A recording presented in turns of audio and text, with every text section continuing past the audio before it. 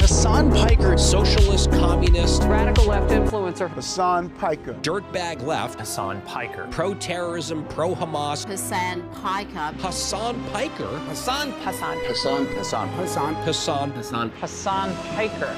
Going on this vulgar rant, mocking wounded war vet for losing his eye fighting for our freedom. Have you ever heard someone mention the Streisand effect and wondered what they were talking about? This phenomena is named after actress Barbara Streisand. Sometimes when you try to cover something up, you end up bringing more attention to it than if you had just let things be. The assemblyman will not denounce Hasan Piker, who said, America deserved 9/11, dude. the assemblyman just said in his response, Hasan Piker says America deserved 9/11. There you go. There you have it. My friends, we have toppled a political dynasty. Now to the Michigan Senate race, where El Sayed is campaigning in Michigan, Appearing on stage at 2 Michigan campaign rallies. He's proactively campaigning alongside Piker. the man who says Hezbollah's flag is his favorite because it's dope. Why would you align yourself for raging anti-Semites? who has defended Hamas terrorists. Calling them the lesser of two Israels compared to the government evils.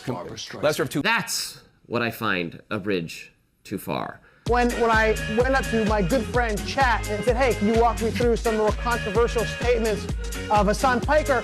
Even ChatGPT went out of its way to soften the edges of Hasan and give me context.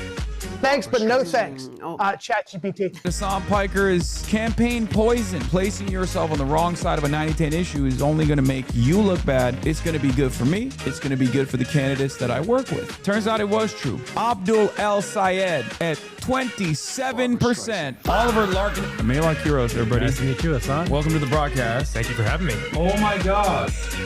What's going on, man? What's up, dude? Good to see you again. And I really enjoyed it. Yeah. How you been? He's trying to get me out. Wow.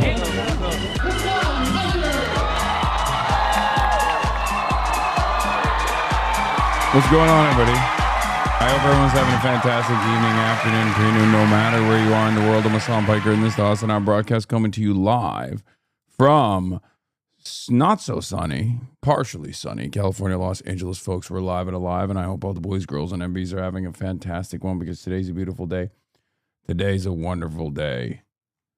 Today is Saturday. That's right, folks. It is Saturday, June 2026, June 27th, 2026.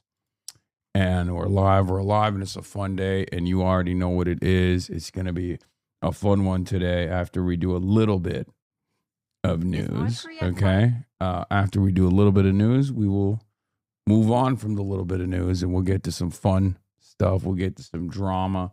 Probably no drama, actually. Just mostly fun stuff. But before I get into any of that, this is part of the broadcast where I tell you about my personal news, about what's going on in the world of HasanAbi Piker, in between the time period where I press the stop streaming button and press the start streaming button. Ladies and gentlemen, as far as personal news goes, you already know I'm a chud-ass loser. That's right. I'm a chud, I'm an ass, and I'm a loser. I didn't do anything. I didn't do anything last night. I watched a little bit of Euphoria. I went to bed. Well, I did an interview with CNN. That went on for like 3 hours, right after the stream. But then after that, Hasan, are you going to stream till you're 40? I think so. I love doing this. This is something that I'm very good at. So I'll probably keep doing it.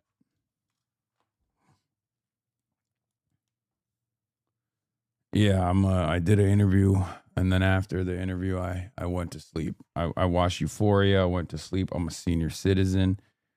Woke up early, and then after that, worked out, showered. I'm here. Were you up to in Euphoria? I'm on season 2. You better root for Cabo Verde against Argentina. Always root for the smaller team. Here at the HasanAbi broadcast, we got some rules when it comes to the FIFA World Cup. You always got to vote.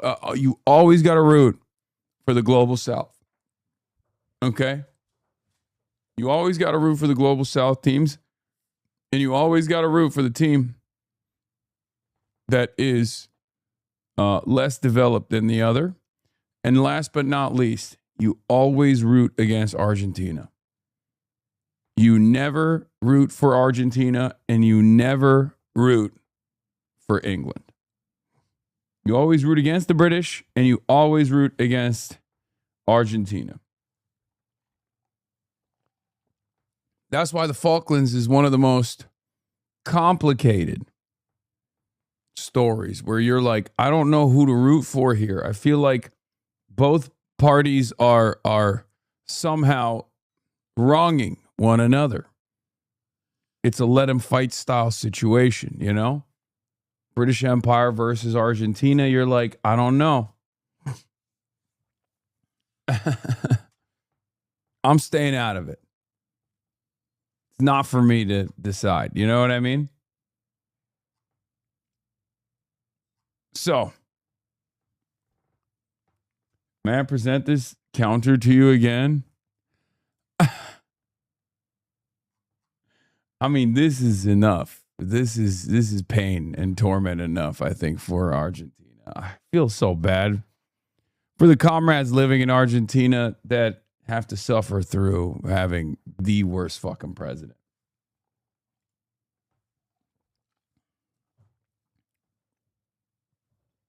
Is this what watching Euphoria feels like? Rue happy moments, 1 minute long? Yes. She's only happy when she's in the hospital after overdosing or whatever. And that's what's so crazy. The show is crazy. I feel bad for the youth. You do the Irish tradition of you root for whoever England's against? What the fuck is this?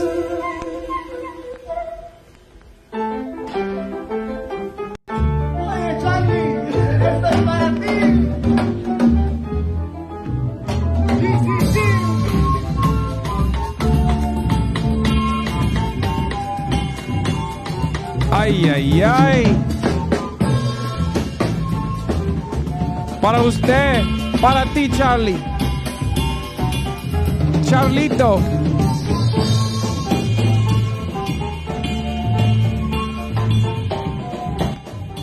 Listen, this is why I was like, when those white supremacists were calling me a Mexican as a slur, I couldn't comprehend it. I'm like, that's the coolest thing you can call someone. Calling me Mexican or calling me Filipino is those are the top two. You know?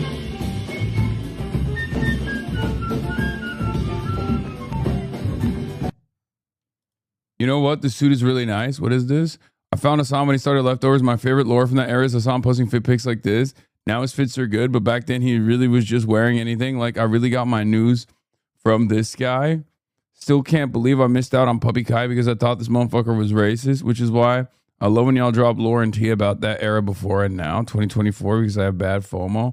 Yeah, I was dressing like shit. Okay, I mean, that's not even from that era. That's like way worse. But this is the Oibra fit. God, I really was putting on everything. My most hurt era. This is officially my most hurt era, the buffalo hair. The buffalo hair. That's the worst one. Clavicular supporting trans people with actions over words. Yeah, I saw. Don't worry, we're gonna get to that. That's he's the pro trans goat.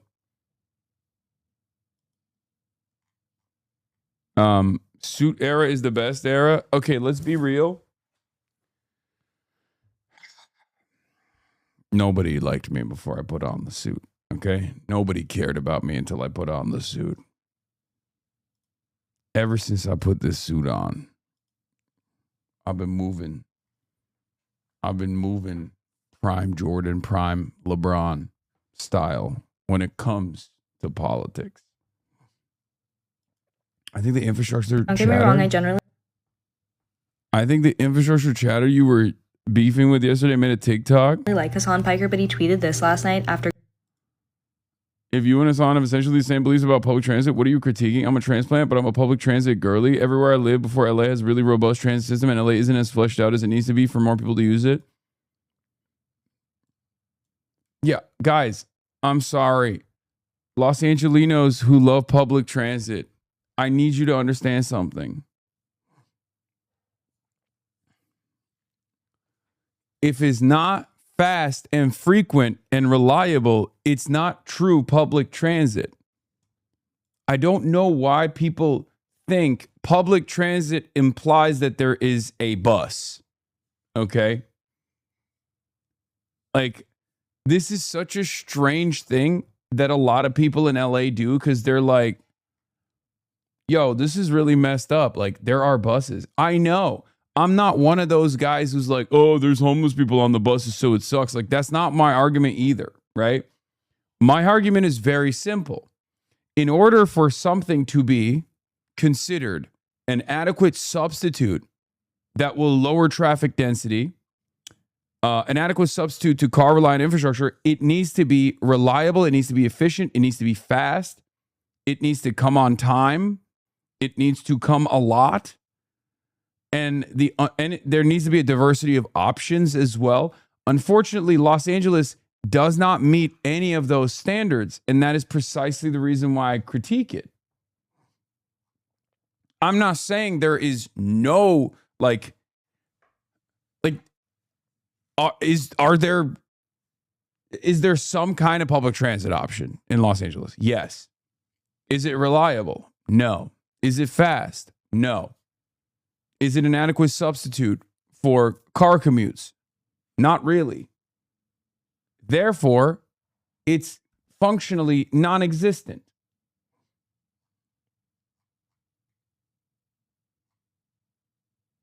Does that make sense?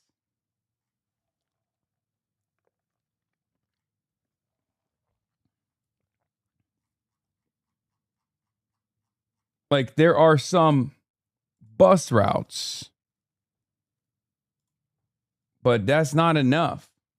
Going to a World Cup game in LA, saying leaving SoFi is hell, the city needs public transit, and frankly, I'm really tired of this rhetoric that LA needs public transit because we have public transit. I've taken the S9 Culver City bus to SoFi before, and it was great. Is LA public transit perfect? No, far from it, but one, we need to acknowledge that it exists, and two, it's not as bad as people make it out to be, especially— It's literally as bad as people make it out to be. Or, I mean, I don't know who you're talking about, because I'm not— Because some people will be like, there's people doing crack on the bus, or there's, homeless people on the bus. I hate it. And it's like, okay, that's just literally every public transit in a major city that doesn't have like adequate social safety nets.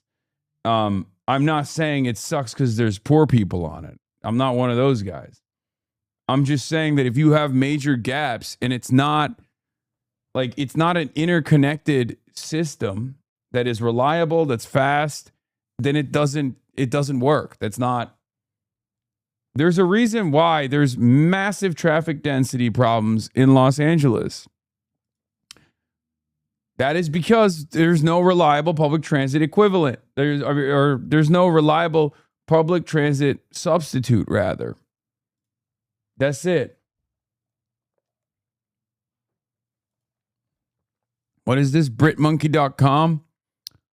In this era of post-materialism where traditional left-right divide has been given way more vibes-based politics, this has hopes to refresh the outdated policy-oriented political compass test to be more up-to-date than the real issues of the 2020s. Okay, I'll do it. The bus system. We don't need public transit, we need to improve it, and I'm just disappointed seeing Hasan, who seemingly cares so much about public transit, use his influence to repeat a lazy talking point.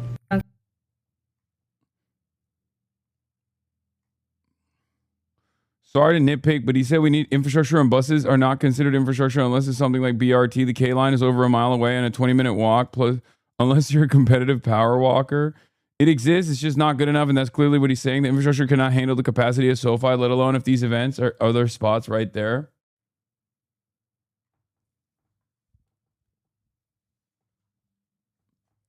Like, here's the problem. here's the major issue. Here's the major problem. Public transit in Los Angeles is not up to par with the need. That's it. And the greatest example of this, like, guys, it's something you can see. It's something that everyone sees. It's called traffic. Okay? Like, that's it. If people are still commuting by car, that means that there isn't a reliable alternative out there that people could take. And before people say, oh, it's the same in New York as well, New York is far more dense. If there was more, a more robust rail system, subway system connecting, trams connected to one another, connected to the buses, and there was a better grid, better working grid that was fast, reliable, efficient, always on time, then there would be less traffic density, ironically enough.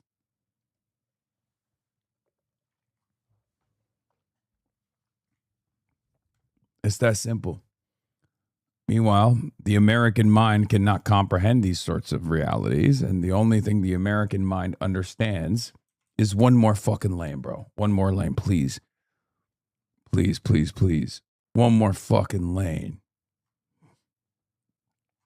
Just one more lane, bro. Give me one more.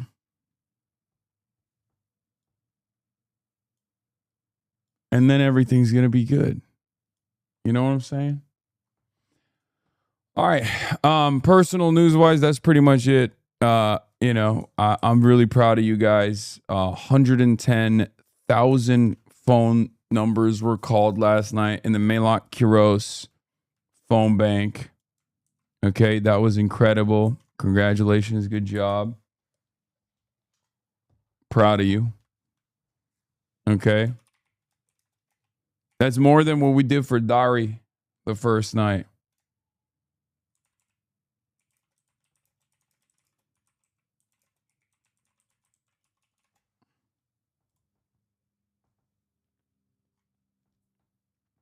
So yeah, that's fucking fire. We do have a real impact, you know? It's great.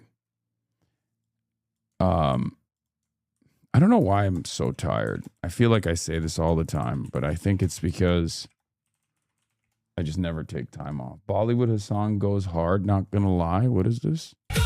We carry it to flame. We'll fit for the gospel. We'll honor his name. We are Charlie Kirk. Bro, this was probably the best one. Like, the Bollywood Charlie Kirk went so hard. I would play that again. If we carry the flame later today, I might play the Bollywood one again because it was fucking fire.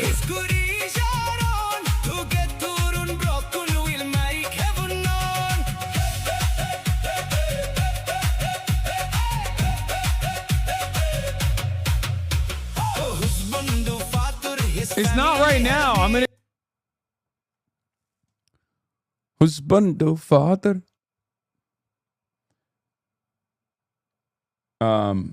Anyway. 110K calls made. All right. Do we have a blast off meme or what? Do we have a blast off meme? Chatters. Someone give me a freaking blast off meme to post. You know what I'm saying? Let's go. Let's freaking go, fam. Maybe working 6 to 10 hours a day could explain you being tired, maybe. Yeah. I mean, I know why I'm tired. I woke up at 5:30 yesterday. I'm going to cover the Pisaki bomb. I'm going to cover the Pisaki bomb that AOC dropped. Extreme heat coming this week.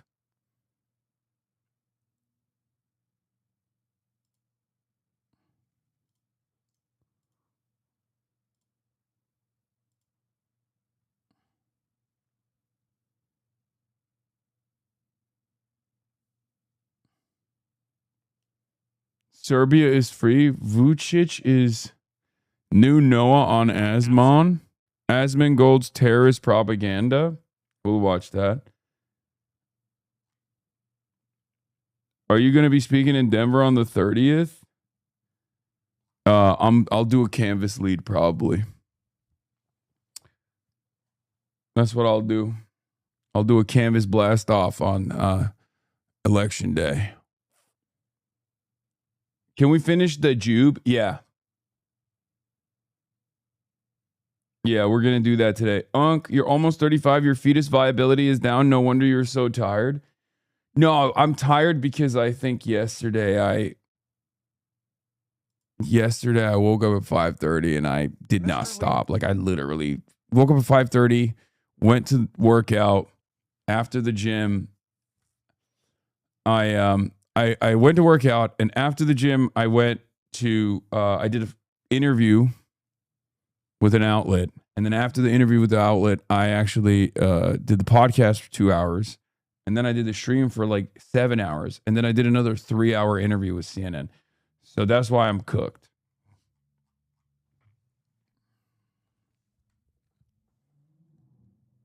When was your last day off? I don't even know. I do think I travel a lot too, though. That's what it is. I do so much. All right, do we got to blast off or not, man? What is this? This is why you're tired? Look at days live. Past 3 months, man, take a day off. I took 3 days off in the past 3 months. That's unacceptable. Yeah. Look.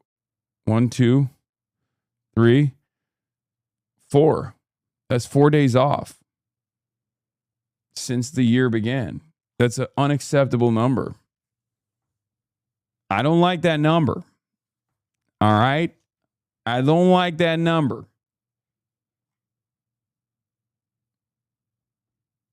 Are you afraid to go on vacation because the cuck right will use it against you?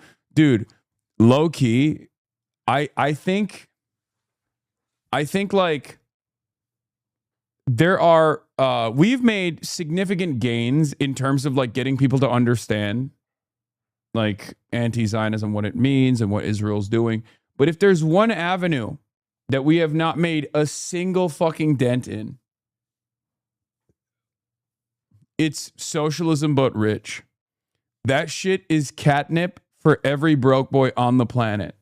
Okay? Every person making $35,000 a year, when they hear someone go, oh, this guy's a rich socialist, isn't that hypocritical? That is catnip, dude. Okay?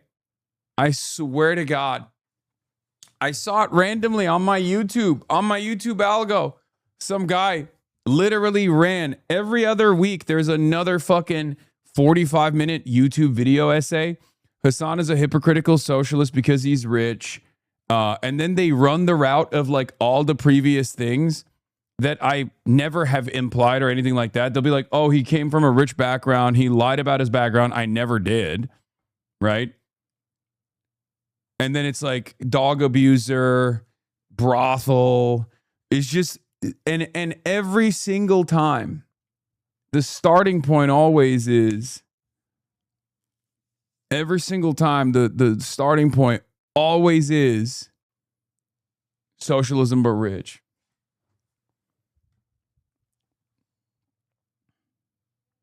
Tom Steyer unironically might have been kept out of top 2 just because billionaire. Yeah.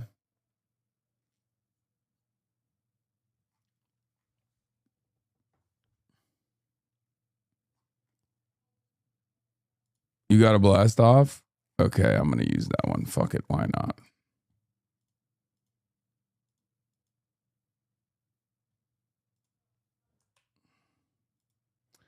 I mean, that's going to piss off the libs. I don't want to fucking get the libs to yell at me, please. Give me a different blast off. What is this? DSA Dem Socialist? Our entire organization runs... Dude, DSA, stop posting random clips from my stream, please. Like half the time I'm memeing, people don't understand it. There's a lot of inside baseball here. I mean, you can. I don't mind it. But like I get worried when clips like this go up and then people will be like, who's just fucking... Hasan doesn't understand how the DSA works.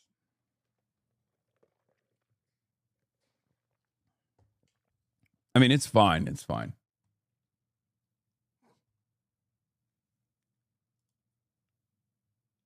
What is this? That's crazy.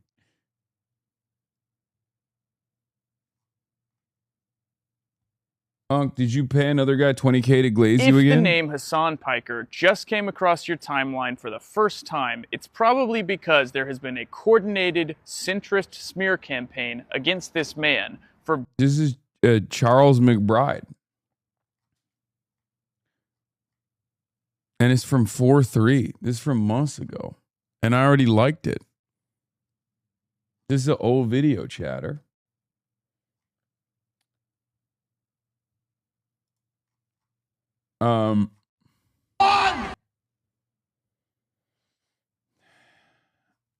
But okay, no one's got me. No one's got me on this. We got nothing. We got no blast offs. Wow. Okay, that one's fire. That one's fire. That one's fire. Wait, someone said Patrick Bet David responded to me. Is that real? Did my goat respond to me? Did my numbers goat respond to me? This is fire. Thank you for making this in Photoshop, but there's also a real photo out there that exists as well because I own all of the Future Looks Bright merch. I'm a numbers guy. As you guys know, as you guys are supposed to know, I'm a numbers guy. Of course, I have all of the Future Looks Bright collection made in Toscany with Tuscan leather, but also designed in Florida, America. Lol, Summit still mocks you in numbers. As far day streamed, yeah, I think so. I mean, Summit is a dynamo. He's a machine. Yes, Patrick Bet David responded. He's a clip. Okay, shut up. That's not. I'm so grateful to earn the endorsements of my dear friends Daria Lisa and Claire for New York. We believe in a future where no one goes bankrupt when they get sick, where parents don't have to take out a loan to send their kids to college. Hell yeah. Terrible photography, sorry. Excuse me. The photography, what's important about this kind of photo is that the future looks bright. David Sirota trying to be you? Okay, don't say that. David is the GOAT. He's the OG. He's been there before I was shitting in my diapers. Did a weightlifting interview session with Abdullah say early this morning. It was absurdly I was absurdly outmatched. The dude was gracious. He did not weak shame me. Here we discussed his time at University of Michigan.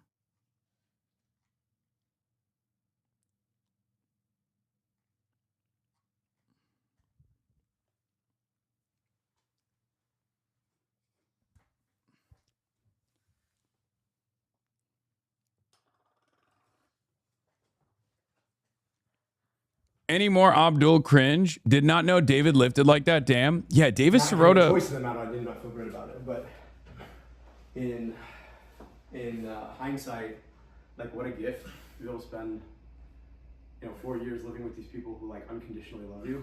Yeah. And can give you the long range on things. You know what I mean?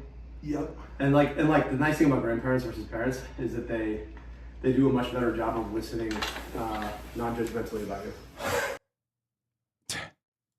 You know what I mean? Your grandparents just totally care that you're happy. Totally. And like if you have a problem, they're like, huh, that's an interesting thing, I'm sure you'll figure it out. Better biceps than you, to be honest, since we haven't seen yours in weeks, Suit Guy. Next Fear End on Monday when it comes out, I'll be wearing a Malak Kiros t-shirt, campaign shirt. And sometimes they'll be like, you might want to think about this without your parents being like, you did what? How? Right? So it was actually great. I loved it. I mean, in-state tuition in your family, yeah, I mean, at Michigan is like. I think one of the lesser discussed aspects of Abdul is the fact that as an Egyptian American, at this stage in his life, his hairline should have perished, and it has not. Okay? I know he complains about his beard and like the fact that he can't grow a big one. But honestly, I think that's a totally fair trade-off. I would rather have the hairline intact in the way that he does and then not be able to grow like a full beard.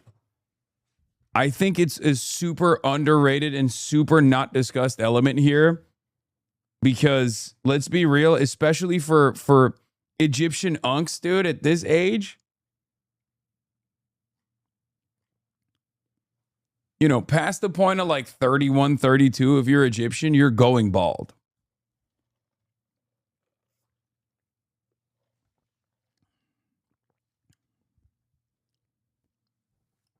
I think hog beards have deterred you. What do you mean?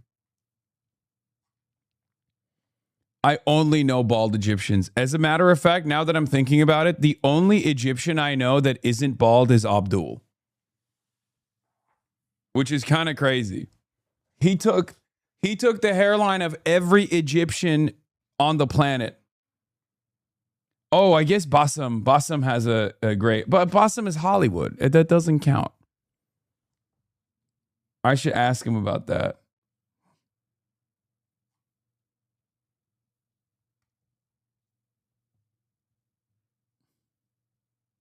Hamawi slander? That's true. Hamawi has hair too. All right. So this is unbelievable. Mayor Mamdani kicked off New York City outdoor pool season today by jumping in the Thomas Jefferson pool in East Harlem. 2, 1, jump into the pool! Ridiculous. I mean, he's in great shape though. Like, he is in great shape. We saw the legs, not so great, but he's in great shape overall. But this is fat kid behavior. Okay? Sorry. This is what I used to do when I was growing up because I was so embarrassed to be in the pool without my shirt on. You don't have to do that, man. He's like you. We'll never see him out of a suit ever again.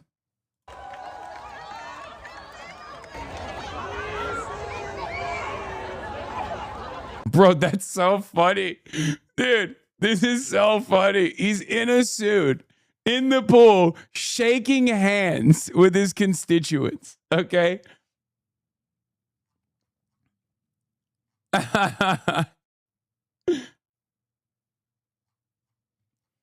I'm sorry. This is such a funny moment.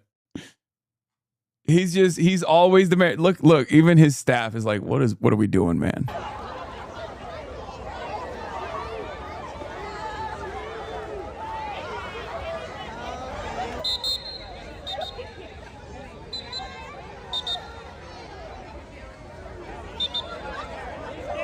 He has the greatest optic sense in politics, no question. Yes, he's killing it.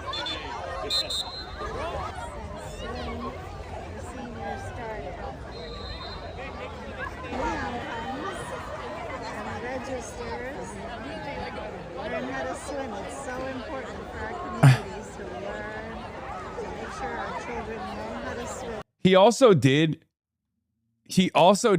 show, like, he showed that he can swim, right? Like, that's also important. Like, he's capable of swimming.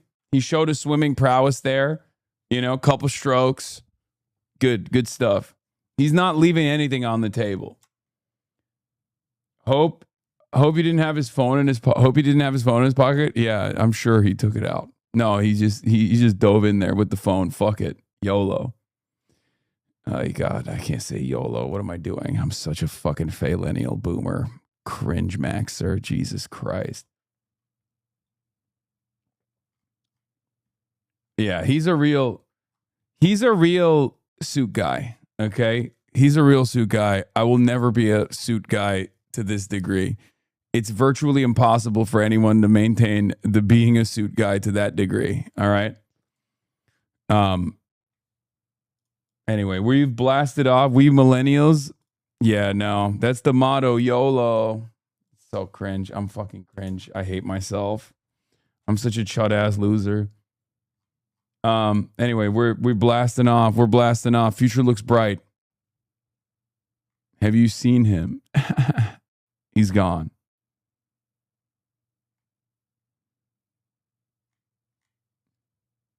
Most of this chat is millennial. I mean, millennials are kind of making socialism hot in a big way. You made Zoran so insecure he went beyond t-shirt in a pool. No, I think it's good. I think I'm on board with the suit in the pool. He's just a suit guy, man. He's just that's his thing. He's always in a suit.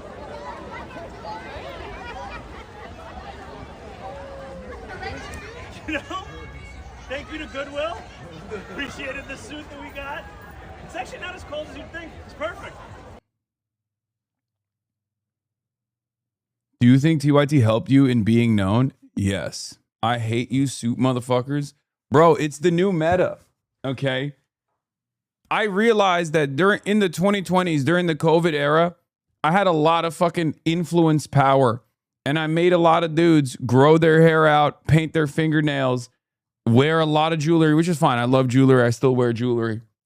But if I can get the dudes to move into the suit game and the suit era, and we connect these sorts of sartorial choices with socialism, it's good. We get the boomers on board. Okay? New Justice Demzad attacking Diana. Genocide to get released. Let's go. Let's go. Let's go. Let's go. Y'all body shamed him when he wore shorts playing soccer, so he has to live in his suit now. Okay, that's crazy. Speaking of soccer, hold on. Where is it? Where the hell is it? I had it right here somewhere. There's also this. Regardless of whether you agree with his policies or not, you have to admit that we have not seen a politician interact with constituents like this in a very long time. This is exactly why it continues to garner popular support. This is what he's doing here is positively British. Okay? British politicians do this all the time. Of course, when Zoran is doing it, he's doing it in a more organic, like more natural manner because he does legitimately play football.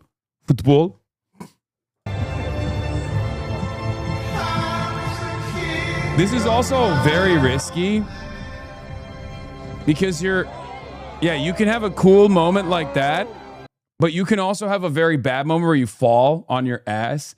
As a matter of fact, there are a lot of people that have had, football mishaps.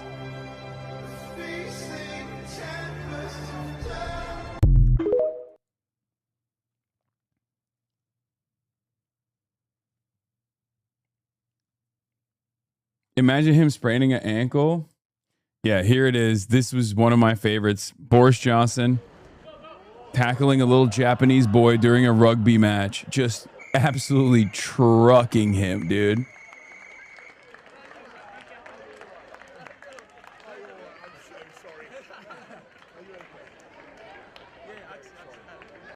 Bro, gave the kid a concussion.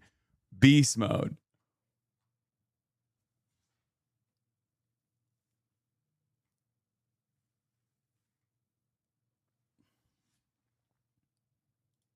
Another Boris Johnson moment. Is that Boris Johnson? He's just milking a German. Now he's getting a pat the bum from Ray Wilkins. What is going on? What the hell? Is that Boris Johnson? I've never seen this before. Is that Boris Johnson? He's just milking a German. Now he's getting a pat in the bum from Ray Wilkins. And now he's getting a pat in the bum from Ray Wilkins. What is going on? What is going on? I mean, what was going through his mind? Other than the German's nutsack, obviously. He's coming home. He just milking a German. Your favorite politician Rutte fell as well. Het leek hem zo'n goed idee, maar dat was het niet. God, this language, man. This language. It's just so strange to me. Mark Rutte. Mark Rutte. Anyway. I made a website with stats about your years of streaming. Can I send it? Smile? Sure. Yeah, Dutch is the fakest language of all time. I know all language is fake, whatever, but like Dutch is the fakest. Yeah, Gavin Newsom had a moment too. Remember this? Some awkward moments during Governor Newsom's China trip over the weekend. He's like low-key not bad. It's just that those shoes on that court, because like this is clean. Look, he starts off real clean. Like that actually shows solid fundamentals. Like he absolutely has handles, which makes me want to play ball with him. Look. China trip over the weekend. He was showing off his basketball moves with a group of students when he lost his footing, took down a child. And then he smacks the kid's bum. Lost his footing. Took down Why are you doing this? That's not a good recovery, man. You almost caused the international incident.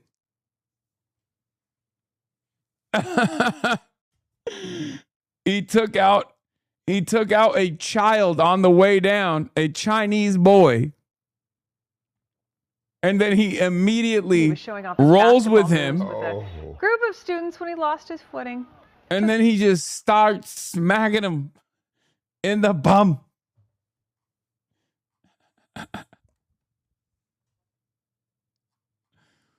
Dude, we gotta get. I want to see a lineup of politicians playing ball.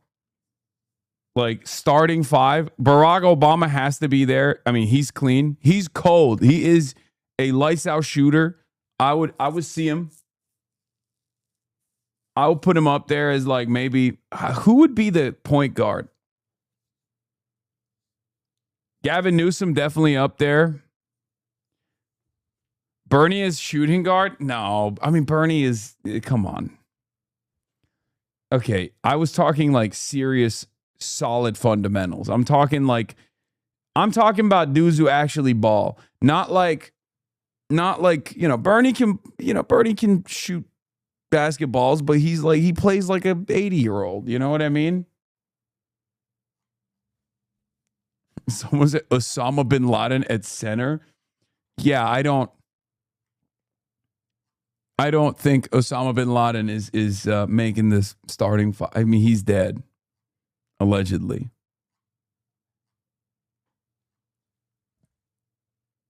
Hakeem the Dream Jeffries. I don't know if Hakeem Jeffries balls. I don't think he's a basketball guy. I think he might be like a baseball guy. I don't know. Kirk MAGA Rap. Oh my God. You have been spamming the living fucking titties off of this video are you the guy who made this video, Jay Mershon? Oh my God. You have been spamming this so much for like the last week.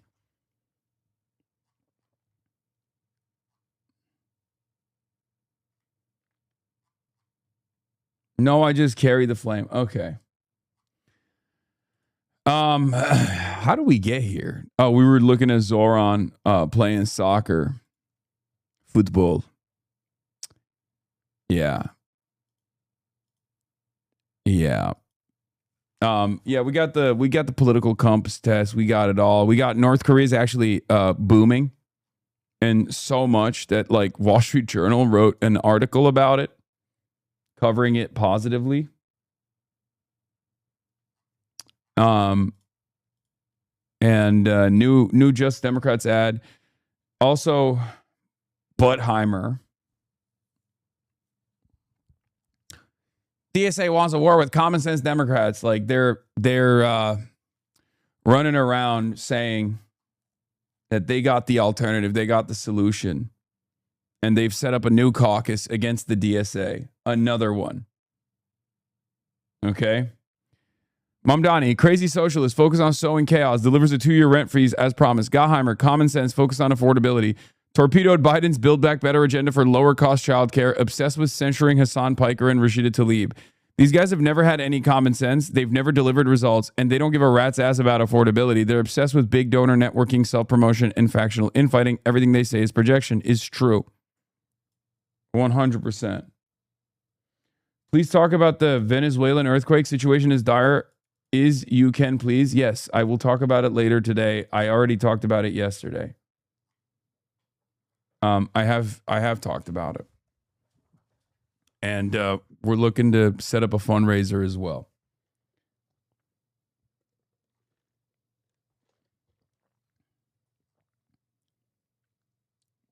The new pack is the Israel pack. Yeah, I saw. It's awesome. The Promise to America pack is basically the Promise to Israel pack, straight up.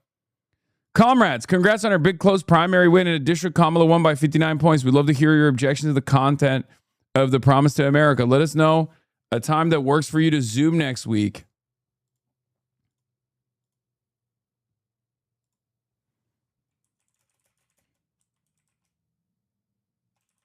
Send me Josh Gottheimer.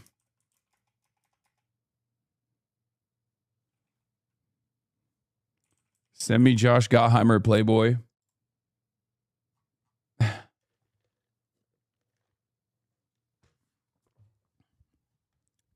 Yeah. Send the video. Send me location.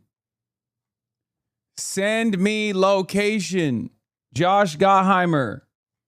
Come on the broadcast. Explain to the world.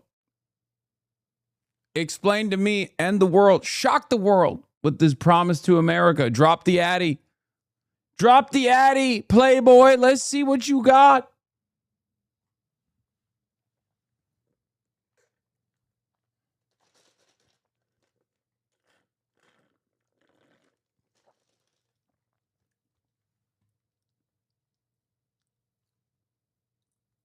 Anyway.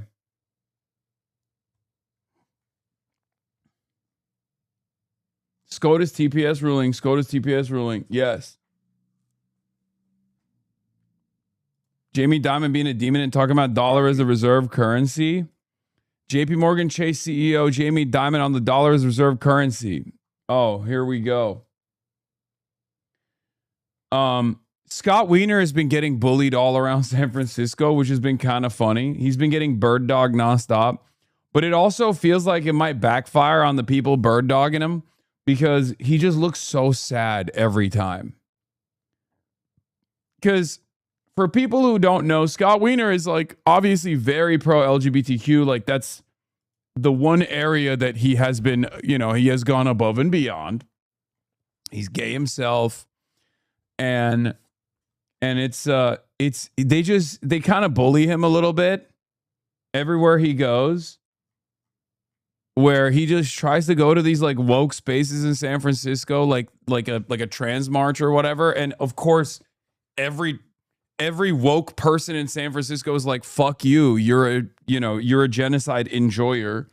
You're a genocide supporter. And it's true, for the record. Scott Wiener is a supporter of the Israeli state. The idea that he's like now acknowledged the genocide is bullshit. Like, I give a lot more credit to Brad Lander because Brad Lander has always been, you know, like there's a difference between Brad Lander being like, I'm a liberal Zionist, but Israel has done a genocide and we must abolish the occupation. Like when Brad Lander says that, like there is truth behind that sentiment. Like, sure, it's contradictory to be like, I'm a liberal Zionist, but also fucking, you know, Israel's an occupation. But with Scott Wiener, 100%, up until the moment that Scott Wiener wanted to take Nancy Pelosi's seat, he was literally one of the biggest dick riders of Israel, straight up. And only when he realized he has an election that he has to win, and there is no shot he can win that election if he still denies Israel's genocide, did he change his position. And it's not real, right?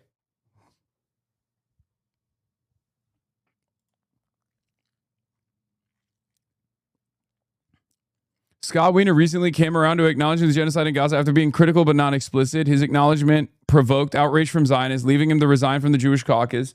He's been repeatedly bird dog recently, each time non-reactive. It honestly reads to me like he's letting it happen to give people who are upset their space. Like he's on an atonement tour. The rage is a challenge. Will he backtrack as they think he will, or continue towards diligent advocacy regardless of what pressures may come? I don't trust him at all. I don't trust him at all. Okay? I think it's bullshit. I think it's total bullshit. His acknowledgement of genocide comes in the context of electoral campaign, which has colored his pivot as politically advantageous rather than authentic realization. I assume the only course correction acceptable would be for Weiner to end his campaign. Consequence for not calling it genocide sooner? No. It's because it's not just an acknowledgement of genocide. It's everything that he did before this acknowledgement of a genocide that is totally like shit that Brad Lander never did, right? Like Scott Weiner after October 7. I'm going to give you an example of Brad Lander, who is a liberal Zionist, a self-described liberal Zionist, and like all of the things that he has done that is very critical of Israel and very good overall, really pushing the conversation in the direction of truth. And then a person who is simply doing this for optics. Scott Weiner is doing this for optics, and here's why. Because Brad Lander never, flew to Israel after October 7 and hug and kiss the president of Israel, right? Scott Weiner did do that. Brad Lander never pushed for a bill within, the confines of his power to censor pro-Palestinian speech. Scott Weiner did that in the California state legislature, right? So there is a truth to, I think, the way that Brad Lander operates in this space. There's an honesty to it, and I will defend that. I will defend his sentiment, and while I will still be very critical when he makes critical investments into Elbit systems to the tune of $1 million of New York taxpayer money, which is completely unacceptable, right? And even back in January, Scott Weiner could not come to terms with the fact that Israel had done a genocide. Like Israel committing genocide in Gaza.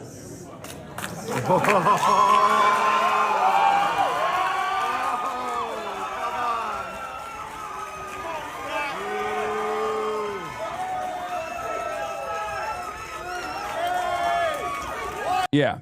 I mean, this is an unacceptable position in a safe blue district regardless. Like, it's just not going to work, right? And he knows it's not going to work, which is why he had to, change his mind, make it seem like he had a come to Jesus moment, to use a Brandonian term. But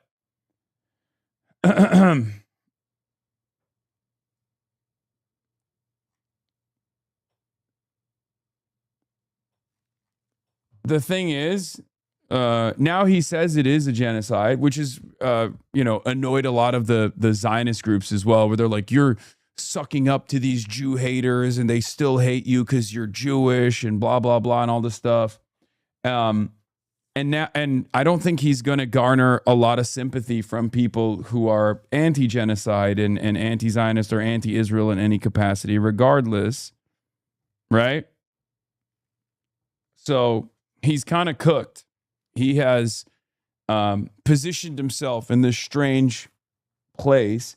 And now, anytime he goes to these spaces, these queer spaces especially, of course, a lot of these people are anti-Zionist. These queer spaces are organized by anti-Zionists. Of course, it makes sense. People who want to defend marginalized people in America are obviously going to want to defend marginalized people in Palestine. Why the fuck wouldn't they? We are morally consistent on this stuff. A lot of reactionaries don't understand. They're like, if you're gay in Gaza, you'd be thrown off of a roof. It's like, first of all, that's not true. Okay? You just made that shit up because you're like, they're all Muslim and all Muslims do this. All Muslims are ISIS. It's a fucking heinous, racist ass statement to begin with. And secondly, the number one fear for queer people in Gaza is not Hamas. it's fucking Israeli munitions. Okay?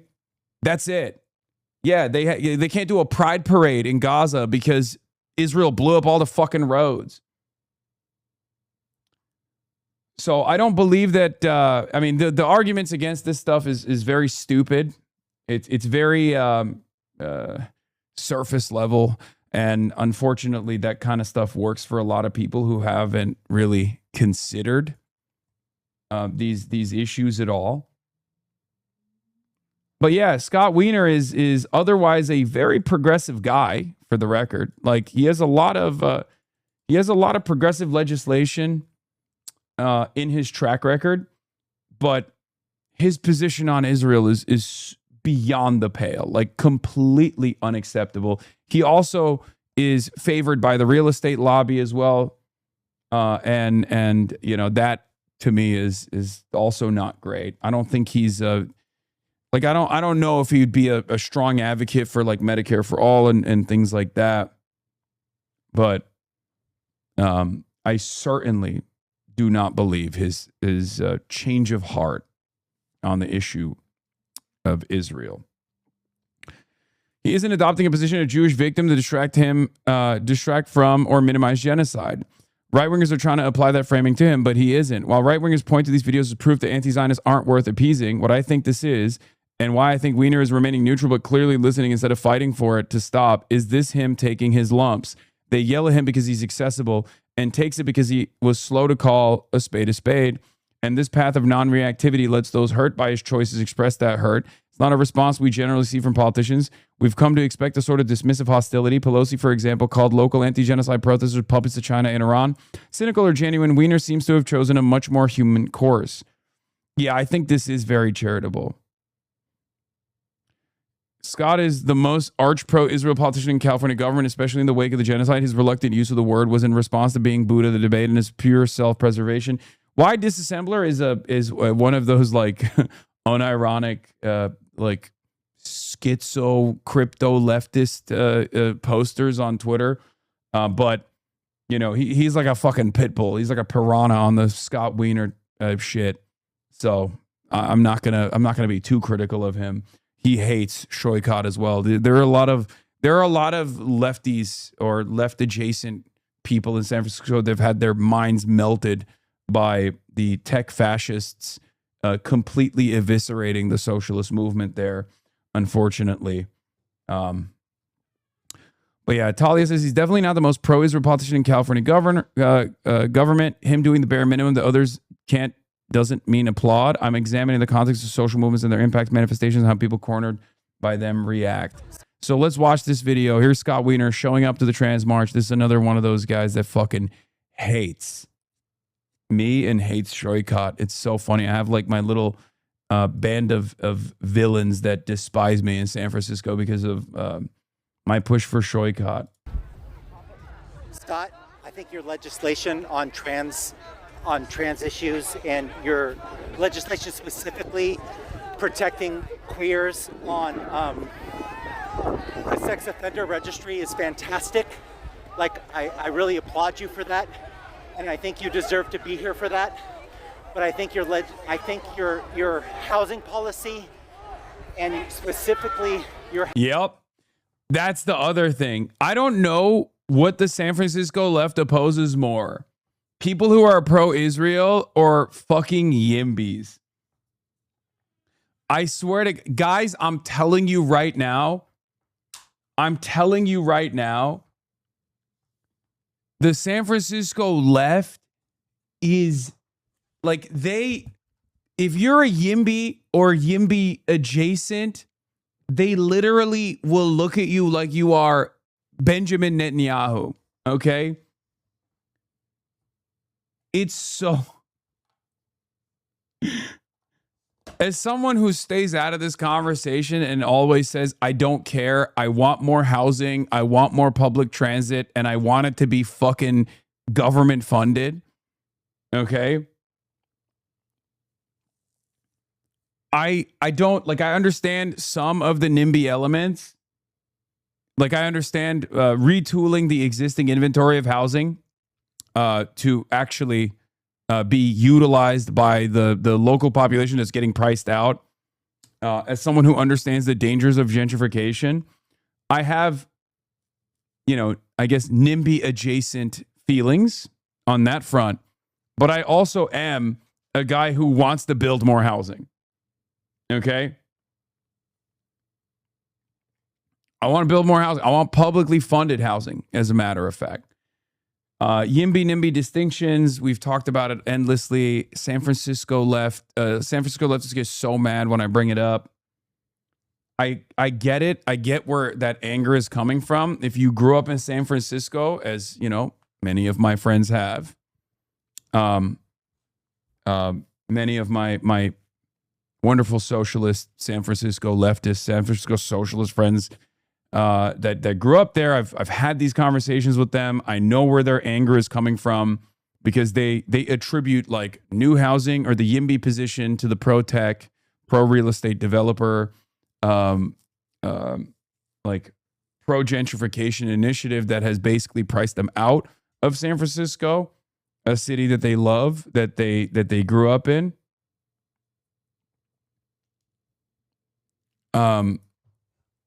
And for them, they associate all kinds of YIMBY positions, or any kind of any kind of push for more housing development to be like the tech fascist, the neo-fascist, tech feudalist, the neo-feudalist tech overlord position. Housing policy aligning with YIMBY's. And I think your policy, and I think your policy on the genocide in Gaza, and I think your policy on the genocide in Gaza is terrible. I think you do not belong here. I think you do not belong here. You do not belong here, Scott, anymore. By the way, John Levine posted this fucking photo and said this is just like anti-desegregationists, like white supremacists yelling at like a black woman during the period of desegregation. And it's like, no, it's not actually.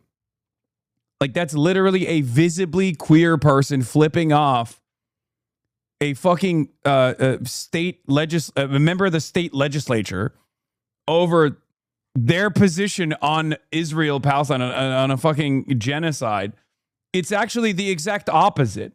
You can't just literally run this meta over and over again sincerely. You can't just like actually consistently claim that people who are pro-Israel are actually just like black people in the Jim Crow South. I don't know why people are so confident. Matt Lieb had a very funny meme about this, which, harkens back to the correct position from Julian. Same energy, says John Levine.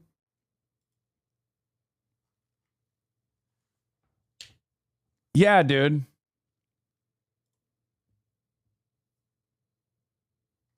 Yeah, Julian Casablanca's vindicated once again. American Zionists get the benefits of white privilege, white privileged people, but talk like they are black people during slavery. One of the best takes of all time. Okay? Like, one of the best takes of all time. It's so real. It's so funny. I don't think Scott Wiener would agree with this. Okay, this is such an insanely out-of-pocket tweet. Yeah, really. Really. The person with the privilege here that is yelling at a member of the state legislature is actually the privileged party here. That's what you're saying. All of the power is in the hands of, like, NB Vemperors in San Francisco that are fucking baristas who have an opinion on Israel's genocide. That's who holds the cards in American society, guys.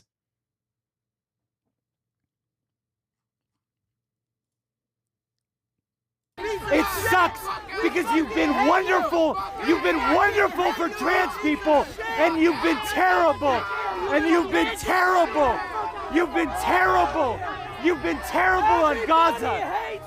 You do not belong here anymore, Scott, and it breaks my fucking heart. It breaks my heart. It breaks my heart. I don't know why he thought he could go to one of the most woke spaces. One of the most woke spaces in San Francisco and think that it would be fine. I don't know. Maybe he wants these videos to exist. Maybe he's getting his licks in. Like he's just getting people to yell at him. Maybe he's farming sympathy. I don't know. I don't know what's going on here, but like, of course this is going to happen. What are you thinking?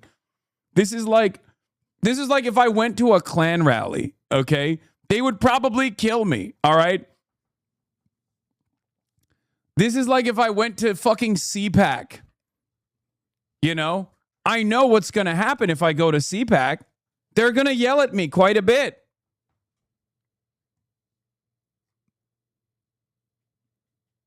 No, Hasan, we support you. No, of course, if I went to this place, this space, there would be some fucking weirdos who would be like, you're a Yimby or something, which it would be funny. But there would be overwhelming support. These are my people. I'm saying, like, Scott Wiener going to a trans parade or a trans, like a pro-trans rally in Dolores Park is like me going to a fucking Klans meeting, okay? They're gonna yell at me. They're gonna know who I am, and they're not gonna be happy that my presence is acknowledged in that space. Someone who wrote good legislation for queers is so fucking terrible on Gaza. Scott, do you have anything to say? Do you have anything to say about Gaza? How could you do this to San Francisco? How could someone like you do this to San Francisco? Scott, say something. Redeem yourself. Do something. Scott, I want to like the If Hasan went to a gamer convention, okay, shut the fuck up. person who had such good legislation on trans rights. You're a piece of shit. We fucking hate Scott, you. I want to support someone who's so positive on trans rights, but you're a piece of shit on Gaza. How could you do that? How could you betray queers? How could you oppress people? Yeah, I mean, this is catnip for like the centrists who were very shy about revealing their position on Israel because it's pro-Israel. Because they see this video and they go, see, you can't appease these monsters. You can't appease these monsters. They'll harass you endlessly, right? Like that's basically what this is for a lot of like the reasonable liberals who are pro-Israel, right? Like all these people are being so uncivil to our big, beautiful boy. There was also the restaurant one. That's another one. U.S. congressional candidate Scott Wiener has been was harassed by a Free Palestine activist. Scott, who is Jewish, had changed his stance on Israel, parodying the typical Free Palestine rhetoric in order to get easy votes. It turns out, to nobody's surprise, that he still isn't spared from falling under the Zionist label that the Free Palestine crowd uses. One of the funniest parts about this, by the way, there are varying degrees of I guess, anti-Zionist advocacy and activism in this space. I think these guys would probably lose their minds if they heard some people say, I'm a normalizer or I'm a Zionist, right? Especially considering that, you know, for Hen Mazik and a lot of the big donors in the Zionist movement, I'm public enemy number one, right? I'm Mr. HasanAbi. And yet there are plenty of people who yell at me because I'll say stuff like, I think Brad Lander is sincerely critical of Israel, and yet there's an inconsistency born out of his, social conditioning. And I think, he's on his own journey. And that, for a lot of people, is automatically enough for them to be like, no, you're a normalizer. You're a fucking Zionist. You love Israel. You're basically doing genocide. Right?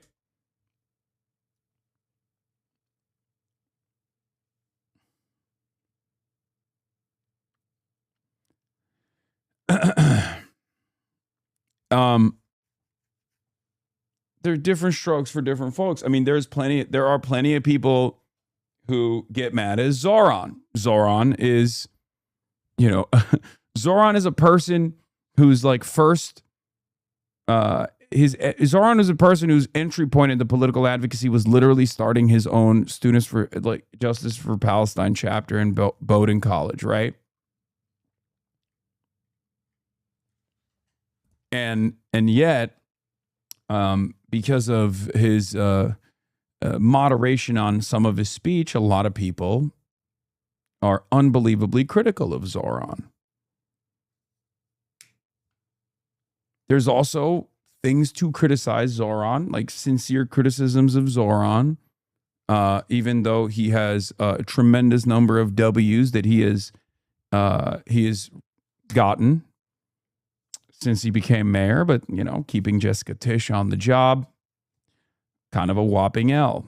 Not disbanding the SRG, Strategic Response Group, kind of a whopping L, right? Those are big L's. Let's be real. Adding more cops to the NYPD payroll after saying he's going to keep the head count. It's a big reversal on a campaign promise. So, no, I don't think endorsing Kathy Hochul is an L. That was politics. He got something out of that. The question is the Tisch allegiance worth it? Maybe we'll find out in the future. He's done a bunch of things that I've been critical of, and then he's actually proven me wrong. So maybe. Criticizing Zoran for NYPD policies while understanding why it makes sense. Criticizing Zoran for not being sufficiently pro-Palestine doesn't make sense to me. No, there have been some instances where Zoran has fallen short or I think gotten too scared about revealing his position on the pro-Palestinian cause. I think like him hyper-focusing on the anti-Zionist protesters outside of a synagogue that were saying, pro-Hamas chants, while the Kahanas were literally on the other side talking about how they want to rape Zoran was fucking insane. That was a massive L. Okay? The real issue in that moment is the fact that there's a settler fair taking place inside of yet another synagogue in the city of New York. Okay? That's a far, far larger issue than the Kahanas even saying they're going to rape Zoran Mamdani. I think that is the issue, right? Anything that takes the attention off of that and criticizes the optics of people protesting against that is ridiculous. I don't agree. That was a big big criticism that I had.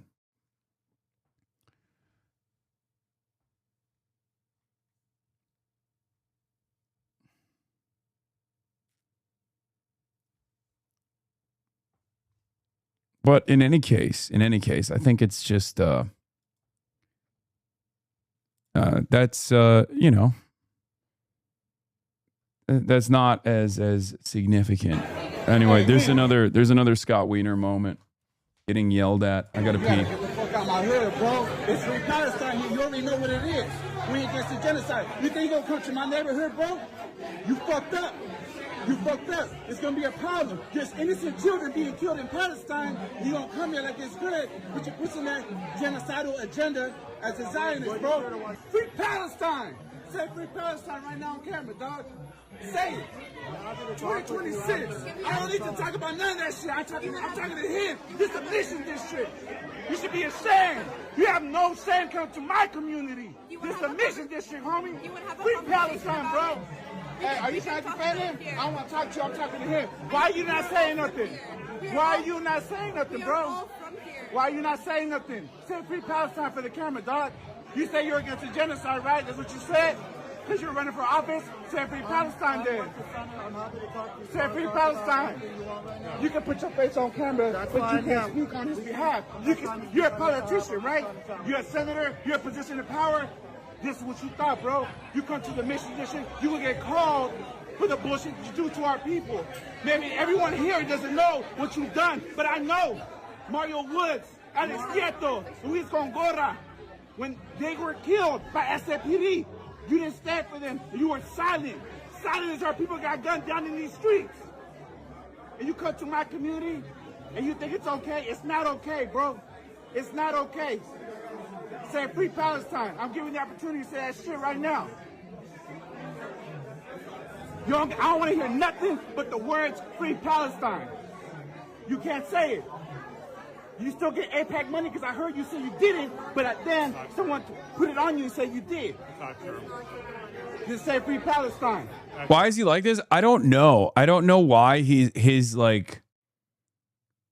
I don't know why his like response to this is just to be like, oh, I don't, I got nothing. Wonder what's going on through his mind. Maybe that he should not have pushed for a provision that punishes, pro-Palestinian speech in the state of California. Or maybe he should not have traveled to Israel to sit alongside the president of Israel.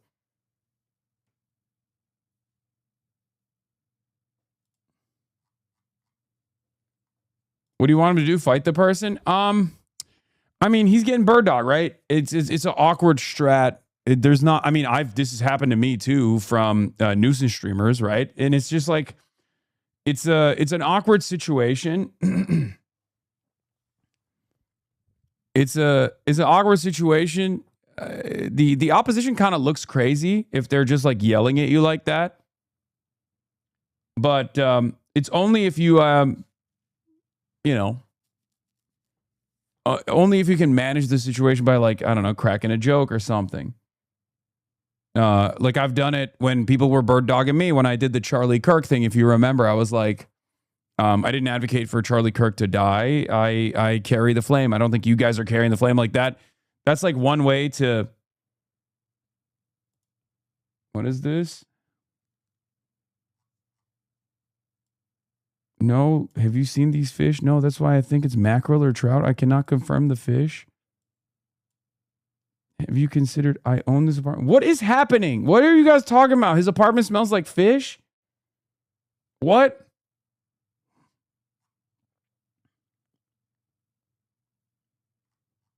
Are you against the murders of innocent children, innocent people getting killed in Palestine? If you are, then you will say free Palestine. If you're not, then you'll stay silent like you are. There's no other words. You want to talk? I want him to leave. No, I want him to leave. Look, can we have a conversation like face to face? I want him to leave. No, I think we all should have a conversation. conversation. This is my hood, bro. This ain't your hood. You're not from here. Yes, where were you born and raised? We are all from here. I'm not talking to you. I'm talking to him. You say free Palestine. See, y'all can't say free Palestine. I wanted to get kicked out of here, bro. Leave, dog. Hey, winner, leave, bro. You know what it is. I don't think people are owed rehabilitation in politics, and I also don't trust Scott, and I don't want him to win because of his pro-Israel advocacy, but is there anything someone with his past could do to gain trust and not have this kind of thing happen? He called out the genocide and demanded an end to aid. Is it just cook no matter what /Jen? I think the extent of your advocacy for Israel has to match your extent of advocacy for Palestine and Palestinians. And it's never going to happen, but the equivalent would literally be for him to be pro-Hamas. Okay? If you're pro-Israel during the genocide, you have to be pro-Hamas when you're anti-genocide. If you were, maybe ambiguously pro-Palestine, but also kind of pro-Israel at the same time during that period, you need to literally be, you need to match that same energy. If you are weighing on the side of Israel, then you have to ambiguously weigh on the side of the Palestinian resistance. It's just not going to happen. But I think that's like, because look, it's not that difficult. You want to fucking show you're legit? There's plenty of opportunity for you to show that you're legit. Say you're on board with an arms embargo, for example. You know what I mean? You don't have to be pro-Hamas, obviously, especially if you're running for office in America. That's a joke. But like, there are positions that you can adopt that are actually positions that you can adopt that are actually going to show people who are paying close attention to this issue that you are a lot more real than other people. Of course, it's not going to happen, but, you know. Yeah, if you wore an Israeli flag suit, you got to wear a keffiyeh patterned onesie. Yeah.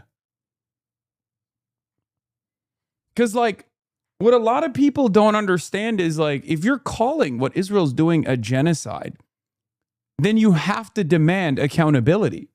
Otherwise, you're saying, yeah, no, Israel's doing a genocide, but it's fine. I'm fine with that. It's cool.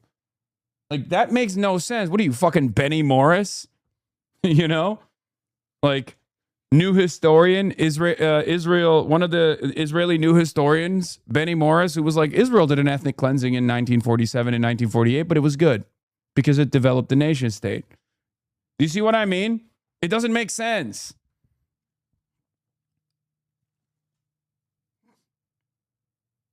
You know what it is? Nah, bro, nah. If I leave, you gotta leave with me, dog. Hey, bro, you think if you don't leave, we're not gonna wait for you outside? Say free Palestine. Mario Woods, Alex Nieto, Luis Gongora, all in there. It's like when Biden declared the situation in Sudan a genocide, but continued to send weapons to the UAE. That doesn't make any sense. Exactly.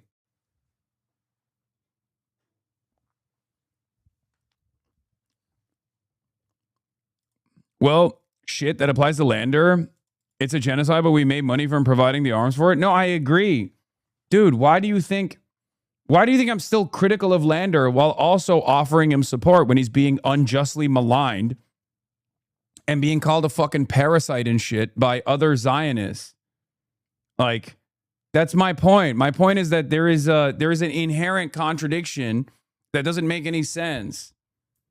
And I don't think Brad Lander will stay on that position. Like, I don't think he's going to justify or demand that further money flow into Israeli companies and whatnot. I don't think he's going to do that going forward, especially because he has said certain things that no one that would consider themselves to be a Zionist would say. He said things that go beyond what Bernie Sanders has said.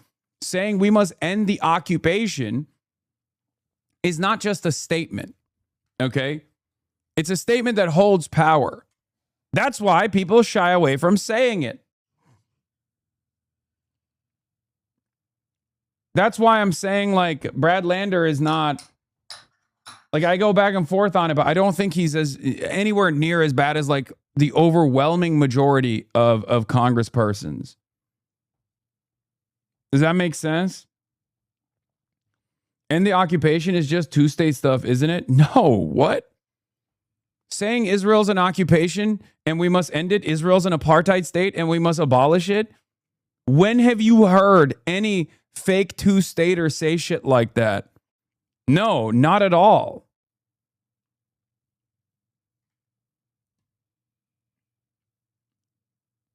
These guys, a lot of these dudes won't even admit, like, a lot of people that are critical of Israel won't even admit that Israel has done a genocide, let alone admit that Israel's an apartheid state, because the admission that comes along with Israel being an apartheid state also lends credence to the argument as to why October 7 happened to begin with.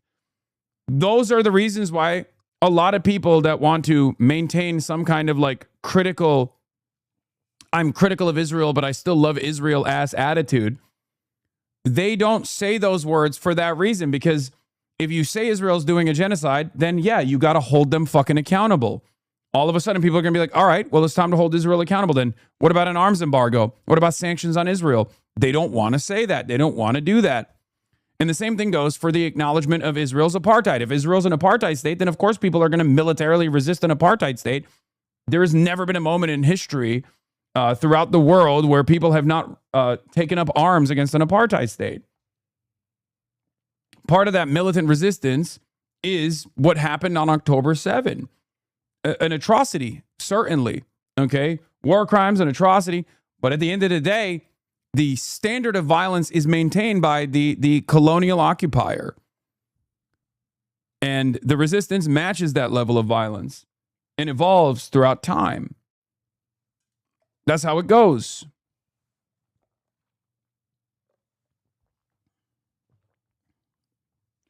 I used to fall asleep to you playing Red Dead at 11 p.m. with 300 viewers. Hell yeah. Hasan, I got the 8 years following notification last night. Shout me out, please. Damn, follow me for 8 years, only subscribe for 5 months. That's crazy. No, I'm just kidding.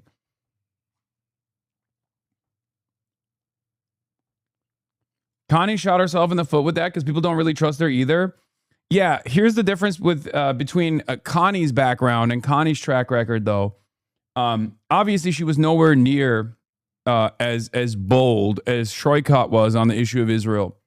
However, Connie at least has not only advocacy, but like a legislative track record that you can point to in terms of demanding a ceasefire, in terms of like, in terms of pushing for bills that are anti-Israel, right? That is part of it.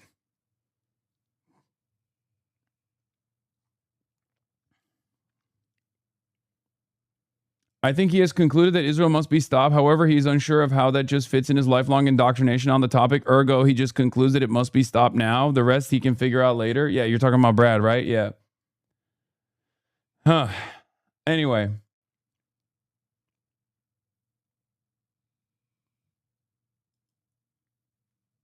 Me, I support Medicare for all, reproductive rights, gun safety, ending Citizens United, universal child care, taxing the rich, increasing the minimum wage, fighting mass incarceration, abolishing ICE, access to free education at all levels, investing in affordable housing, stopping U.S. involvement in wars, paid leave for all workers' unions, abolishing the Electoral College of the left. You're the right of Pinochet. Yeah. The reason why people say that, Shannon, is because you are to the right of Pinochet in your defense of Israel. Israel's to the right of Pinochet. And if you defend a nation state that is doing things to the right of Pinochet, then yeah, of course people are going to say you're to the right of Pinochet. What the fuck do you mean? Yes, Progressive Accept Palestine used to work because most people didn't know what the fuck Israel was up to. Most people didn't know what Palestine was, right? That's it. It used to be its own thing in the progressive movement, in the left movement, and I hated it, and I would talk about it, but obviously most people didn't know enough, and most people didn't care enough. Now it doesn't work. You can't be Progressive Accept Palestine. You can't just be like, listen, I'm a socialist in every way, but this National Socialist movement in Germany is actually cooking, okay? Like, I'm sorry. Also, why the fuck do you oppose Abdul El-Sayed then?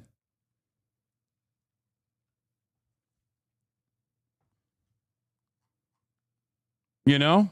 Because Shannon Watts opposes every politician that I work with, every candidate that I work with. It's a shame that Connie Chan said that you were a racist because I think she would need a huge grassroots surge to beat Wiener. We could help with that. I feel the same way about Nithya being so tentative. She also always attacks every politician that supports the policies he's in favor of the most centrist. She's in favor of the most centrist them. She's lying. Yeah, I know.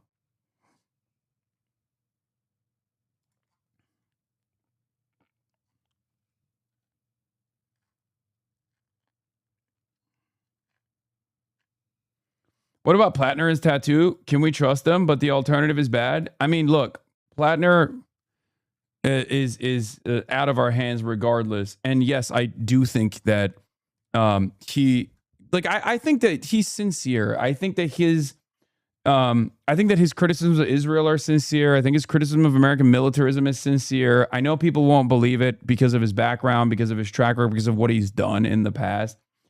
I've already told you what I think about this, right? I'm actually kind of glad that we're not talking about Graham Plattner as much because I feel like it makes people go crazy for some reason. I would absolutely support Senator Sanders' bill to restrict military aid, but I'll be entirely honest, looking down the road, this is a nation that right now is exterminating people. Like, I was thinking about this like with Jon Favreau shitting on Daria Lisa the other day, but also being a massive advocate for Graham Plattner. And it's like, dude, how are you gonna hand wave away a fucking totem cough while simultaneously be like, Daria Lisa is an anti-Semite because she went to a pro-Palestinian rally on October 8th. Like, that's crazy.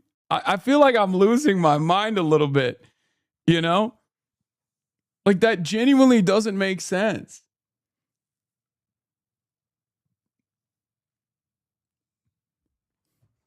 Right? It's kind of crazy, right? Like, because the thing is, I mean, misogynoir is how you do that. Stop playing. I guess that's part of it for sure. Or maybe it's because Plattner doesn't call himself a communist in public, but only in like anonymous private Reddit posts. White man didn't say fuck Kamala Harris. Come on, man.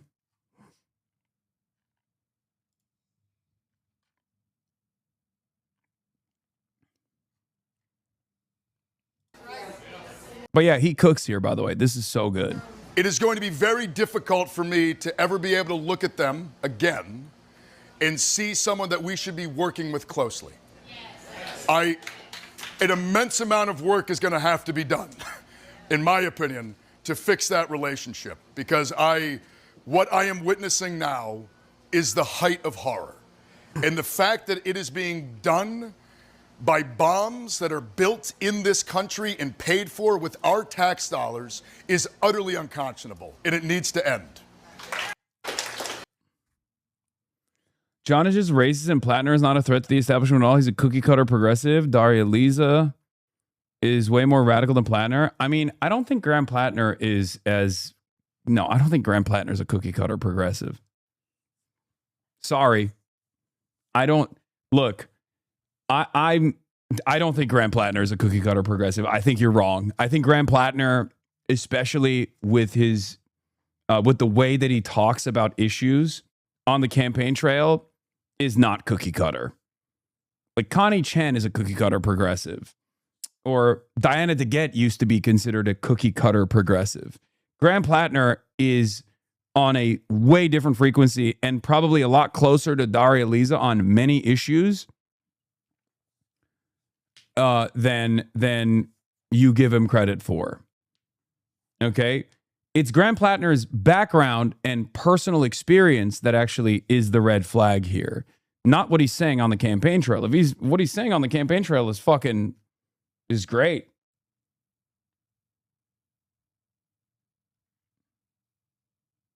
Yeah, and also there's a lot of talk about like Daria Lisa's take on Russia and Ukraine. The claim that Chevalier seemed to justify Russia's invasion of Ukraine seems to refer to Chevalier advocating that the U.S. engage in diplomacy to end the invasion rather than fuel a proxy war that prolongs it. That's literally where this is coming from. Yes.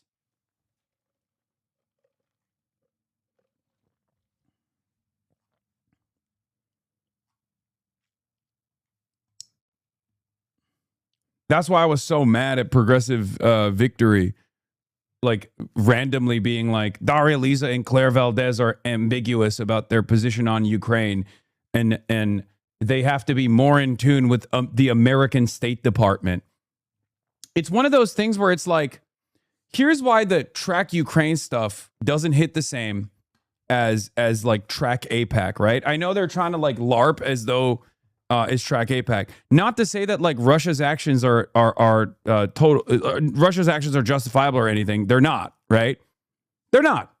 Russia's actions in Ukraine are totally unjustifiable. There are plenty of war crimes, and it's an illegal invasion of a sovereign state. Okay, but Ukraine gets support from the West.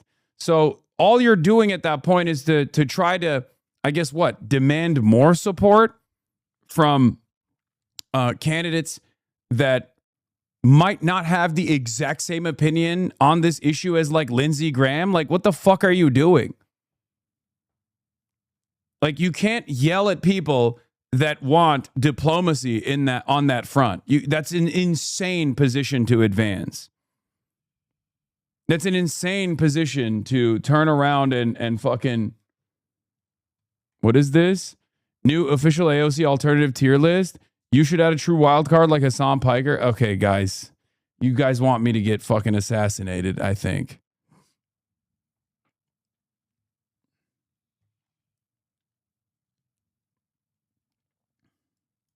Except that's not the position of the State Department anymore. We're not sending them weapons or really supporting them at all right now. I think they're just placing a higher priority on Ukraine, to each their own, I guess. Yeah, I still think it's ridiculous because even without the American support, which I guess you are right. The Trump administration has like changed that dynamic quite a bit. But like it's still NATO. You know what I mean? Why did he lose 10K viewers? What? I'm washed. It's over. People have decided that, yeah, I saw this.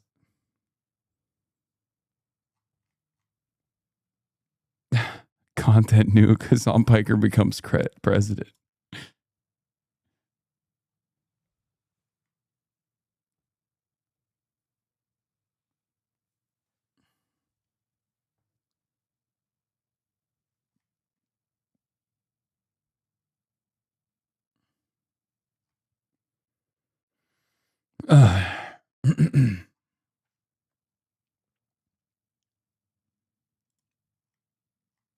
We need.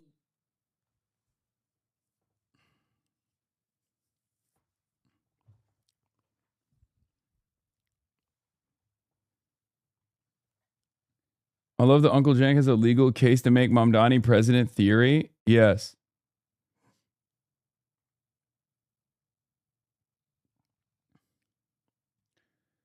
What petty shit are you replacing DJT photo with when you become the commie president? What do you mean?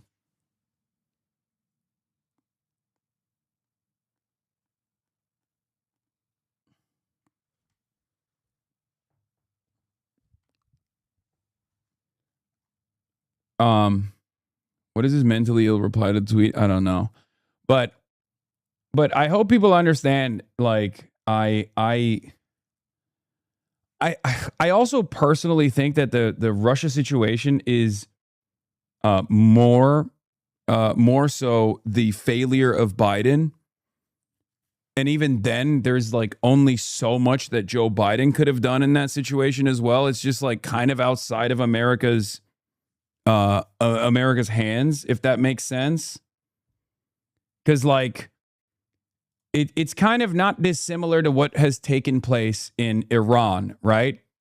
It's more so America's downward trajectory as a declining empire that limits its enforcement capabilities, if that makes sense. Like, America and NATO are not going to go to war with a nuclear armed nation, and I don't even think that would be a good thing regardless. And obviously, Vladimir Putin is taking advantage of that and taking advantage of the diminished capabilities of Western empire to make regional decisions that benefit him, benefit his legacy.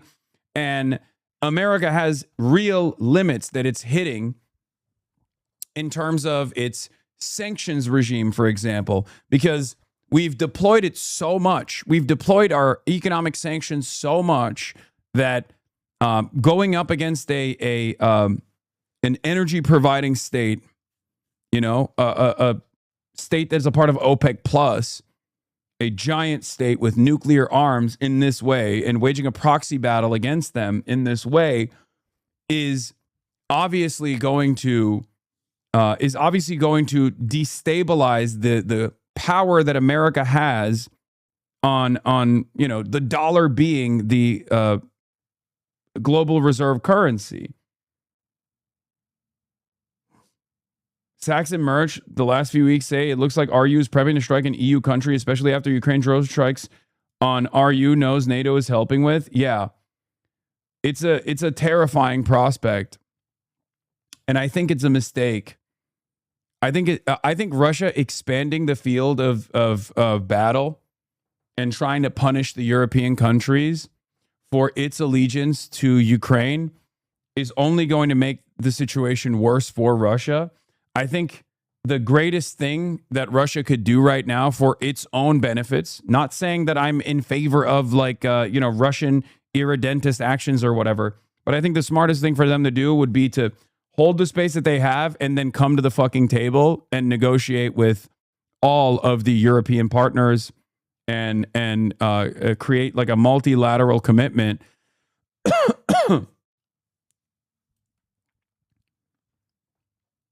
But instead, they're probably going to expand on. They're probably going to try to spread out the pains a little bit to punish. Try to punish the European countries that are aiding Ukraine, as Ukraine has increased the severity of its attacks on Moscow, increased the severity of attacks on the Russian infrastructure, specifically around energy.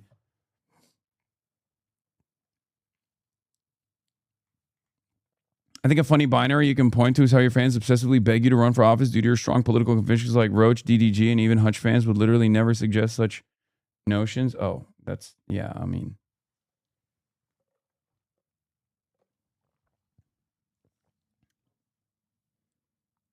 Not going to war with Ukraine would be smart. I mean, that was the initial thing that Russia should have done that they didn't do.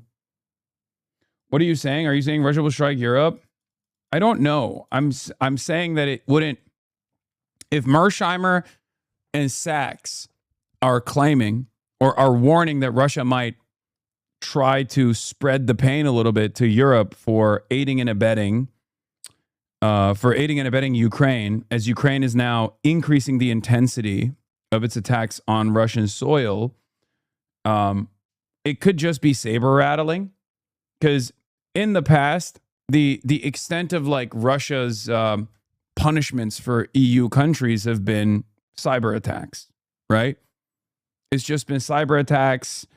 It's never been like a direct attack on even NATO territory that's in Eastern Europe, right?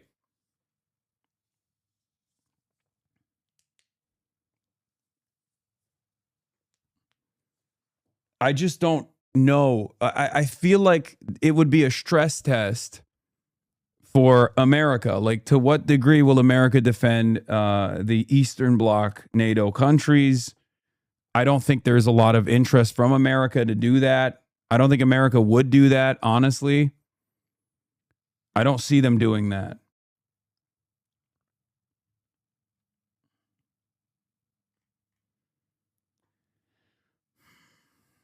And I think Putin knows that.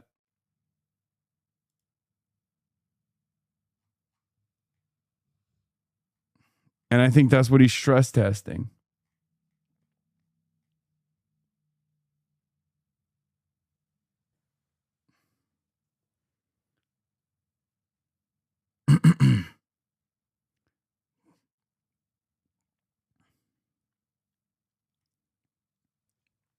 But yeah, I still think it would be a mistake. I don't think Russia has the advantageous position that it believes it has. I think it's in the interest of both Russia, Ukraine, and the European Union to come to the table for diplomacy and just, try to find a reasonable conclusion to all of this. But, that would require giving up Ukrainian territory, which I think Ukrainians, by and large, have more, like Ukrainians in the past were obviously, understandably, reluctant to do so.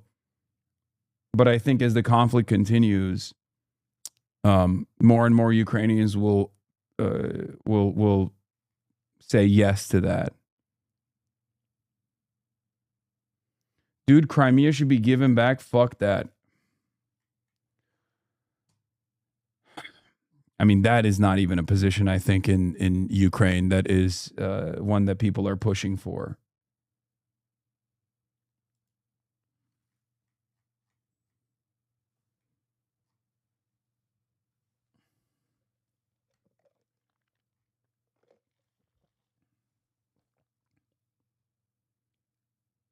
Now that Ukraine has gotten so good at drone tech and has largely weaned itself off U.S. support, not their choice law, their hand is stronger than it's been in for a long time. They're still not going to take back all the territory, but this keeps up. They could probably negotiate from a better position where they don't have to cede territory Russia doesn't control, for instance. Yes.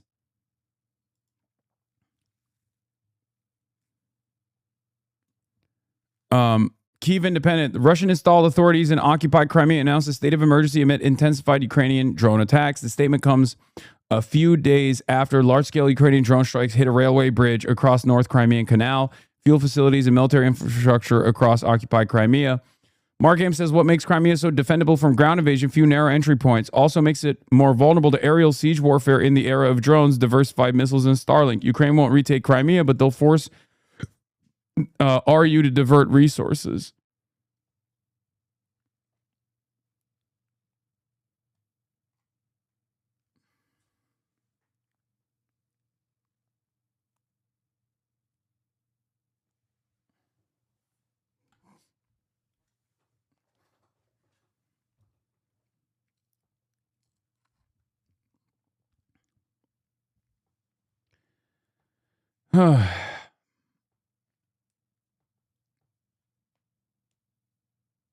I am Ukrainian, fully fluent in Russian, though, and I can't speak Ukrainian for shit, even though my father was born on the Black Sea.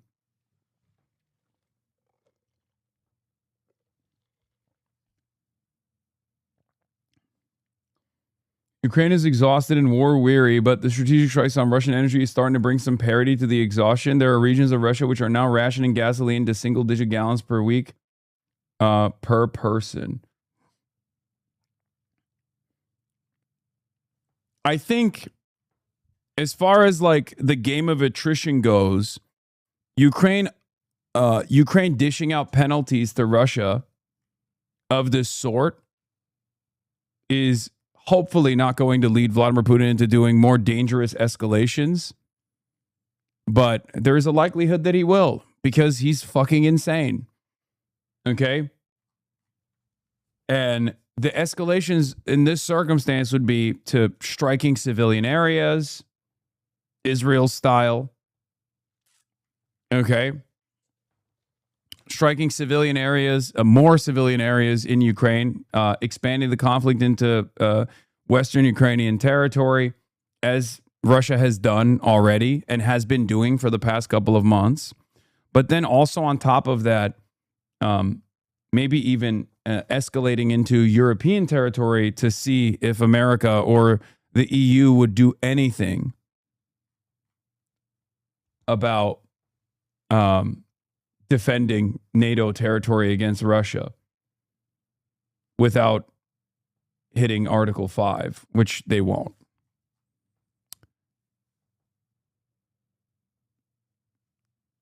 Why do you say Putin is insane? I think he's super rational. He's just a nationalist and a monster. No, I say that because I still, to this day, maintain the position that his invasion of Ukraine was totally insane. I think there was always a much more reasonable way to maintain his security needs. Do what China has done. Make yourself an irreplaceable force as an energy provider in Europe, which he was doing already. Russia is a far more important asset for Europe and for the rest of the world than Ukraine ever could be, which means that invading Ukraine militarily and then failing to take over the rest of Ukraine and just hardening your positions on Eastern Ukrainian territory is you know, it was a flub. I think you grossly understate how much civilian targets RU attacks. Russia attacks apartments every day for 4 years now. No, I know, man. I'm not understating that. I'm saying they'll increase the intensity of their strikes on civilian territory in Western Ukraine, specifically on like civilian infrastructure, you know, like oil depots and things of that nature, which they have done with the Oreshnik strikes that you see near Lviv and in further and further Western Ukrainian territory.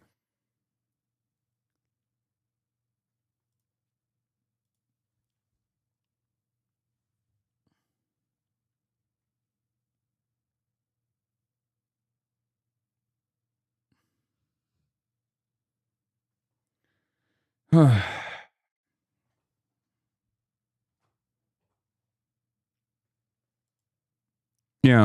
Now, Ukraine is striking at Crimea again, it seems.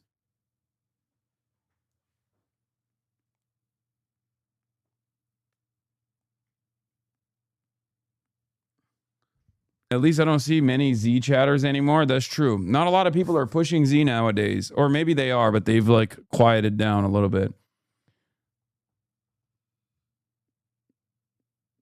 Is the plan for European states to continue supplying Ukraine with the ability to strike into Russia, homeland, a nuclear armed country, then expect no escalation? Seems like there's no plan. Yeah.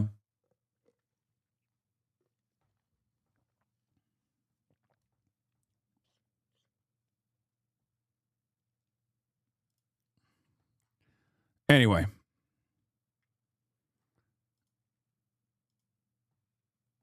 Here is JP Morgan Chase CEO Jamie Dimon talking about the dollar as reserve currency, which is America's greatest weapon.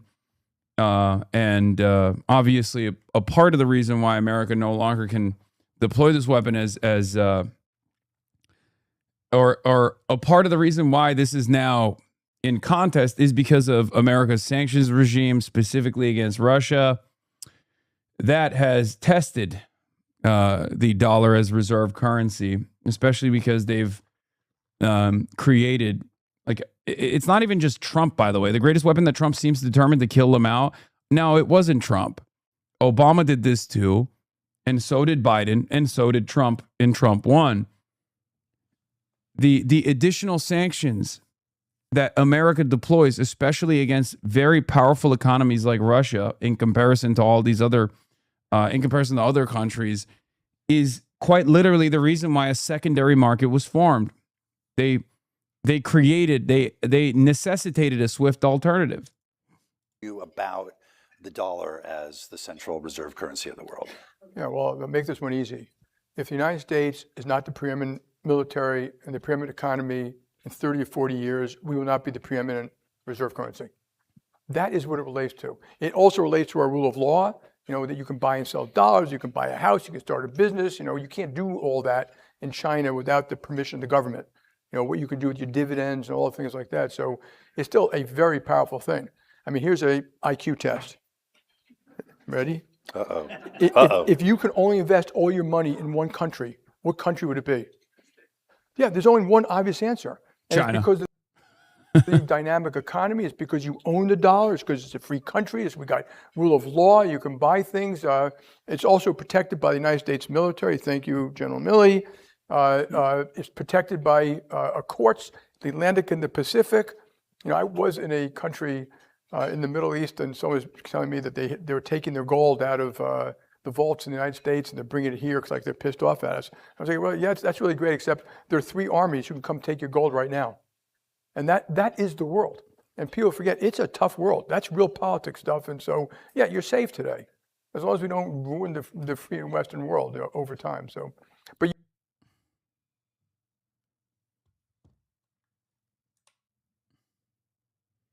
This is indistinguishable from right-wing conservative propaganda on fucking Twitter. Yes, when push comes to shove, when we're talking about hard power, of course everyone, no matter how woke they are going to arrive at the same conclusion, because it's true. America is the global reserve, like the dollar is the global reserve currency because America is the largest imperial superpower around the planet. That's what it means when we talk about America being the world police. And America's the confidence that people have in America stems from America's military might. That's it. So technically it's not wrong. It's just true.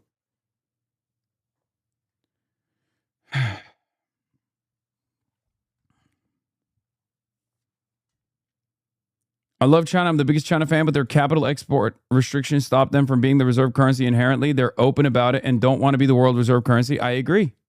I know. But times are changing. I agree. It is in China's short-term and long-term interest to not be the global reserve currency right now. And that's the only thing stopping them from pushing for this.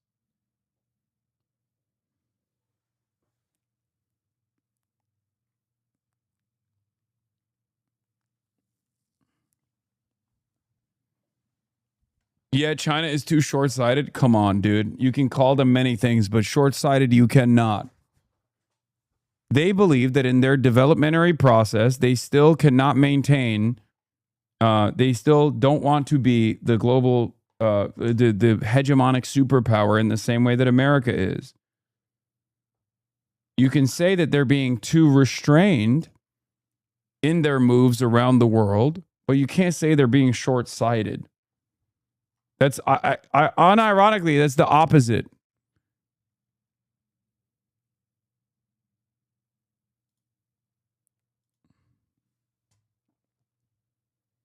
BRICS sells seething right now. What about BRICS? Okay, what about BRICS? BRICS is an opportunity to gain leverage against America. BRICS is not a real block as it stands currently. What is the I in BRICS, dude? India. The fuck are you talking about? That's ridiculously wrong. The opposite is the case. EU companies have actually 3x more presence in the Chinese market than Chinese companies in the EU. That's according to EU's own numbers. The EU's investment stock in China, that is the total value of European Union companies' operations and assets in China, stood at $239 billion in 2024, whereas China investment stock in the EU stood at $79.8 billion for the same year. Just take cars, for instance. Everyone knows that the EU is making it incredibly difficult for Chinese EV companies to enter the European market. European car makers have been operating in China for decades. What is true is that China exports more to the EU than vice versa, but that's an entirely different matter. And that too, by the way, is often a reflection of China's openness to foreign business. Kristersson is Swedish, so let's take the example of IKEA. They make a huge proportion of their products in China and sell them across Europe. Are you going to make the case that means China is accessing the European markets at Sweden's expense? IKEA's entire business model couldn't even exist if it weren't for its production in China. It's certainly not in the EU that they could produce their ultra-cheap furniture. And incidentally, IKEA operates 41 offline shopping malls in China compared to 22 permanent stores in Sweden in 2025. So it has nearly twice as many stores in China as it does in its home country. If that were the other way around, we'd scream overcapacity. So no matter how you look at it, it's China that has that's far more open to European companies than the contrary. Politicians like Kristersson are conflating a trade deficit with market access, two entirely different things. Yeah, he says China often has access to the European market in ways that the European companies do not enjoy with the same ease in China. We cannot allow China to have one set of rules while European companies operate under a completely different set of rules. It's bullshit. Marknaden på Europa på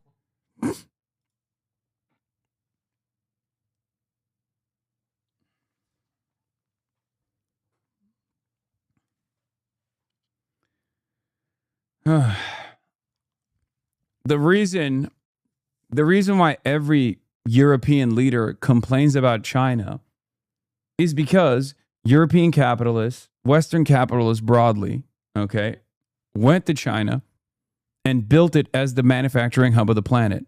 And now they're annoyed by it. They designed it for their own personal profit-seeking benefits for decades and decades. The problem is, unlike India, China took all of that foreign investment and developed itself to become a competitive superpower. That's the problem. As long as you take the foreign investment and then recycle it back to either, compradors or Western capital in some way, shape, or form, then it's good. But if you take all that foreign investment and develop your country and engage in even development, then that's an issue. Now you're actually a competitive power. We don't like that. That's where the factor of communism comes into play. That's where central planning comes into play. That's it. That's literally the only reason why these guys complain all the fucking time. China played the game that the Western capitalists had designed. They played it to their own benefit. What is this? New York Post finally got him. Zoran Mamdani jumps into New York City pool to kick off summer tradition while violating dress code rules. It doesn't matter if it's true, it feels right, and that flattens the Western chauvinism of Europe. The alternative is recognizing China's qualitative superiority. There's also the other side of this story. Europe wants to maintain a industrial base. And if you want to maintain an industrial base, if you want to keep developing things in Europe, then of course your allegiance with China is going to be on shaky ground. I don't know how to solve this problem, okay? I believe in diplomacy and I believe in working with China, but I also understand why this yields a totally separate problem. Totally separate problem for the European economy, the European markets, but also for America as well. For example, I'm in favor of the UAW. I totally understand why America maintains some level of trade protectionism when it comes to vehicle manufacturing, because it's one of the only remaining domestic industries that we have that isn't directly dealing with, new ways of murdering brown children. Okay.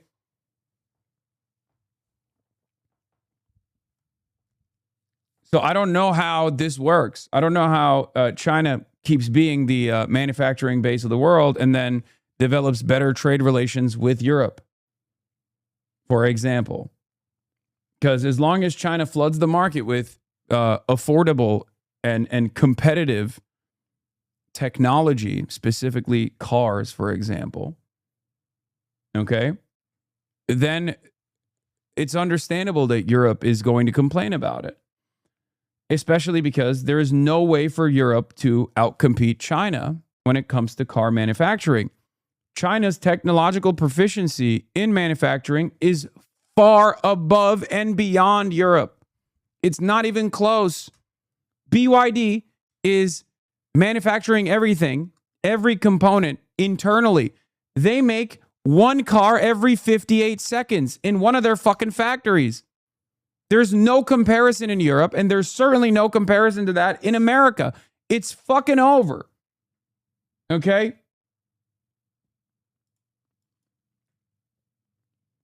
For most of human history, Europe, especially Northern and Central Europe, was an impoverished backwater, low agricultural productivity, low population that only changed because of uneven industrial development.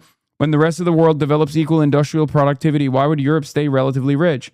I'm not even saying that Europe should stay relatively rich. I'm just saying every country is obviously interested in maintaining its, maintaining its competitive standards, maintaining its quality of life, and maintaining its industrial capacity. It's an inevitability that China will destroy it.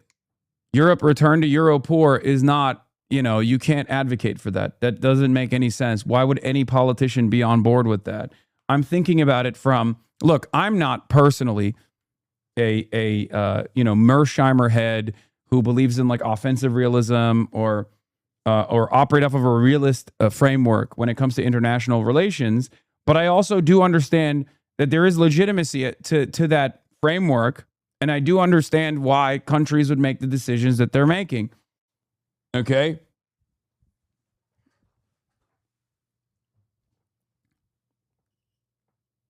I'm thinking beyond that. I'm thinking beyond that framework and wondering out loud, how Europe could potentially develop a better relationship with China without having severe quality of life adjustments, which they're already facing no matter what because of their allegiance to America.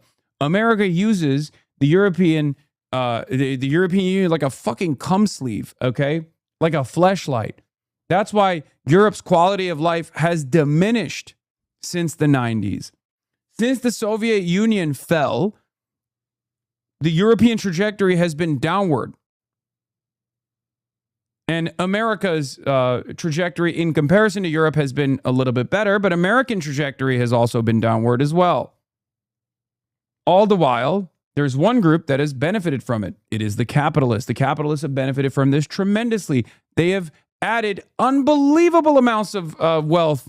There's been a tremendous amount of wealth consolidation in the process. Their relative wealth must decline, but their absolute wealth and quality of life can improve for normal people. Exactly. That's why I always say if America or Europe wanted to compete with China, they would have to become China. If China wants to continue trading with the world, it need to eventually increase its consumption and imports. This is something the leadership recognizes as well. Europe will begin protectionist measures, and other countries will become more protectionist as well as they develop. China will continue its export advantage for the foreseeable future, but they will need to balance it just a little bit, or industrial economies will shut them out. China also has a domestic problem because all of this development inside of China has led to the same exact development traps that European countries and the United States of America has withstood. Okay? Now they have an overproduction. Now they have too many fucking college-educated people, for example, and no jobs for those college-educated folks. They also have, they also run into the same issue as other developed nations have run into as far as their birth rates. This is also the reason why China obviously is helping develop Africa and Latin America, because they want new customers. That's the reason why the One Belt, One Road initiative exists. That's what they've been doing. They want to develop Africa so they can set up secondary markets in Africa. And they've done so very successfully. But again, there is a timeline there. There's a limit to that. There's an endpoint there.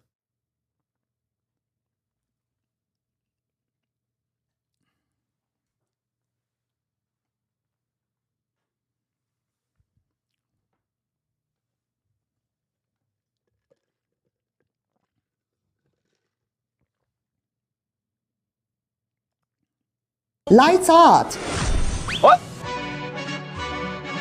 Are you referencing Xiaomi's dark factory and tooling and medium assembly automatically overnight 24/7? Yes. Hey everyone, it's Faye from Xiaomi. Welcome to our molding workshop. It's fully automated. Bro, their fucking workshops are insane, dude. That's the other problem. What will she do? Okay, this whole idle hands are the devil's work mentality that Xi Jinping has, his anti-welfare mentality, unironically is going to cook the next generation, because what the fuck are they going to do? They can't even work in the factory anymore. That's also a problem. People need jobs. Even runs in the dark. These machines read data in real time and adjust as they work. Robotic arms pick up every part. AI cameras check the surface. No missed spots, no shortcuts. And the result? Every plastic part looks almost the same. Honestly, watching this line run by itself, I cannot stop looking at it. Next, I will show you how steel takes shape. Stay with me. Lights out. What? Hey everyone.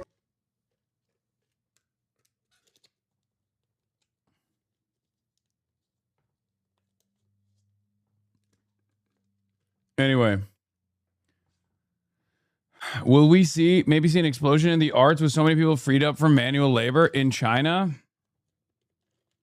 I mean, look, if you ask me, that's their biggest L, in my opinion. They're too focused on their own markets, and they also genuinely want to control culture. Like there's far too much. There's far too much control over cultural output. So who knows? You're just an addicted consumerist promoting your drug. Please stop. Wait, what? Take it easy on techno solutionism. It's a farce that perpetuates extractivism. It's moronic and short-sighted. Oh my God, here we go. In my opinion, Europe can only survive if it leads to profound transitioning to environmental. Okay, degrowth. Okay. Okay, Kohei Saito. Dial it back. Okay? Dial it back a little bit. Jesus Christ.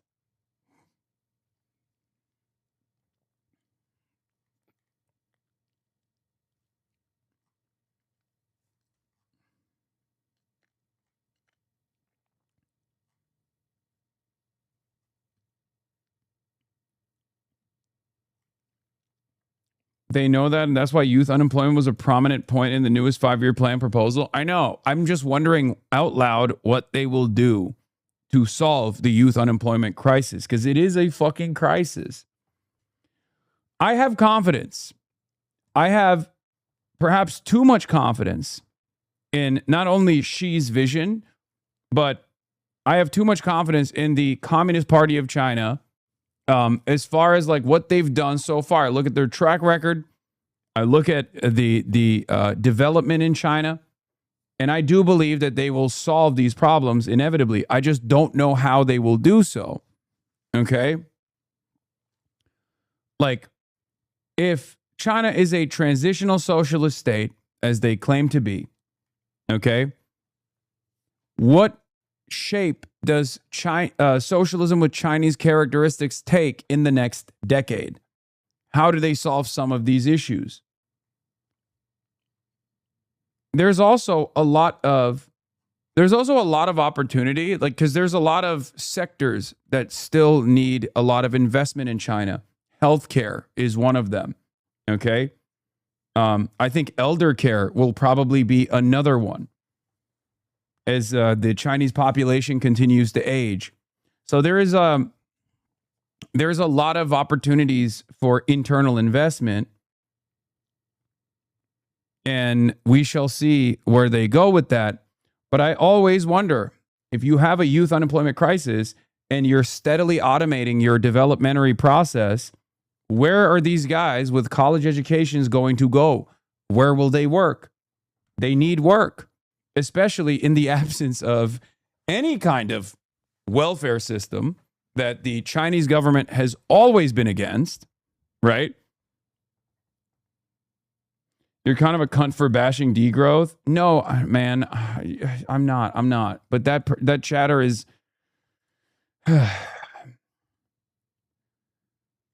Under the global capitalist system, the only thing that holds society together is constant consumption, okay? Unfortunately, it's too idealistic to be like, yeah, we should just make people not want to consume things. Like, that's crazy. Americans especially rioted with weapons because they couldn't get a fucking haircut during COVID out of necessity, okay? Like, I have short-term goals here as well as long-term goals. Okay? Degrowthers sometimes come across as like, you know, prison abolitionism tomorrow chatters. You know what I mean? Can you imagine going to the countryside and being like, excuse me, we have to really reconsider our consumption choices. Like, people literally lie about the Green New Deal and make it seem like AOC is going to come to your house and beat you to death if you eat a hamburger. And you're over here talking about degrowth.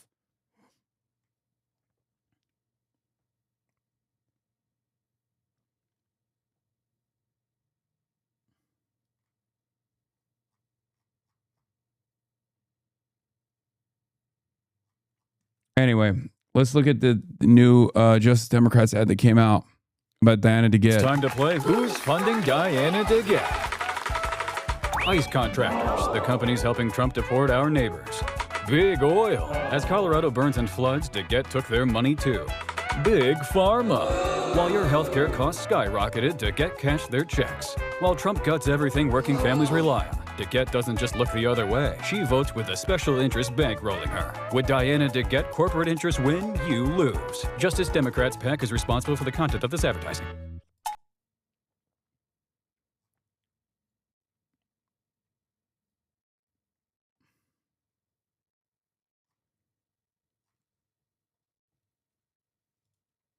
Anyway.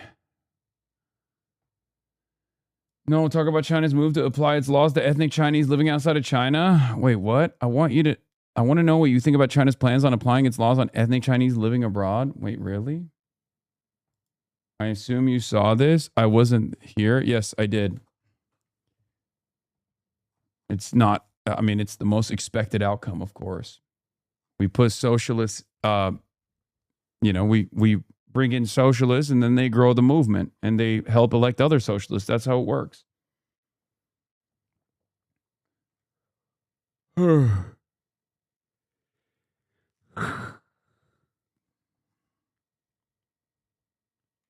Socialism is in 2050, she said.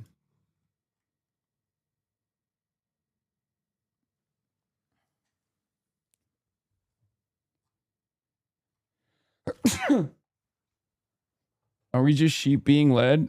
Where the financial sector wants us to be led? They want Israel to be abandoned? Oh my God, this guy is literally... Yes, dude, certainly.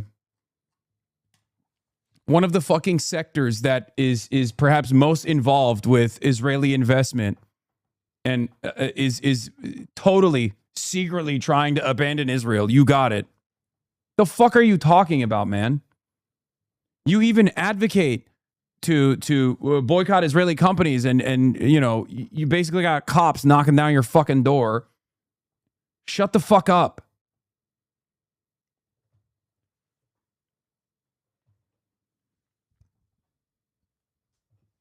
Contentious day today. Weekends are always like that because the crazies come out because there's not like the usual 30K in here. So we just hear from some of the craziest people over and over again. They keep fucking spamming the silliest shit. Do you see how many people hated on Jeffries for welcoming our Tuesday winner? So many Zionists in the comments. Hakeem Jeffries, congratulations to our newest members of the New York City Congressional Delegation for Public Service, the union organizers, community activists. So there's something interesting happening with Hakeem Jeffries and the Congressional Black Caucus. I've noticed. Elisa Slotkin came out and not only shit on Chuck Schumer, but also shit on Hakeem Jeffries. And then the Congressional Black Caucus came out and ripped Elisa Slotkin a new one. And it was kind of cool to see. Here's the problem. Okay?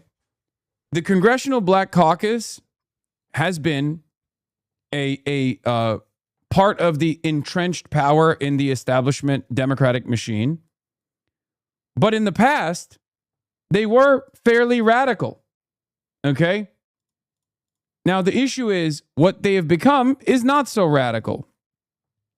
Statement from the CBC chair Yvette D. Clark and former chair Stephen Horsford and Joyce Betty in response to comments made by Elisa Slotkin. With respect to our Senator Elisa Slotkin, House Democrats don't need a lesson on reading the political moment from someone who handed Donald Trump one of the most corrupt cabinets in American history.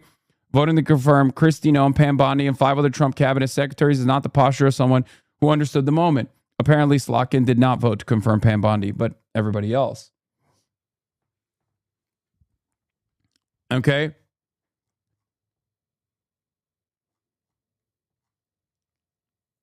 Never forget, the Congressional Black Caucus chose Hillary Rodham Clinton over Barack Obama. Now, obviously, Barack Obama isn't like the progressive hero in his governance as he presented himself as, but at the time, he was the insurgent, and the CBC pushed for Hillary Clinton over Barack Obama. That shows you exactly how the CBC operates, okay? Now, will the CBC change its attitude and go back to more historic radical roots? I don't know. Only time will tell. I don't think so. But as you have seen, the Democratic Socialist movement is actively working to refill the ranks of the Congressional Black Caucus with true radical Democratic Socialists. Ironically enough, this is the same dynamic that I have maintained. This is the same dynamic that I've mentioned, right?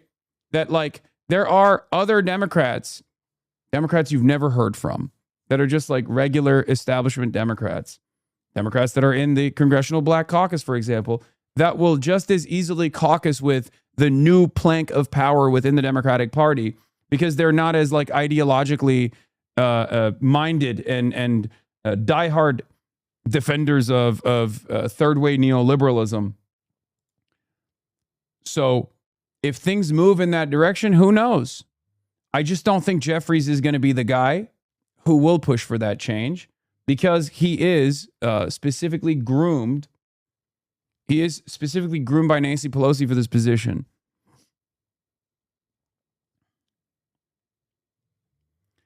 If this is true, then maybe we should ask the establishment if the establishment is really serving the interests of black people because they're standing in the way of all of it. Yeah. One of the biggest problems with the CBC, with the Congressional Black Caucus, is that it's one of the biggest like boomer coalitions out there, and they have been an impediment to new black voices coming into Congress, or at least the type of black voices that are coming into Congress being, you know, establishment Democrats for the most part. Okay? Like there's less young black voter participation. There's young black participation in politics in general. And I do think that the entrenched power that the Congressional Black Caucus represents within the Democratic Party is unironically a big factor in that. For like the last couple of decades, the CBC has been pretty fucking aggressively a loyal soldier of the entrenched power within the party. Clyburn is obviously a great example of this, but the way that the Congressional Black Caucus has moved has been another great example of this. Now, this is also true, though. Here, this is something that Michael Hardaway brings up. The policy DNA is the Black Caucus. The marketing is Democratic Socialist. Mamdani and the DSA, these are just reheated Congressional Black Caucus policies over the last 55 years. I mean, housing affordability, healthcare. I mean, John Conyers, who was a founding member of the CBC, introduced a Medicare for All bill 23 years ago. And so these aren't new things. So Sean is absolutely correct. Says if this is true, then maybe we should ask if the establishment is really serving the interests of black people because they're standing in the way of all of it. There's a reason why many of the DSA endorsed candidates recently are black. There are inroads the Black Caucus can and should be building, but they are not. One must ask why. That's true. Chris Rabb, Maylon Quiros, Daria Liza. The saddest state of affairs is that the Congressional Black Caucus has been a representation of entrenched power within the center of the National Democratic Party for the last couple of decades. It's just true. Yeah, Frederick Haynes is another great example of a black radical. Like, younger black voices that are not invested in the continuation of third-way neoliberalism have been totally fucking cast aside.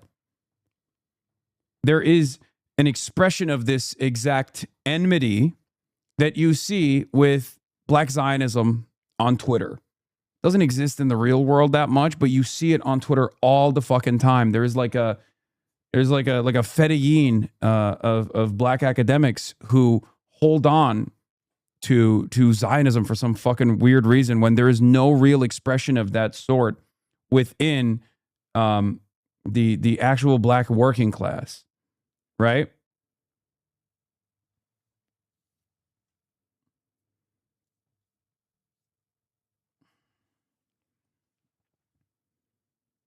It almost feels as though the black socialists are treated in the same way that like anti-Zionist Jews are by the Zionist groups, invisible, completely invisible, and sometimes even outright hostile, where there's this attitude that if you're a DSA cadre and you're running for office, you're only elevated to that position of power by white people.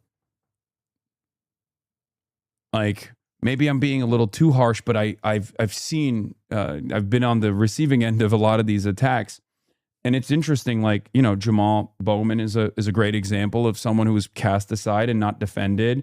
Cori Bush is another great example, right?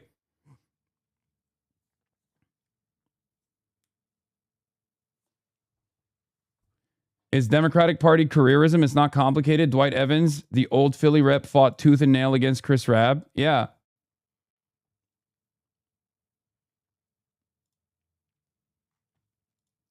Yeah, Gregory Meeks fired up after DSA wins big in New York City. Meeks is upset by Espaillat loss. The goal here is to win the majority, not being in a permanent minority. Even though the mayor endorsed someone else, is a huge loss for the mayor in trying to get the resource from DC. Like, that's crazy.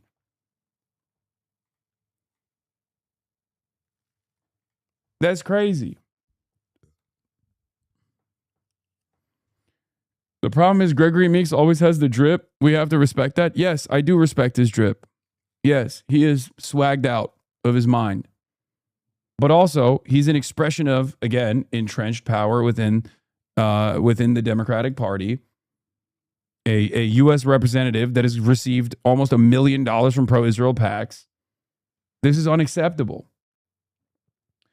I think you're searching a too complex explanation. The reality is that boomers are ontologically evil. I mean, it's low-key. It does go back to generational politics of the boomer inability to let go of even a crumb of fucking power, to open up new pathways for a more radical politics.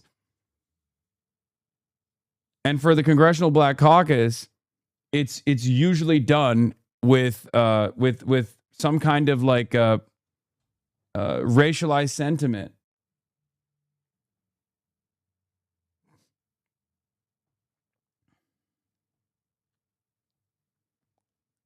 I've seen that online a lot. Lots of black Democrats saying that Jamal Bowman and Daria Lisa are tokens. Yes, they despise, they despise Cori Bush. They yell about Jamal Bowman all the time. I haven't seen it as much coming at Chris Rabb so far, so that's cool at least, I guess. Because Chris Rabb's victory is undeniably a black victory. Not only is Chris Rabb a black radical, but also on top of that, he is from the blackest district, one of the blackest districts in the country. So it's a little bit ridiculous to be like, oh, white people gave Chris Rabb the W there. You know what I mean? So I guess maybe that's part of the reason why.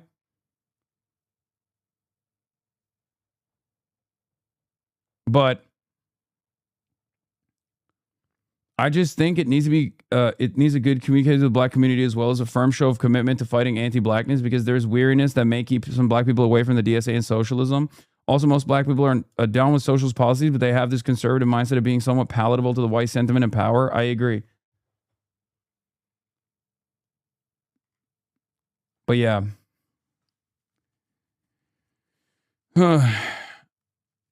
Chris Rabb also won the plurality of black voters in his district. Yes, I know. But so did Daria Lisa. And there's not a single fucking peep on that front. When you publicly attack a black woman on a platform, people call you token. Here we go. Here we go. Barack Obama was a plant, and you speak as if he was more progressive than Hillary. Obama was a flip-flopper, I remember. So you're defending the Congressional Black Caucus, advocating for Hillary Rodham Clinton over Barack Obama, okay, while simultaneously also criticizing Daria Lisa for saying Kamala Harris was bad. That's what you're doing right now. That's insane, because even the Congressional Black Caucus is ashamed of their previous defense of Hillary Clinton over Barack Obama. Barack Obama is, I think, perhaps the most important black political figure in contemporary American history. That's an insane statement coming from Enfant Dor. Congratulations, Enfant Dor. You did it again.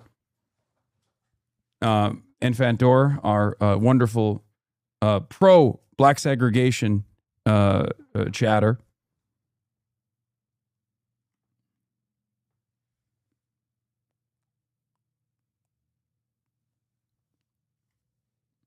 Your retelling of events is inaccurate to me. What's inaccurate? What is the point of the inaccuracy?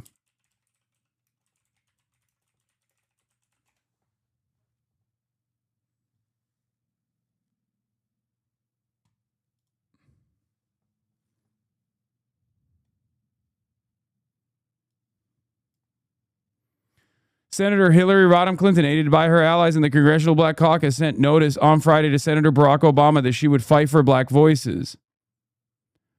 Representative Carolyn Kilpatrick, chairwoman of the Congressional Black Caucus, invited Clinton to speak to activists and youth voters taking part in the Congressional Black Caucus Foundation's annual legislative conference. Obama will host his own forum on climate change and global warming later in the day. Clinton's event led to complaints from some black lawmakers supporting Obama who consider her appearance divisive. Under CBC rules, Only its members can hold forums. They argue that Kilpatrick and Kendrick Meek, chairman of the CBC Foundation, paved the way for Clinton to have her own forum. Kilpatrick has not officially endorsed Clinton, but Meek has. While introducing Clinton, Meek dismissed criticism of her appearance at the What's at Stake in 2008 event. This is just a continuation of her public service, Meek said, adding that Clinton has attended the event in the past years. Clinton, standing between Kilpatrick and Meek on a stage with a midnight blue background lit up tiny white and blue lights, took questions from the audience members, the first of which concerned environmental racism. Perhaps a subtle acknowledgement that Clinton would cede no issue to Obama either.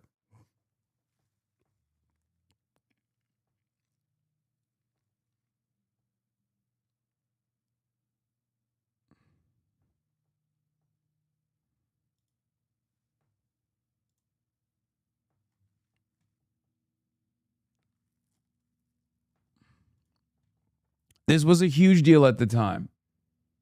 And there was a split. There was a split within even the leadership of the Congressional Black Caucus because of their interest in endorsing Hillary Rodham Clinton over Barack Obama.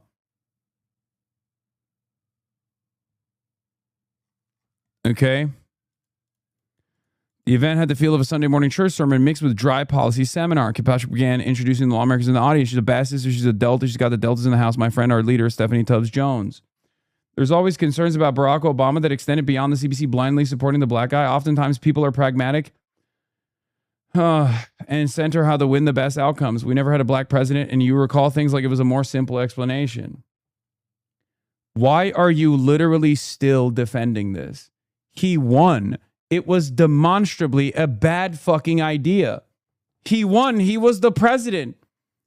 And a beloved one at that. What the fuck are we talking about?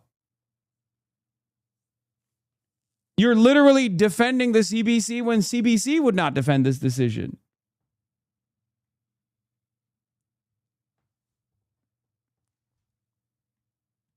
What the fuck?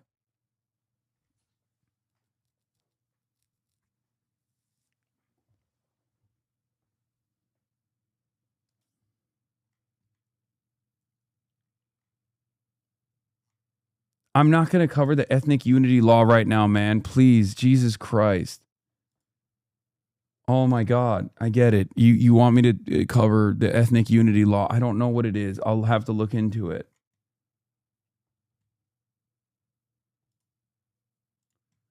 It's so funny to defend like this.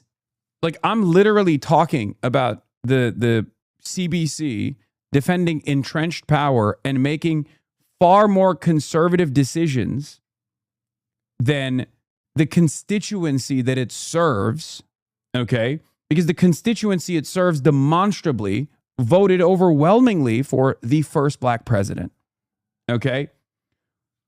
I'm literally bringing up their conservative maneuvering here and how they were at odds, with their own constituencies that they are supposed to serve. And you're literally saying, no, it was the right decision when the CBC currently doesn't think that it's the right decision or did not think that it was the right decision at the time. It was controversial. They were wrong, but there was no way to know that he would win. My only point, you are insufferable sometimes. I'm insufferable. You're a fucking idiot. You literally are making my point for me, but you're doing it in a contentious manner and defending it. When the institution would not defend this decision now, with hindsight. The whole point of this is the CBC's inability to give up on entrenched power and adopting more radical policies that would be beneficial for the constituents that it's supposed to be serving. Jesus Christ.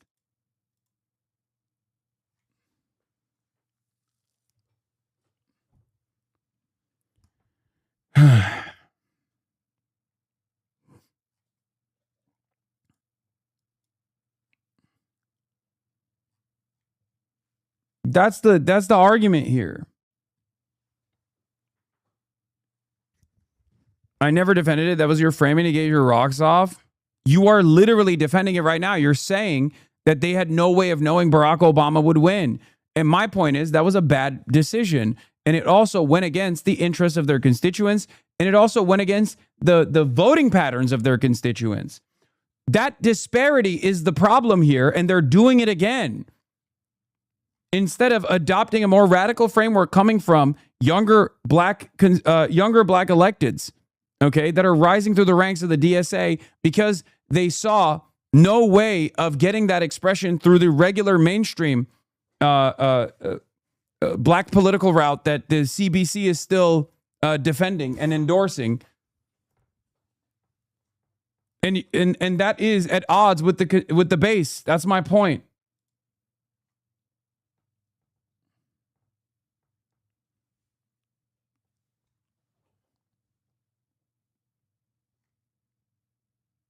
Yeah. Also, you were wrong, Enfant Door, when you said Daria Lisa would lose and black voters would not vote for Daria Lisa because she said fuck Kamala Harris. Remember that? And you were wrong about that. So why do you keep finding yourself on the wrong side of arguments? Perhaps you should focus on that a little bit.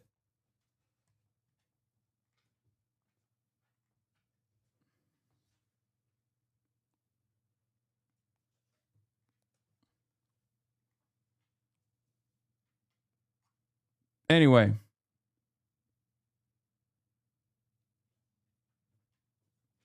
By the way, streams are no longer in your list by number of concurrent viewers, but instead how frequently you watch them. I do believe that's another nail in the coffin. Arguments against multi-streaming. That's what's going on. Is that why people don't see me on their fucking playlist now? Or as they used to in the past? Is that what it is?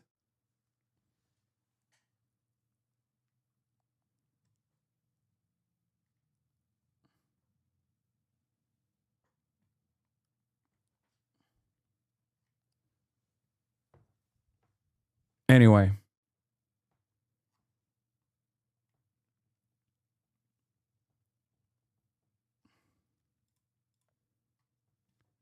Like I don't want the Congressional Black Caucus to represent the worst elements of entrenched power within the Democratic Party.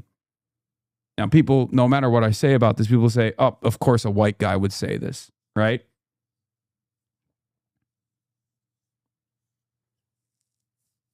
That's my problem. So we'll see. It's a either shit or get off the pot situation. Either you make way for more revolutionary politics, more radical politics in this country that will center the black working class. Okay? Or you'll constantly find yourself making the wrong decision over and over again, opposing these new black candidates that are coming into power. Now, of course, the CBC is on the right side with Elijah in Florida against Debbie Wasserman Schultz, who is making an unbelievable decision that even Hakeem Jeffries can't fucking defend. So he's at odds there with the CBC is at odds with what the establishment candidate is trying to do. So we shall see. We shall see what they do there. That's a big test. Okay? That's a big test for the CBC. Will they take a black district and allow it to go to Debbie Wasserman Schultz, who is, you know, a super pro-Israel candidate? Or will they focus on electing someone who is black and critical of Israel? Because right now, the way it goes, the way it looks, is that Elijah Manley has the greatest opportunity in Florida 20. Okay? Running for Congress in Florida 20 to restore the American dream, organizer, history nerd, and educator. Elijah Manley was in Broward DSA when he was like 18. Okay? And the Broward DSA, I think, disbanded. He is running as a Democratic socialist.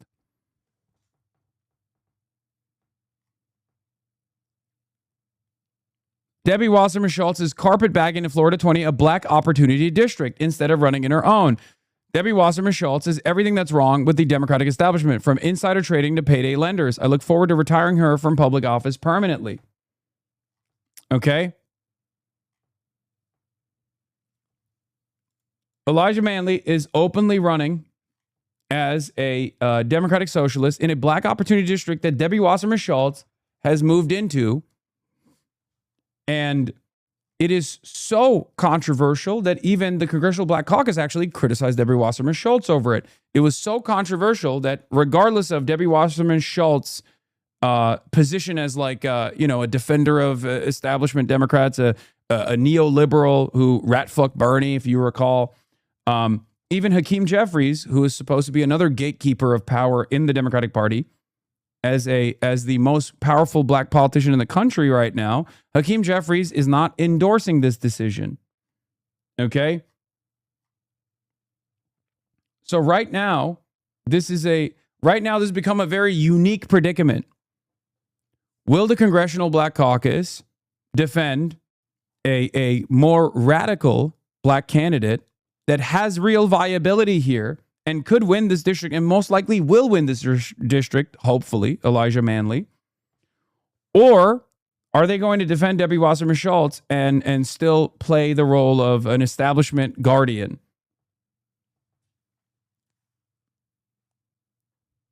Because this isn't like, I mean, it's pretty obvious what's going on here, right? It's pretty obvious what's going on here.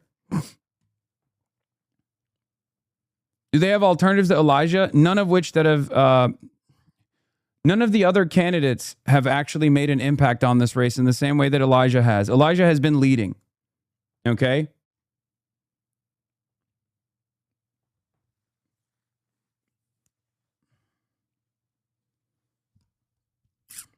So much so that the rest of the black candidates actually thought about coalescing their support behind Elijah. I don't know what actually ended up happening. But he's running on a anti-Israel platform. He's running for Medicare for all. He is one of these insurgent candidates that's a little bit on the outside. He's not like currently DSA affiliated, if I'm not mistaken. I don't want to get it wrong, but he was in DSA in the past when he was younger, and he's still running as a Democratic socialist, like saying that he is a Democratic socialist.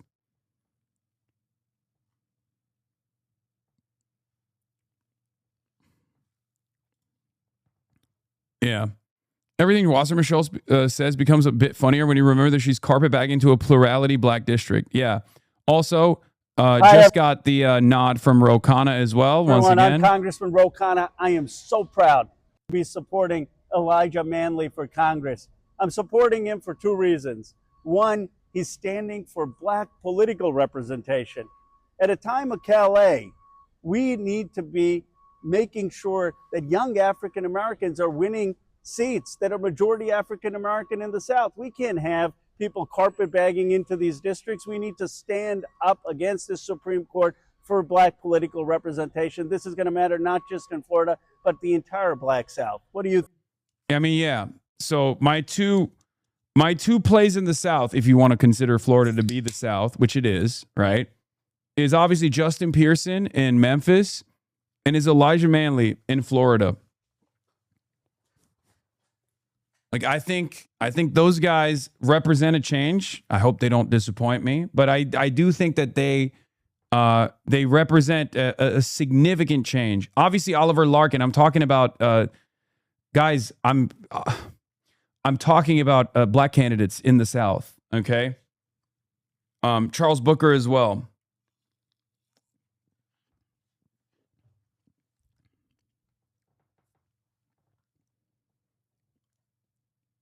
We're talking about black representation, black political representation that represents a different kind of politics than what we have seen in the South. And yes, actually, that's not true. There's more. There's Cori Bush, and there's Hartzell too.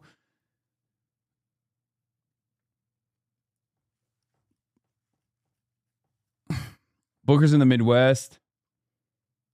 But you see what I mean.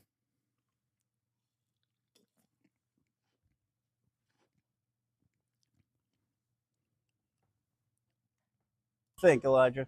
I think the congressman said it best. We must protect our voice in Congress because the people with the lived experience know our communities best. And those voices right now in Congress are more important than ever before as they attack. Please have Hartzell on stream. Casey's a big city and we need a boost for him. It's a hard race. Wow, that's really interesting that you say that because I'm going to have him on stream tomorrow. He's going to be in the building as well. Ironically enough, Kentucky's considered a southern state. Missouri is Midwestern. Okay, whatever. I'm a fucking bi-coastal elitist, okay? It's all, you know, don't even get me started. Our rights, our economy, and our community. Second reason, and the important reason I'm supporting Elijah, is he's a bold progressive.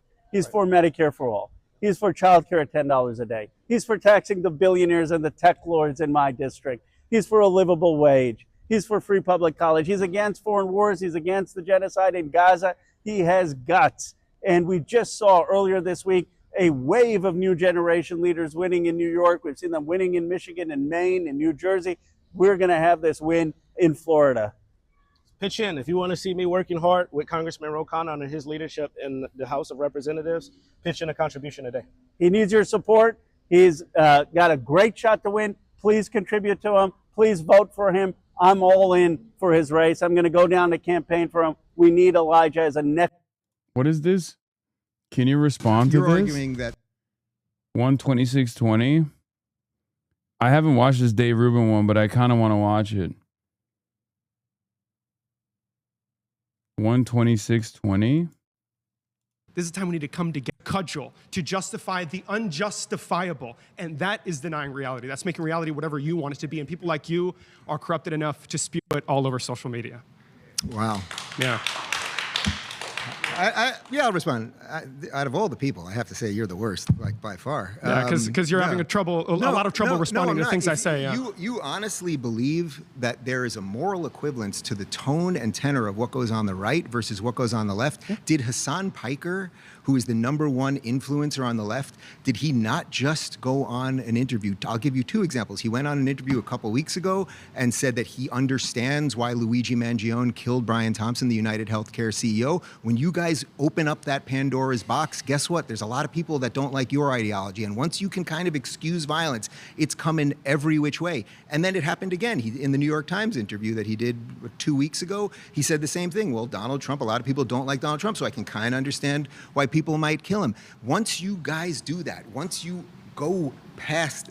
This is what you want me to respond to? Yeah, Dave Rubin is a fucking moron. And I didn't say either of those things. Analysis is not endorsement. And that's it. I oppose adventurism.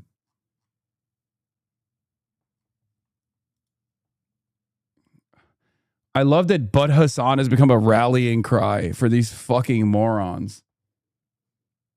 Yeah. Also, Dave Rubin is so stupid that he basically says, I'm not even endorsing these actions.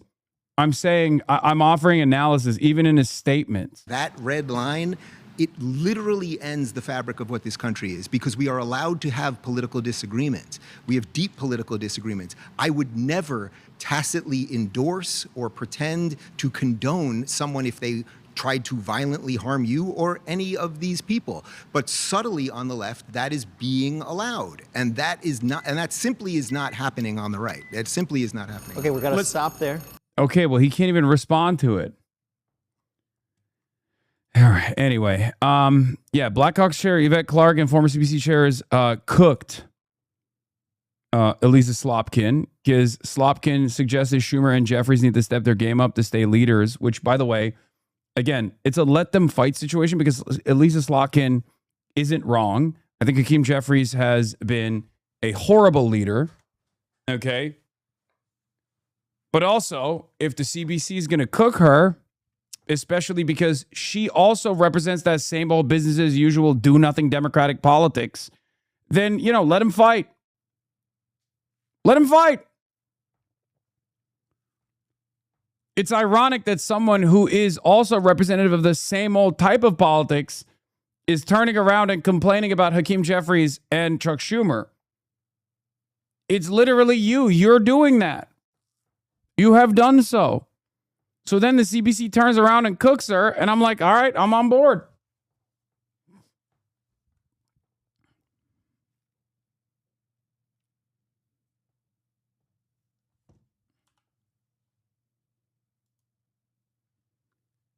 Oh, Black Redgar saw the Hartzell for Casey and announcement. Glad to see bro out west getting some love. My face when I already raised them 20,000. Money Mike. Yeah. Yes. Listen.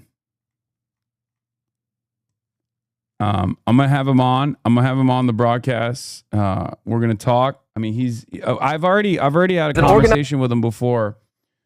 With on the progressive victory thing.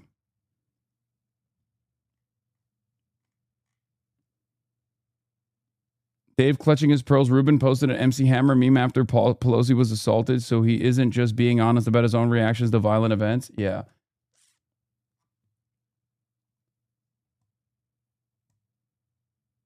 There's also AOC interview on MS Now. I know we're gonna cover that. Where was I? All right, we'll get to that. Let's start there. Joining me now is Democratic 24-minute interview.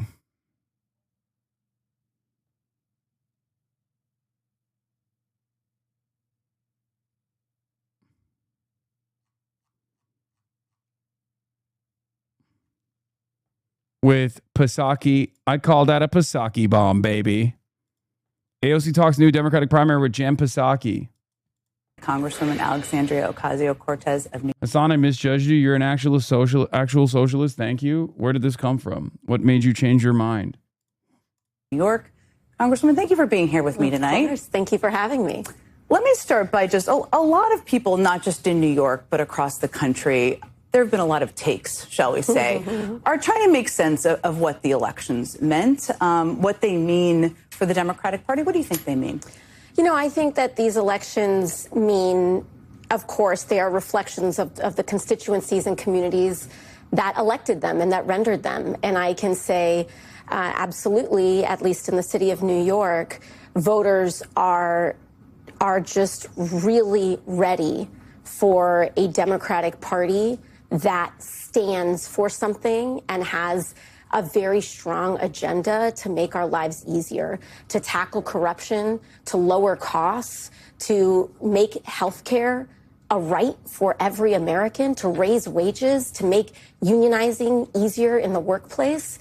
And they want to make a forceful statement in how badly they want to see us fight for that.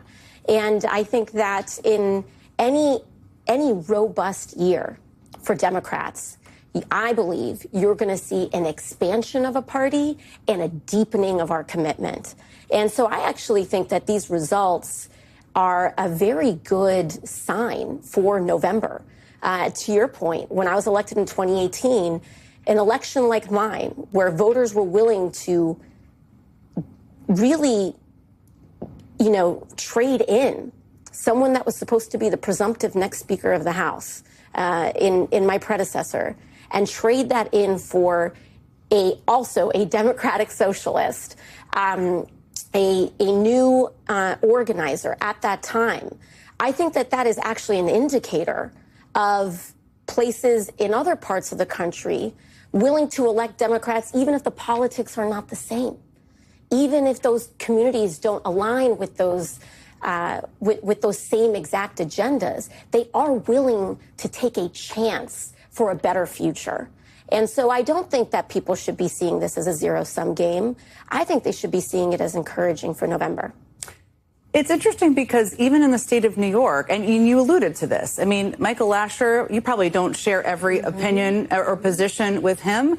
You definitely don't share every position, I don't think, with Richie Torres on a number of things.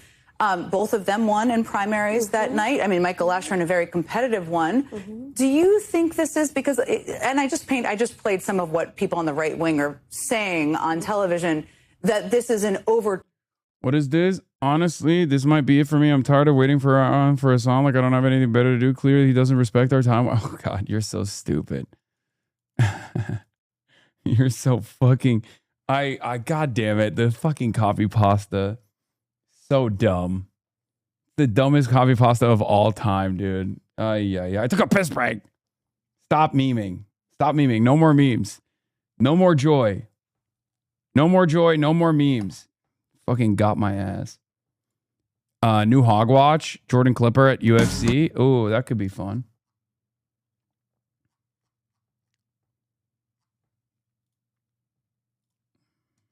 Torquing of the rise of democratic socialism and not enough of a focus on the broad people who won? Or how do you see that? Because you're a democratic socialist yourself. I mean, I think that the one thing that we know is that the Republican Party's brand is fear.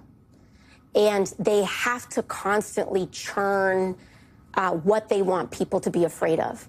To be afraid of socialists, to be afraid of immigrants, to be afraid of women, to be afraid of... They constantly want Americans in fear of somebody.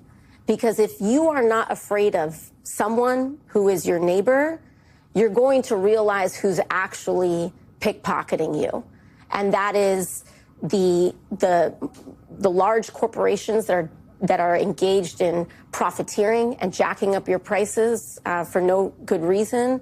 It's going to be in this administration that is engaged in record levels of swindling, thefts, tariffs, your housing. And so this is kind of their new thing of the day. But I think that people are feared out. I think that everyone's nerves are shot in constantly being taught and told of what country, person, community to be afraid of, and they just want a solution. They want their groceries to be more affordable. They want to figure out how we're going to get health care. They want our housing to get under control. And I think that we're ready for an affirmative vision, and we're ready for an affirmative agenda. You talked about this week kind of how the fear-mongering, you had deja vu, I think is how you described it. And you just alluded to that and what you just said now. What advice are you giving or would you have for these new members who are coming in and are already being painted in a certain way? And I want to talk about them too, but what advice do you have for them about how to get things done while still shaking up the system at the same time? Yeah, I think new and incoming members have no shortage of advice that's being given to them. Well, but you lived it. Yes, you lived it in a very different way. Yes, and I mean, I'll get to them, but I actually think the more important advice that I would give would be to my incumbent colleagues, which is you will create a self-fulfilling prophecy by deciding who these young women are before you've met them. And if you are already panicking and sending little messages in your group chats about how these people need to be reined in and tamped down and shown their place, you are creating the antagonistic dynamic that we do not need. These are two young, talented, intelligent women that got elected against all odds, against millions of dollars. Perhaps there is something we can learn from them. The people chose them. And democracy and the Democratic Party is about what the people pick. It is not about any elected official or any leader, and I believe that. There are, and I want to ask you about this because I think they are being painted in a certain way. And Daria Liza, specifically, who is going to be a member of Congress, I think people should recognize. They are going to win in these districts. She has said a couple of things, and I think for people who are watching right now, I just want to remind them of that. She attended a pro-Palestinian rally in Times Square the day after the Hamas attacked Israel. She said... I can't believe that this is like genuinely a position that MSNBC, which is supposed to be the most like liberal outlet, is still advancing. Like, oh, she was right, but too early for our taste. Okay, well, you were wrong. Why are you still maintaining the position of being wrong, but too late?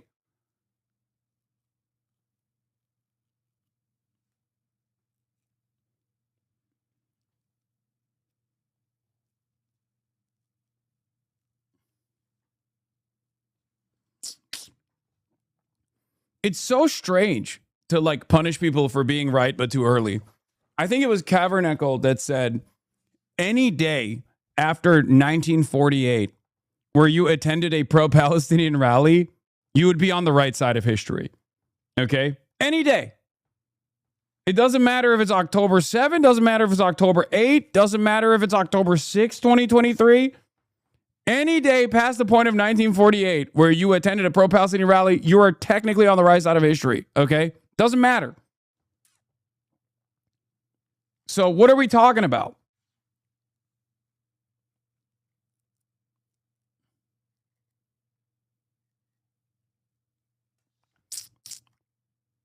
She was worried about an outsized reaction that cost thousands of people their lives. She has not backed away from attending that rally. She deleted a Twitter account that had a number of posts that called for the abolishment of police and prisons. According to CNN in 2021, this is what there's a reference to. She posted, "A world without borders, just like a world without prisons or police, is possible, necessary, and the only moral way." Wait. I apologize for misjudging. I'm extremely dumb and thought Hasan was a poser because he lives in a mansion and I thought he hoarded wealth. I saw everything you did for New York primary and I really trust you now. I'm planning on signing up for DSA now. Oh. Yeah, I mean, that's just one element of what I'm doing. But hey, we take those. We take those.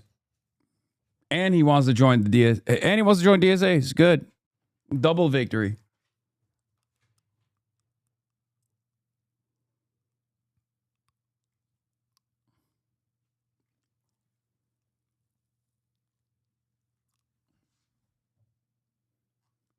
Forward. She's again has said those posts don't reflect who she is today. You do not speak for her. You speak for yourself. And I know she's tried to distance herself. She's probably under a greater level of scrutiny she's ever been in her life. But does any of that give you pause? I think that, as you said, she has indicated that she has regret over the way that she issued those statements. And I genuinely believe that the gravity and the responsibility of this role has a way of inhabiting you. And I genuinely believe that we have to give people the opportunity to occupy their beliefs within the gravity of becoming a duly elected member of Congress. And I think that in the process of running for election, in the process of getting to know your constituents, it's very different than when you're only speaking as an activist or years ago or whatever that may be. But I think where we are right now is that the people of New York's 13th district have elected her. And she is responsible and has absolutely, I think, expressed a sense of responsibility in how she wants to lead. And so, again, I would say, I think it's important to not issue a verdict before these folks arrive. And controversial take, maybe in this community. I think that's a good statement. You have no idea what she's going to do. You have no idea how she's going to govern. And you're trying to make assessments off of like a 20-year-old shit posting on Twitter on how she's going to govern. It's so stupid. It's so ridiculous. It's not a bad answer at all. She's not going to be like, oh, Daria Lisa was based when they're accusing her of being anti-miscegenation. I think a better answer also on top of this would be like, these are the statements of a 20-year-old organizer who's like understandably frustrated with the way politics is unfolding, right?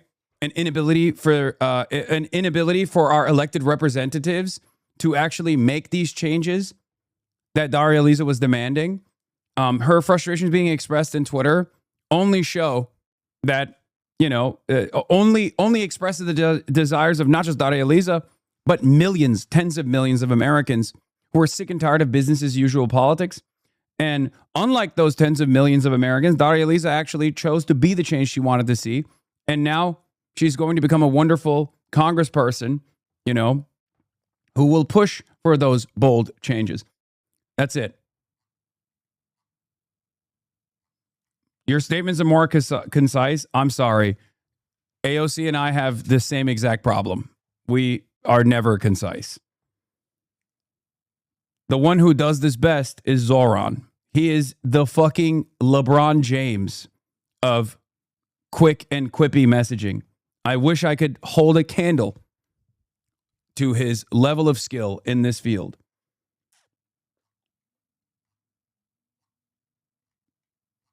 He is very precise and has perfected the art of sound bites. Okay?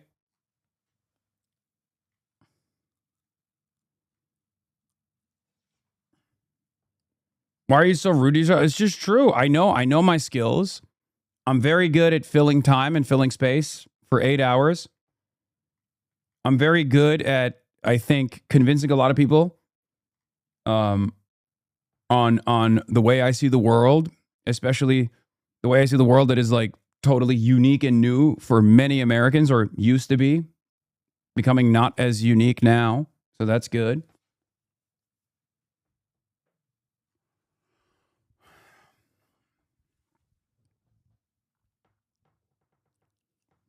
But you're long-winded and boring, but right? And AOC's long-winded and milquetoast the best. First of all, I'm not boring. I don't think.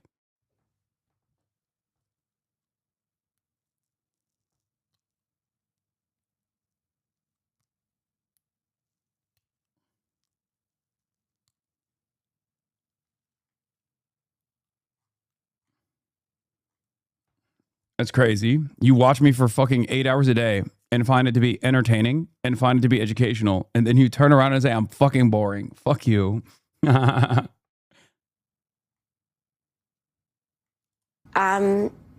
know, I went through the same thing. I will never forget. I had this moment. There's, you know, everyone sees the floor of the United States House of Representatives on C-SPAN or whatever when we're casting our votes. But there are these little rooms attached to that floor, and it's known as a cloakroom. And in the cloakroom is where members can rest in between votes, or if you need to get a snack or something. And they have televisions there. And I remember in my first term, I was sitting down on one of the couches, and there was this big television screen. And they were going on and on about, you know, the way that they were clipping something that I said out of context to look extreme and to look far more inflammatory than what it was, and most importantly, who I am. Yep. This is also an area that she has unbelievable expertise in. Because if you are outside of the confines of permissible ideology in American politics, you are going to be inundated with the worst smears of all time. AOC certainly is. If you're outside of the confines of permissible ideology to the left, right? Because you can go as far right as you want pretty much without, reaching the level of, reaching above the level of permissible bigotry as like Nick Fuentes does, right? Like if you're Tucker Carlson, everybody will still accept you in polite society. No matter how far right you go, you can talk about, cultural genocide or the great replacement taking place, white people being undermined, whiteness being undermined. It's white supremacist agitprop, and you can get to do that without people making a big deal out of it. But if you are to the left of the confines of permissible speech, permissible ideology, if you're a socialist, if you're a communist, if you're an anti-imperialist, if you're a prison abolitionist, oh, God forbid, you're a radical, they will destroy you. And they will use some of the most heinous smears to exaggerate your positions or to even take your jokes at face value and make it seem like you're not joking at all. Obviously, I have a lot of experience in this field as well as AOC. And I remember sitting next to a congressman, my colleague, a Democrat, sitting next to me on the same couch. And he was looking up at that television screen in disgust and just shaking his head. And I was sitting there right next to him. He had never once struck up a conversation with me, but he had made a judgment and determination of who I was. And it was incredibly dehumanizing. I was met with so much hostility and cruelty by the Democratic caucus when I was first elected. And I think that it created so much more antagonism than what was necessary in that. Yep. Straight up. What is this? God forbid a man have a little misogyny as a treat. I know a guy in the misogyny business. He says they get more leftists and HasanAbi chatters coming in the store than you'd think.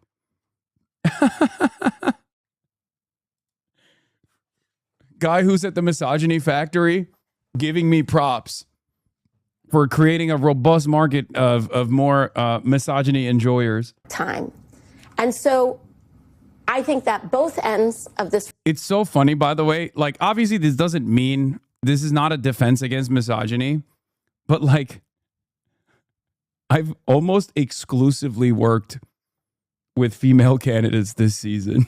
Like, there are far less male candidates that I'm trying to get elected than female ones. Not that that means anything. Obviously, that's not the end all be all. It's like saying, oh, how could I be misogynistic? I wanted Hillary Rodham Clinton to be president. That doesn't mean that you're not misogynistic, right? That's not a good enough. That's not a sincere academic defense, but it's one that actually probably works with a lot of people. I'm the one man working at the misandry store. Yeah.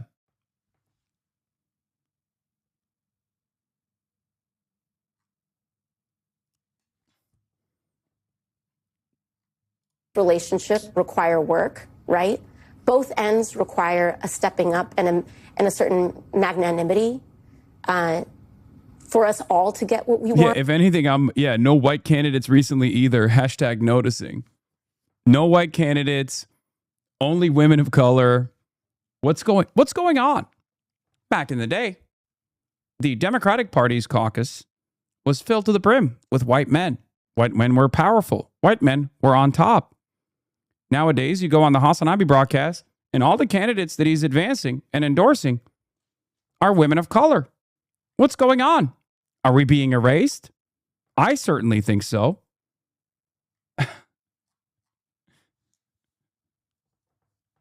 Who's jacking off to this? Done. I'm an unabashed progressive, and I want to guarantee health care to every American. That's my agenda. That's why I'm in this business. And there are other Democrats that don't agree with me, and that's all right. They know what I'm after, and I know where they're at. But what I'm not going to do is allow my humanity to be erased, and I don't think that these newly elected officials should have theirs erased either. I think what you're saying, what I'm hearing you say, is you think people should give these people a chance and see what they do when they govern. And the challenge seems to be that you, as a leader of this movement, as one of the leaders, are going to have to make sure this doesn't define what the movement is about, I think. Yeah, that's the rule. That's the goal now. Erasing white men from video games was not enough. Now they want to erase white men from Congress. They want to take away the power from the hands of white men. What's going on? So listen to what they're saying now. Everyone's talking about pulling statements and things from years ago, but they just ran an election. Listen to what they've been saying now. Listen to what they ran on now. And the mandate and the message that they gave their voters, because that is their voters' expectation of them. And so I would say, for every one statement from years ago that someone wants to pull up, please pull up 5 of what she's been discussing in her debates. I want to talk about where things go. I think the other counter to this that's also more effective, and I will stand on this, is that, like, her worldview is more empathetic and closer to justice, if not totally just, than the average American congressperson. Like, the average American congressperson is perfectly comfortable with maybe not mass deportations, even though on the Republican side, they clearly advance that agenda, which is heinous. It's monstrous. But even the average Democratic congressperson is comfortable with a level of deportations that are totally inhumane, as opposed to the alternative, which is conditional amnesty, right? I would much rather have allies that I might not fully agree with on the side of truth and justice than allies that are comfortable with tens of millions of deportations. Okay? That's it. We have to expand the permission structure and allow more radical voices on the left to be able to advance their agenda.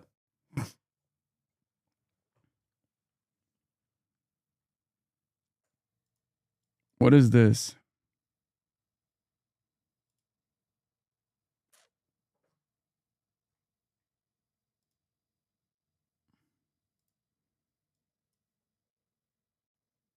What? I've been waiting for... I was being sarcastic. Chill. The Jews are trying to replace the white man. Okay, dude, you can't say that when I'm doing Tucker Carlson voice as though you're also doing a Tucker Carlson impersonation without people, you know, there's no context there. You understand?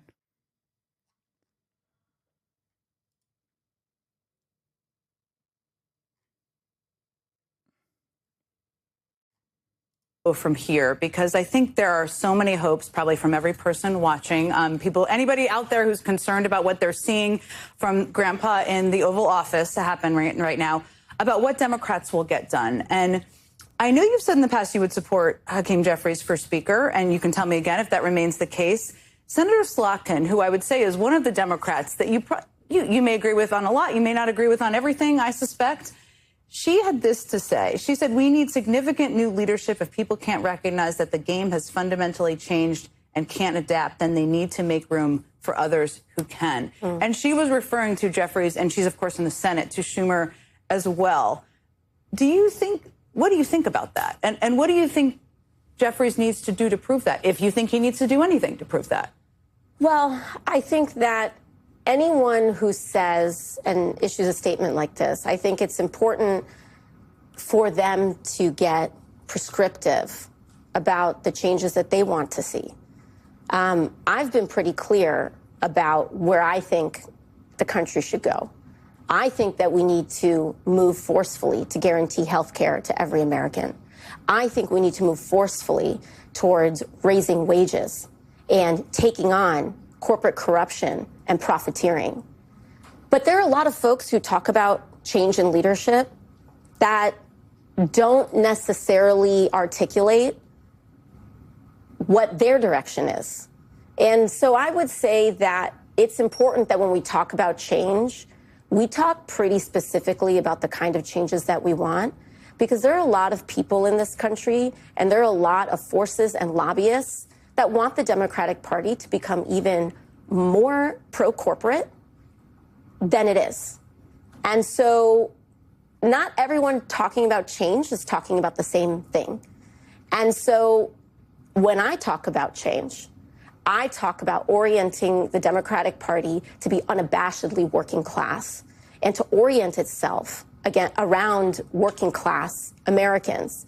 And I think that that part of the conversation, because it's kind of in vogue to be talking about change, when people aren't prescriptive about what those changes need to be, I think we need to be asking further questions. I read just a part of what you said. I take your point. Do you still feel, though, if Democrats went back to the House, that Hakeem Jeffries is the right person to lead? You know, I've engaged in many conversations with Leader Jeffries.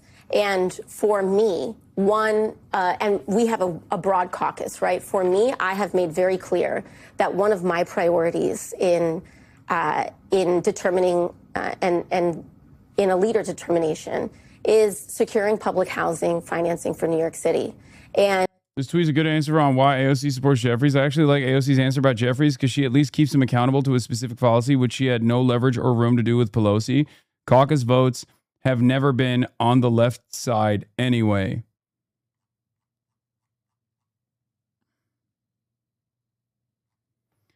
Yeah, I mean, I think the biggest issue I have is that she's not like ambiguous about.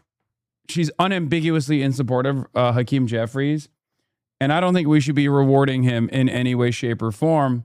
Although maybe there is an opportunity here because at least a Slotkin shitting on Jeffries opens up a new fucking fight between establishment Democrats in the Senate versus the Congressional Black Caucus. And that's good. I like that.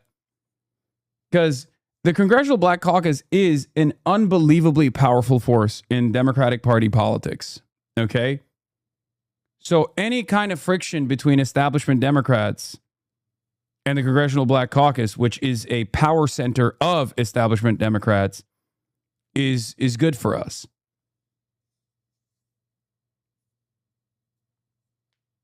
It's great for us, as a matter of fact.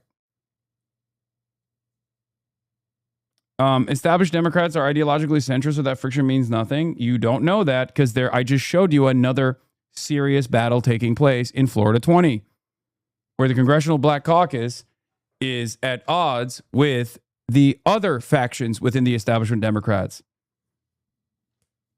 Debbie Wasserman Schultz carpetbagging into a black district to be the face of this black district instead of black representation.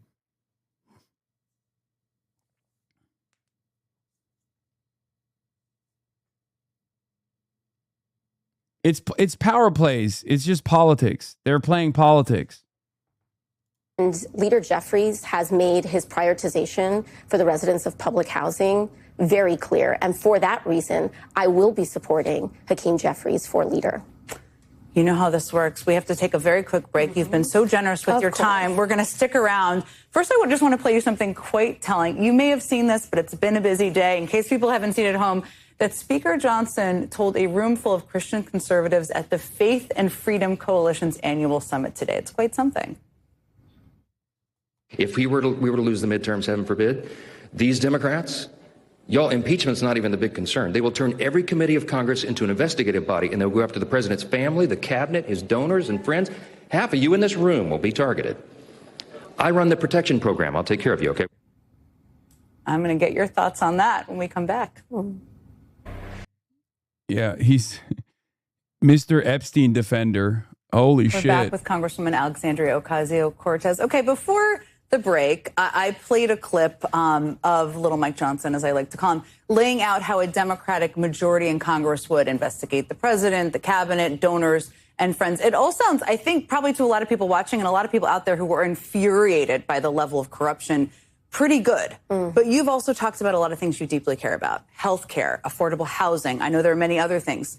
What do you see as the right priorities, balance of things, especially as it relates to investigations and accountability? Where does that fall and how much time should be spent on that? I mean, of course, I spent many years on the oversight on the Oversight Committee in Congress, which is in charge of investigations. During the first Trump administration, I helped, I helped on the investigation of Michael Cohen at the time, which led to a record settlement from Attorney General Tish James. But I think that it really is it genuinely is a situation of we can walk and chew gum at the same time. There are certain committees that I think will be spearheading real investigations into this administration. There has to be accountability, and it has to be because we cannot allow this level of corruption to consume our public service in our government ever again. And the only way that you allow that, or the only way that you set that precedent, is by aggressive investigation and consequence. And oftentimes, some of the things that do come out in congressional... Josh Gottheimer is dodging you? Yeah, I know. I saw. So that is the promise to America. Okay.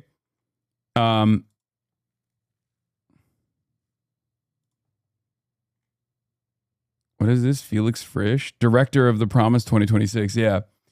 The Promise to America said, comrades, congrats on your big close primary win in a district Kamala won by 59 points. We'd love to hear your objections to the content of the Promise to America. Let us know a time that works for you to Zoom next week. I said, send me Josh Gottheimer, Playboy. They didn't respond to it. DSA said, see you on Hasan the Hun's stream. They did respond to the Democratic Socialists of America. Okay? To the DSA, they responded with, where is it?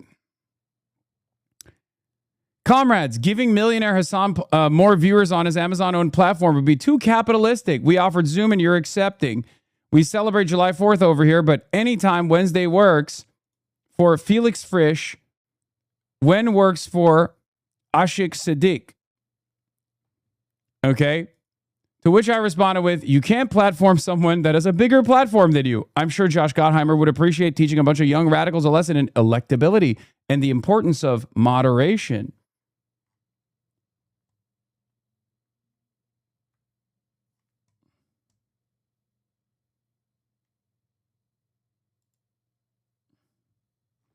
If you're confused about why DSA is winning, perhaps this bundle of content-free cliches peddled by a bunch of people on the take from AIPAC will shed some light on the phenomenon.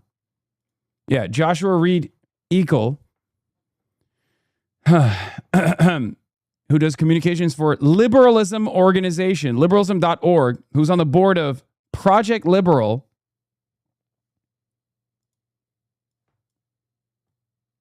Yeah, I saw a Denver Post allowed an op-ed to be written from the perspective of a Jewish woman voting for Melot Kuros's courage and love for all humanity.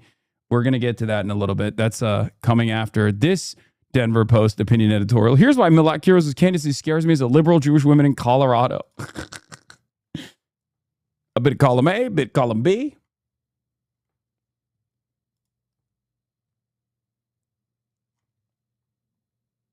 Check that first reply to the, what is it? Ha ha ha. You are so angry you got called out on your grift. Always a big, strong communist until those capitalist dollars come calling in before a bunch of chode riding sycophants storm in defending Hasan's honor. Father, husband, Catholic. I feel like this is a bot. No?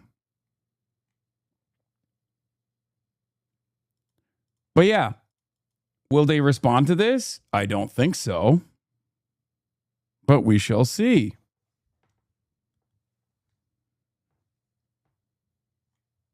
Papist big mad.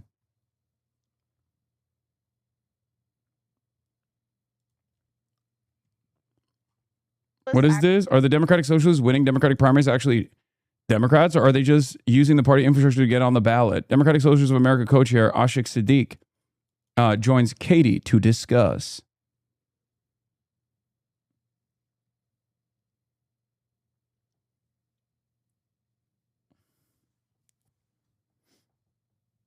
Pretty funny seeing all these DSA people on the news now making the news host look ridiculous. Yeah, I love it personally. Actually Democrats, or are you just using the party's infrastructure to get on the ballot and then take over the party? Well, something we think is really important is democracy. Democratic is in our name, and we mean that by the small d democratic. We believe in democracy in practice, and that should be a core value of the Democratic Party. But in practice, they haven't really been operating in a democratic way. The Democratic Party, especially in recent decades, has become pretty beholden to mega donors, to people representing big tech, representing fossil fuel industries, representing the military-industrial complex, weapons companies. So that is increasingly distant from the voting base of the Democratic Party. We think that the Democratic Party is its voters, or it should be. But in practice, it's been all these donors who are shaping what the politics are in Congress and in the federal government, and increasingly in local politics. So we mean democratic. Like we want to organize democracy at every level of our society. Democrats. We want the. I mean, we're running as Democrats. We're operating in a winning as Democrats, not just running, winning as Democrats. Democratic way. So if the Democratic Party leadership feels like that's a threat, then I think they're the ones who aren't Democrats. Yeah. Okay. Yeah. Because another co-founder that you guys have, Gustavo Gordia, said that you guys are you admitted that you're using the infrastructure that the party has set up for ballot access. And that's what you're doing. Is that fair to say that that's what you're doing? You're not actually Democrats. You're using the process that's already in place to gain power. No one cares about the brand, okay? What are we talking about? This is not like Nike versus Adidas, okay? No one cares about the brand. Clearly, the voters have appetite for this kind of politics, a real hunger for this kind of politics. One must ask the question why people who have voted Democrats their whole lives are looking at the options where they have a Democratic Socialist on the ballot, and then they have an establishment Democrat on the ballot, and they're going, oh my God, How refreshing that I can vote for someone who actually champions the causes I fucking care about. I believe that these people have an investment. That's what they're saying. It's not like the DSA candidates are running and they're running on the Democratic ticket by duping voters into voting for them by being like, oh yeah, just if you vote for us, we're I mean, I don't even know what the fucking analog would be here. It's so stupid. The real question is, why have the Democrats lied about advancing an agenda that is so closely similar to the Democratic Socialists of America's agenda? Why have they lied about that? Because they clearly haven't delivered results. That's it. It's so stupid. For years and years, they told us, oh, you cannot vote for a third party. What do you mean? You want fascism to win? You can't vote for a fucking third party. What are you doing? Right? So then we run in the party and they go, no, you can't do that either. At a certain point, you got to realize like, oh, they just want establishment Democrats that are beholden to corporate interests to control the party, to be the only viable option. We knew that already, and we're stress testing that reality right now. Power. Well, we would ask everybody, including voters of the Democratic Party, of what are Democrats? You know, like, is it just you're attaching yourself to people who you think sound good on TV, or are you voting for people who represent your values? Mm-hmm. The Democratic part, again, like when you're voting, what are you voting for? What do you want to see in practice? What do you want to happen in government? So the policies that we're representing, and yeah, we run as Democrats, I don't think I personally identified as anything until when I was 18 years old. I voted for the first time for president. Obama was actually the first president that I voted for, and I was very happy to vote for him at the time. I was very against the wars in Iraq and Afghanistan. Mm-hmm. I believed in hope and change at the time that he was campaigning on. And then I didn't see a Democratic government deliver on a lot of the promises at the time. So many people mobilized for the Obama campaign, including me. And we were really inspired, and we wanted to deliver on those promises. So that's what we're about. That's what millions of Democratic voters are about. And people are not seeing the Democratic Party deliver. Oh.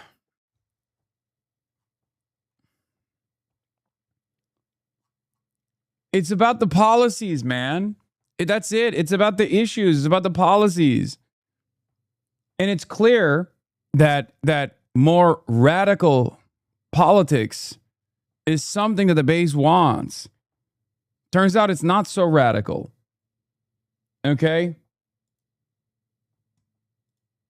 About expanding democracy in every part of our lives, and we want to democratically handle how militarized our society has become. Why does the United States spend $1 trillion on a military budget while we can't repair roads and bridges, while we can't provide for childcare for everybody?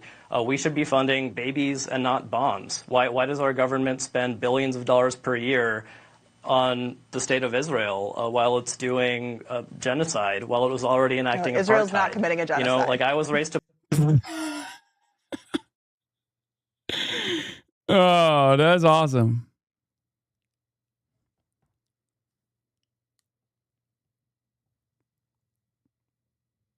Believe in Israel is committing a genocide. Israel has killed tens of thousands of civilians. Many of them are children and families. And we see that happening. We saw it live streamed for 2 years, and we reject that. We don't think that should be happening anywhere in the world, and we don't think the United States should be funding it. I think we are about expanding democracy in every part of our lives, and we want to democratically handle. Israel's not committing a genocide. Okay. Sure.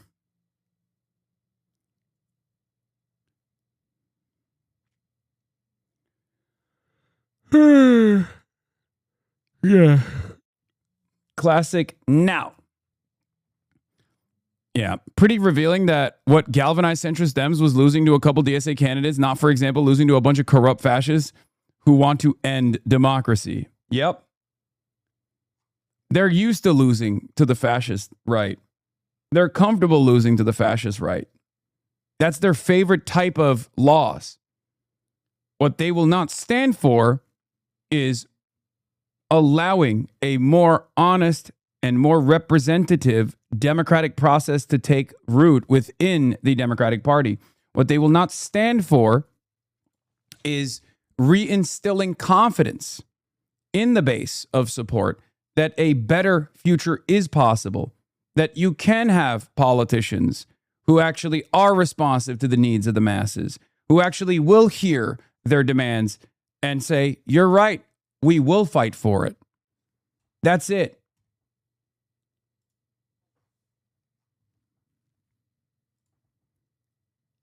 Branko Marcetic writes, one of the notable developments from Tuesday's elections is the DSA and Democratic Socialism becoming a distinct and positive brand among voters. This was not the case even a few years ago when candidates and door knockers weren't always leading with their DSA association. This is a major change, and I think even more so than AOC, even though she obviously was operating in a very different political environment initially, Zoran's unapologetic brand of democratic socialism as a cadre candidate and now a very successful and very popular mayor is what has done, what has played a major role in flipping the script, where now people are trying to associate themselves with democratic socialism because democratic socialism has become a popular association. What did I tell you? Even in the early stages of Zoran's campaign, what did I tell you? The goal here is to run democratic socialists, have them win as democratic socialists, and then have them govern as democratic socialists so that the association with democratic socialism is an association of good governance. So when they think about democratic socialism, they think about fast and free buses. They think about delivered campaign promises like freezing the rent, which Zoran's team and the DSA delivered 2 days ago, right?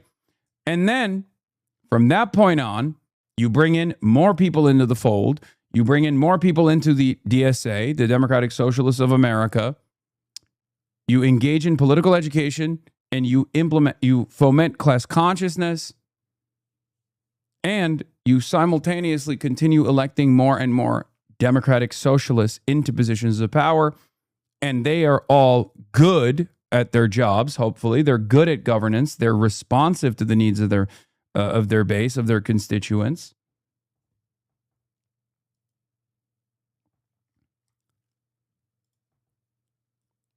And we change the electoral system a little bit. We make necessary changes that we want to see, little by little. Who knows where that might go later down the line. Here's what Zoran said about being the poster child for the Democratic Party. Poster child for the Democratic Party. Let them. We don't have to ask ourselves what life looks like if a socialist wins. I won last November, and over the course of these last 6 months, what we've delivered for working people are the very things we were told were impossible. Okay, now he's getting confident. Good. That's good. I mean, look. He's performing all of the expectations that were required of him, that were demanded of him, that I would have wanted him to do. Obviously, there's still going to be criticisms, and there's definitely some significant criticisms there. But yeah, he's definitely exceeding my expectations, I would say. I did not expect him to be this much of a movement leader. Okay. What are your top 3 criticisms of him? Tish as police commissioner, not disbanding the SRG, and I guess increasing headcount for the NYPD. Those are some pretty significant ones. He's taken your shine. Brother, it is not my shine. Okay? It's our shine. What did I say when Zoran Mamdani won? Okay? What did I say? I said, he's making my job much easier. He's making my life much easier because I can just point to him and say, do that. Right? I was pretty open about it. At the end of the day, my own personal feelings, my familiarity, and you know, the representation that I see in Zoran is utterly immaterial. It's totally secondary to the policies. He is an elected representative. He's a mayor, and he has to deliver. And as a movement leader, he has to deliver as well. As long as he continues to understand the role that he plays in this much larger movement, and I'm certain that he understands it, by the way. He definitely does. I can confidently say that he does, especially because he put a lot of political capital on the line with the DSA slate. There was a little bit of fear from my end that he wasn't going to do this, and he did. And I have to fucking respect that. He proved to not just myself, but I think to everyone else paying close attention to what's going on in New York City politics, that he is that guy. Okay? He is that guy. There was no guarantee that it would have been a clean sweep, by the way. There was no guarantee. We all played a role in it. We all fucking pushed for it. And now, instead of turning his back on this movement and turning this into the Zoran Mamdani popularity project, he is playing the exact role that he was supposed to. He is a movement leader. But the movement is still larger than he is, and he understands that, and he understands the role that he plays in this movement. I do as well.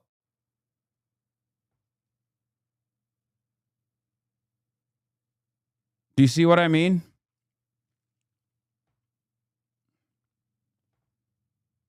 Like, I'll give you an example. I eat a great deal of shit, right? It'd be much easier for me to not eat a great deal of shit. I could just be a fucking neoliberal commentator if I cared about my personal brand and my own personal reputation and making money. I wouldn't make any risky moves. Or rather, I'd make less risky moves, and then I'd also align myself in a similar manner to Midas Touch, for example, with a lot of establishment Democrats. I wouldn't be outwardly hostile or openly antagonistic to pro-Israel politicians, for example. What has that brought me? Only enmity, only angst, only hatred. It's brought me a ban from a foreign country, from the United Kingdom. It's brought me a bipartisan condemnation bill with demands attached to it of deplatforming, right?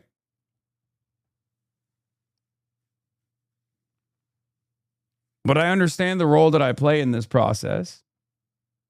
It's brought me literal drones to my house. Shouts out to Rupert Murdoch.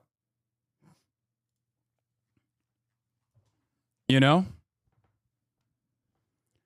But I do it because I understand the role I play in agitprop.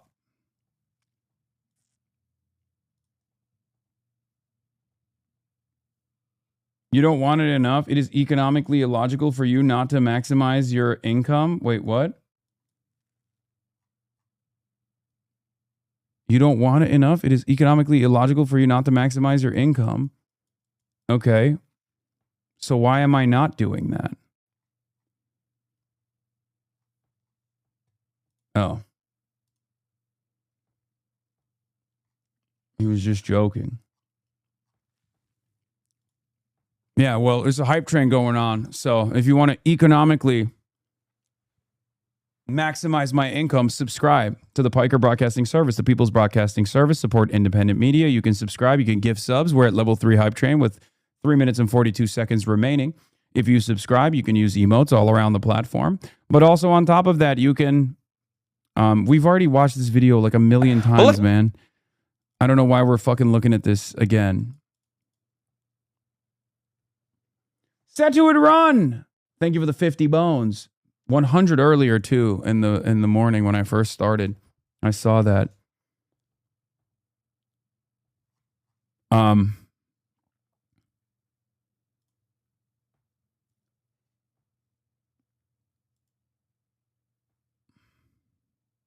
New York's outdoor public pools open today. Luckily, I'm already in my swimsuit. 5, 4, 3, 2, 1.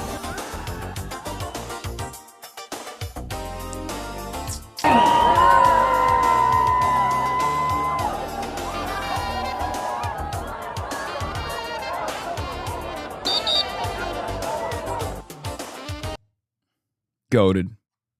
Don't you dare talk shit? No, dude. No. Look.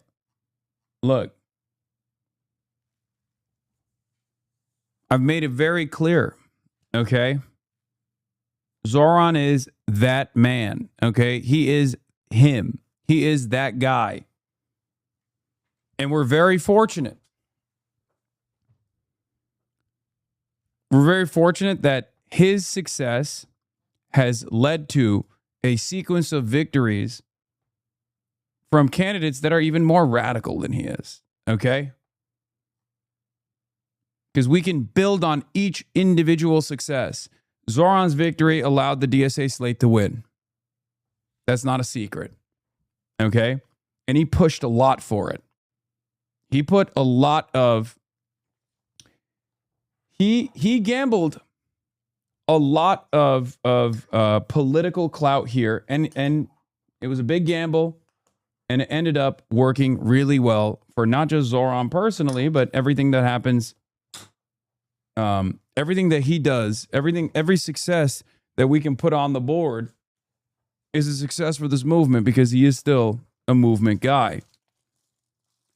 It paid off, and it will hopefully continue to pay off. From Zoran Mamdani and Adam Hamawi and Chris Rabb and all these other candidates, you can directly chart a path of victory to Claire Valdez and Daria Liza.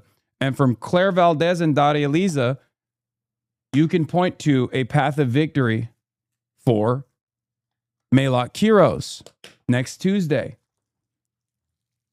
But it doesn't end there.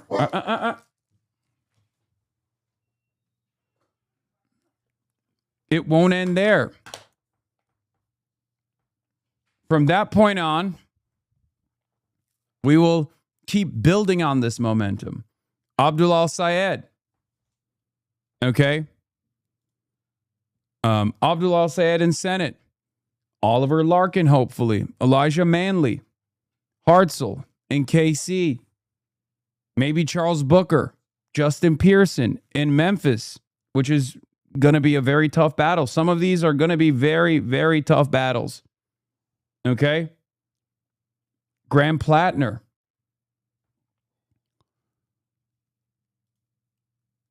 We got a long road ahead of us.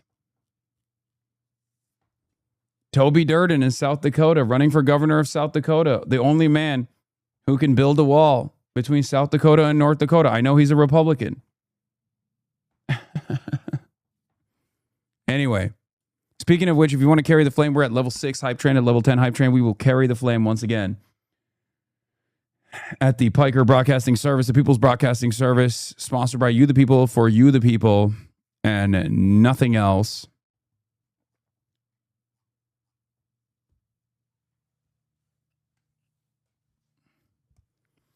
Some of these races are going to be a lot harder than others. Francesca Hong, running for governor in Wisconsin, has a real shot. Cori Bush has a real shot. We win that seat. We'll claw that seat back from the hands of AIPAC for Cori.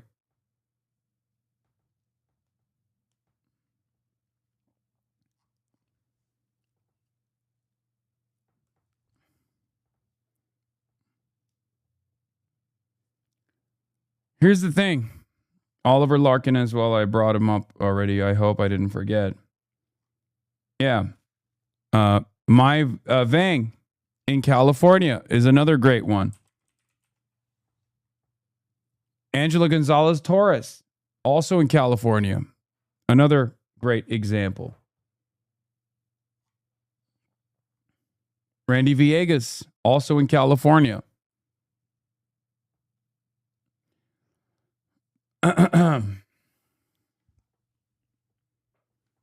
There are far greater numbers of representation of this sort of politics than ever before.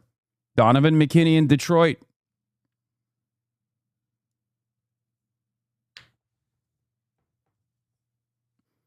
Are all of these socialists? Some of these candidates that I've mentioned are either DSA affiliated, running as democratic socialists, or are aligned with the agenda of democratic socialism.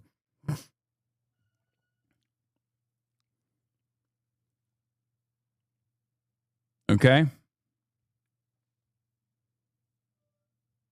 All of them could be broadly defined as either Bernie-crats, Justice Democrats, or I think in the broadest ways, we can say left populists.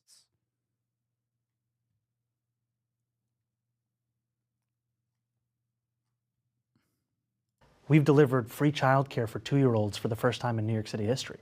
We've delivered tens of millions of dollars back to tenants who were taken advantage of by bad landlords. We've delivered 165,000 potholes being paved. And we've done all of these things while also delivering the lowest recorded crime in our city's history. That's what it looks like to have democratic socialism. And what you're seeing is that New Yorkers experienced this for 6 months and made the decision that they wanted to see more of it on the national stage as well. Republicans are going to...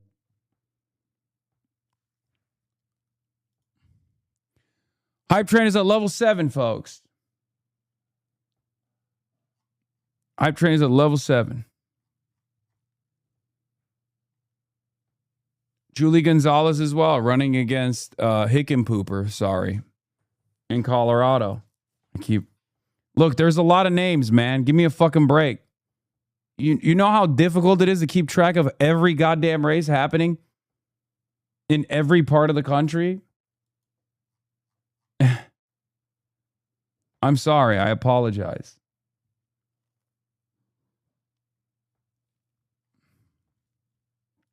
Make you...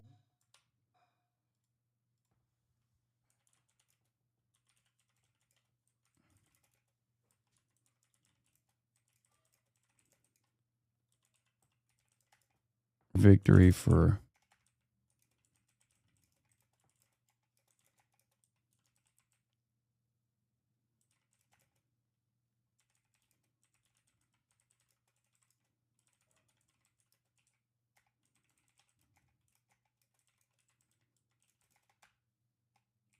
proves that a more responsive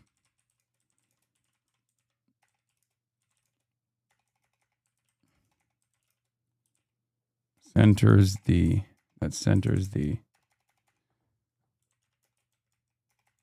it proves that a more responsive politics that centers the working class is possible.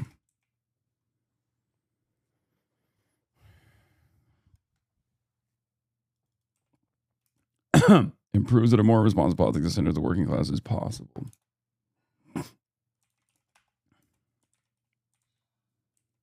It reinstills confidence in good governance.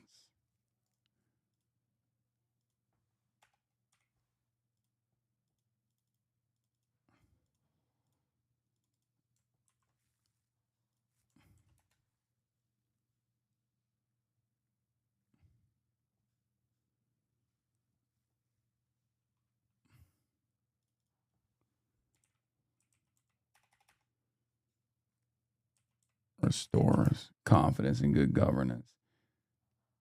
Don't let the flame die out. Yeah, level 7 hype train. We're at level 8 hype train. Ladies and gentlemen, we are at level 8 hype train. You lied. No Jube scam FUNDAY. No, I got Jube. I got Jube on the docket. Why do you hate your neighboring state of Arizona asking for a friend? Wait, Kai Newkirk, you mean? I've talked to him. He was at the Clara Victory Party. I'm gonna see what I can do with him. Only because I think it's really funny to be like Hasan Piker carries the flame with Kai Newkirk. And Newkirk has been unlocked.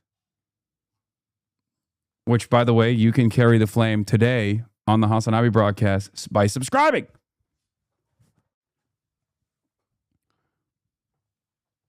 We have yet to carry the flame today.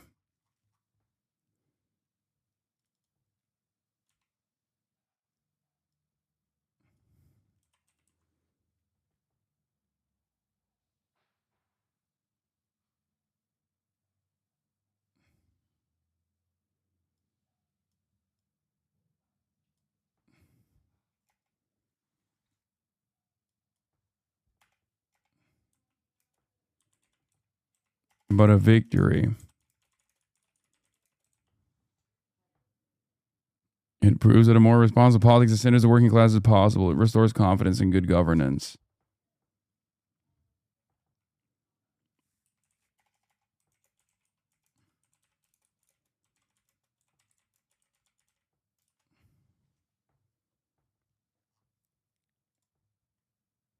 Play this remix if we get to 10? No. I already have the Kirk, the new Kirk lined up. Would you consider getting Tallarico on if he would be a guest? I know someone who has worked with him and is in regular contact. Sure. I mean, James Tallarico is working with some interesting groups, so I don't know if he would think that I would be a benefit to his campaign and candidacy in Texas. I think so, but he might have a different opinion. I am a Californian after all. And not only am I a Californian, but I'm, you know, somewhat of a radical in my worldview. I think my politics would be, hello. I think my kind of politics would be good in the state of California, or in the state of Texas, but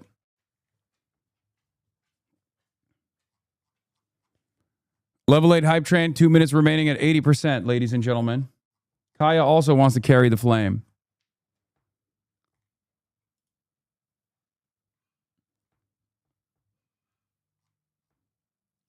Primary runoffs in Louisiana. Any thoughts? No. You can talk about Jesus or some shit. Yeah, he can convert me to Christianity. Maybe. 85% at 1 minute remaining. 1 minute remaining, ladies and gentlemen. 85%, 90% at 1 minute remaining. 94% at level 8 hype train. Level 9 hype train unlocked. Carrying the motherfucking flame. Let's get back to AOC. Investigations sometimes yield to either state pursuits, etc. And, you know, Mike Johnson paints this as though it's some partisan witch hunt. But if you don't want to be prosecuted for crimes, don't do crimes. And he's talking about running a protection racket. And we are already seeing that this Trump administration has run what some have called one of the largest pedophile protection programs in American history in the cover-up of the Epstein files. They violated the law when Congress mandated that they release the Epstein files. They're still hiding Epstein files, protecting some of the most gruesome behavior that is shocking to the human conscience.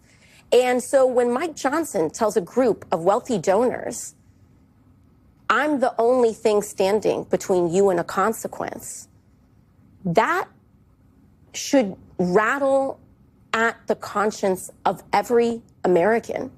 What he wants to do is create, and rather not even create because it's already been created, but protect a class of impunity in America that say you can commit whatever crime, and so long as you pay a check to us, we will protect you. And that is a model of extortion in American politics.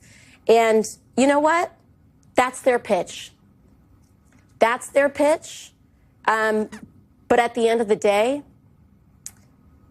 like I've always said, they have money, but we've got people. And that's why our pitch needs to be focused on making the lives of everyday Americans better. Because they're sure as hell going to be making the lives of billionaires better and better and better every year. Our job is to make the lives of single mothers and working families and students Mother trying Nature's to showing off. Thank you for the 5 gifted. School and you know, mechanics trying to keep the business afloat. That needs to be our focus. And that's the only way that we're going to be able, I think, to turn this ship around, is through tackling on the extreme levels of inequality and corruption that persist in America. We're here, of course, in Washington, D.C. tonight. And J.D. Vance, I played this at the top of the show. Did you see what he had to say about Nixon and Watergate? Okay, I just have to ask thank you for the you about 5. this because I started the show talking about how I think 44%, 2 minutes telling remaining. on himself or themselves a little bit. I mean, Black Wasabi, the thank you for the notion 10. that if Watergate happened tomorrow, it would be like a 12-hour news story is quite a statement to make. Obviously, he was down playing Watergate, Drunk which bullshit, is thank you for insane the to begin 10. with. But what do you make? Come to Belgium, please. I will be coming to Belgium, actually.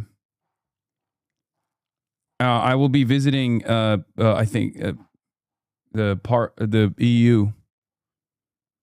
Not real Chris Evans.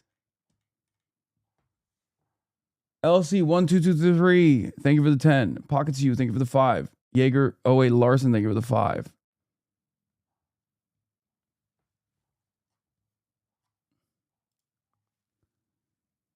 And that's it, folks. We've done did it. We done did it. And I know I said I was going to play Indian. I was going to play the Bollywood Charlie Kirk. But instead, I'm going to play this one.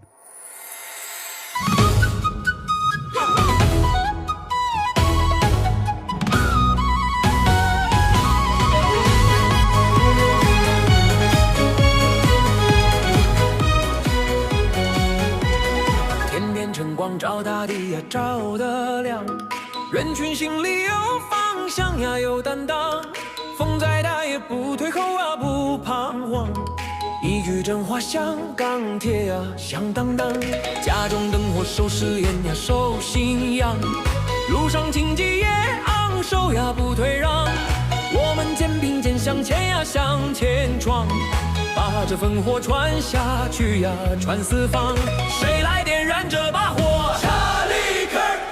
谁敢在风里高歌？查理克尔。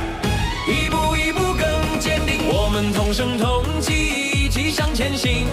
信念在胸口，热血在回响中。We are 查理克尔，查理克尔。我们不散不退，对梦想长风，把光举得更高，把路走得更正。We are 查理克尔。咚咚咚嘿，啦啦啦啦，嗦啦啦啦啦啦，嗦啦啦。查理克尔，查理克尔。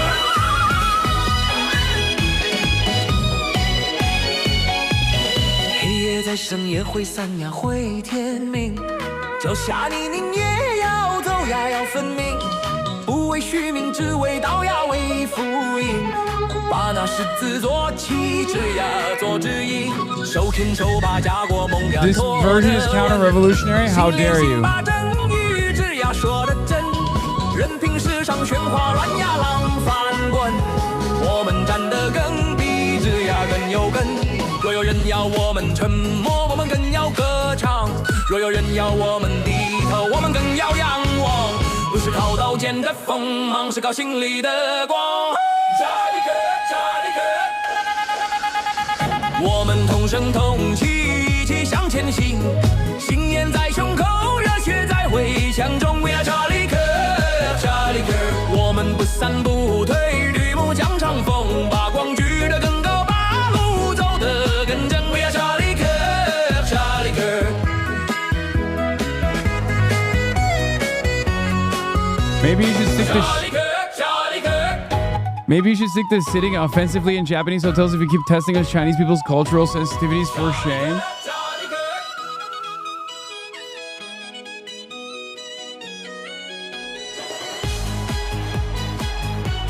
Charlie Kirk, if given enough time, would have become a J.D. Pondon style Maoist. He just never carried out his long march. Okay? I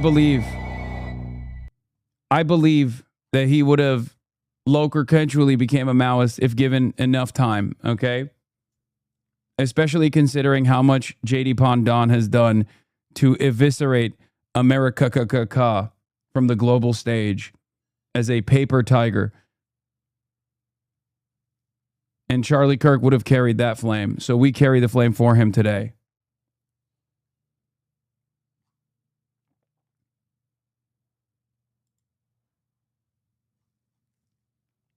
Here come 4 months of centrists attacking the left with far greater existential fury than they ever aimed at Trump because they prefer Trump and helped him win. Yeah, I know. It's just that I don't think these guys realize that they're annoying and unlikable, and their policies are seen as an abject failure and delivered Trump twice. This is a rehashing of the same existential angst presented by the Democrats that led to the Democrats saying, we got to pivot to the center. We got to pivot to the center. Okay. Do you understand? How is this any different than in the aftermath of Kamala Harris's defeat to Donald Trump, Democrats that went on national television to claim we didn't go hard enough on being a moderate? How is that any different? It's not. They don't have any moves other than constantly demanding that we pivot to the center. Have you guys not realized that this is the same moral and intellectual bankruptcy that caused Donald Trump to win twice? You think we haven't withstood these attacks already? It's ironic because they did this. They did this centrist Democrat rebukes party's left wing in the aftermath of Kamala Harris's defeat. And then that was such a demonstrable failure that people actually leaned in to their hunger for a change and started electing self-avowed democratic socialists. And these guys only have one speed, so they're going back to the exact same rebuke. If it didn't work in the aftermath of Kamala Harris's defeat, why would it work now with the success of democratic socialism on the electoral front so far? That's it. So this kind of frustration coming from the centrists should not worry you at all. It's expected. Wish you were Charlie. Hasan Piker is Timu Charlie Kirk. If socialism is so successful, why hasn't there ever been a socialist president? There have been. Look at China. Piker Broadcasting Service.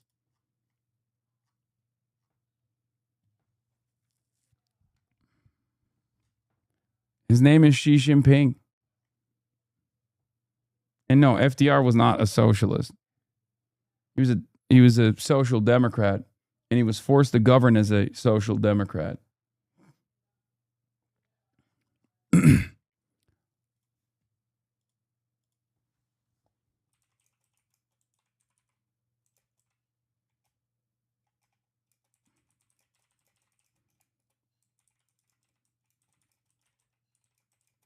Is what caused the us to lose to an incompetent fascist twice. And now there are far more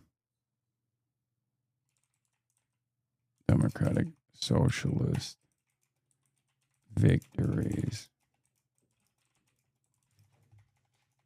And because of their lack of vision, they can only... Sağ ol anneciğim. Peki. I'll like it. Thank you. Okay, it's fine. Saul.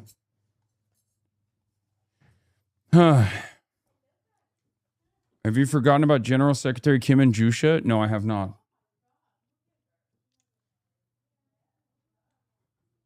The spirit of Jusha lives on at the HasanAbi broadcast. Don't be silly. And now there are far more democratic socialist victories.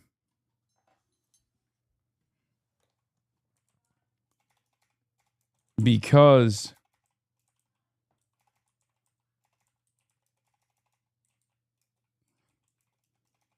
voters recognize its failure.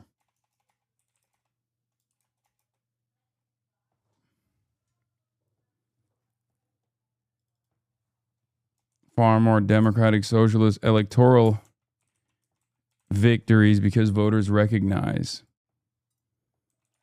the moderates recognize the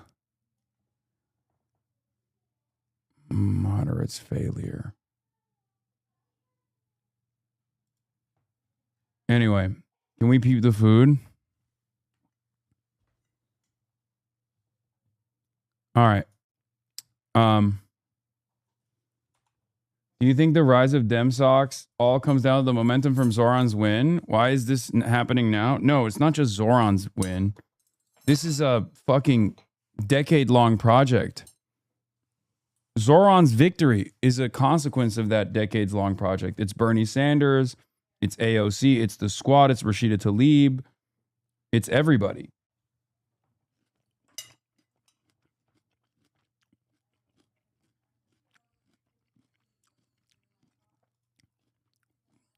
It's socialists pushing over and over again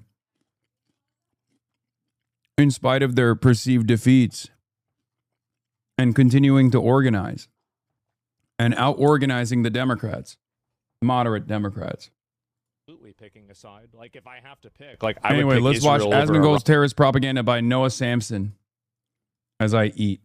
Okay. on every day of the week. And then we're going to move on to more fun stuff. Absolutely. Like, it's not even a question. Like, I know that people have, like, this Israel fatigue and they hate Israel, but yeah, I would pick Israel every day of the week. And anybody who doesn't want you to do that is probably listening to terrorist propaganda. That's the reason why. Absolutely. This is Asmongold. Asmongold is one of the most viewed live streamers in the world. With a daily viewership of over 5 million viewers, this is roughly 10 times the viewership of CNN. And apparently, Asmongold is concerned with peace in the Middle East. How does he propose to achieve this peace? Well, with bombs. I think Israel should keep bombing Lebanon because Lebanon has terrorists in it. They have Hezbollah in it. And they, like, again, they're firing rockets into Israel. They are. They're firing rockets into. I hope he kills every single fucking one of the Hezbollah members in Lebanon. Every single fucking one. And only then will the people there have peace. On his June 14th live stream, Asmongold advocated for the continuation of Israel's bombing campaign in Lebanon. And in the same stream, he also advocated against a peace agreement to end the US and Israel's war on Iran. If you make peace with Iran, they no longer consider us a mortal enemy. Why is that not an acceptable outcome to you? Because they're not. They're just going to lie to you. They're ideologically captured. They're religious zealots, and they can't be allowed to, they can't be allowed to be trusted.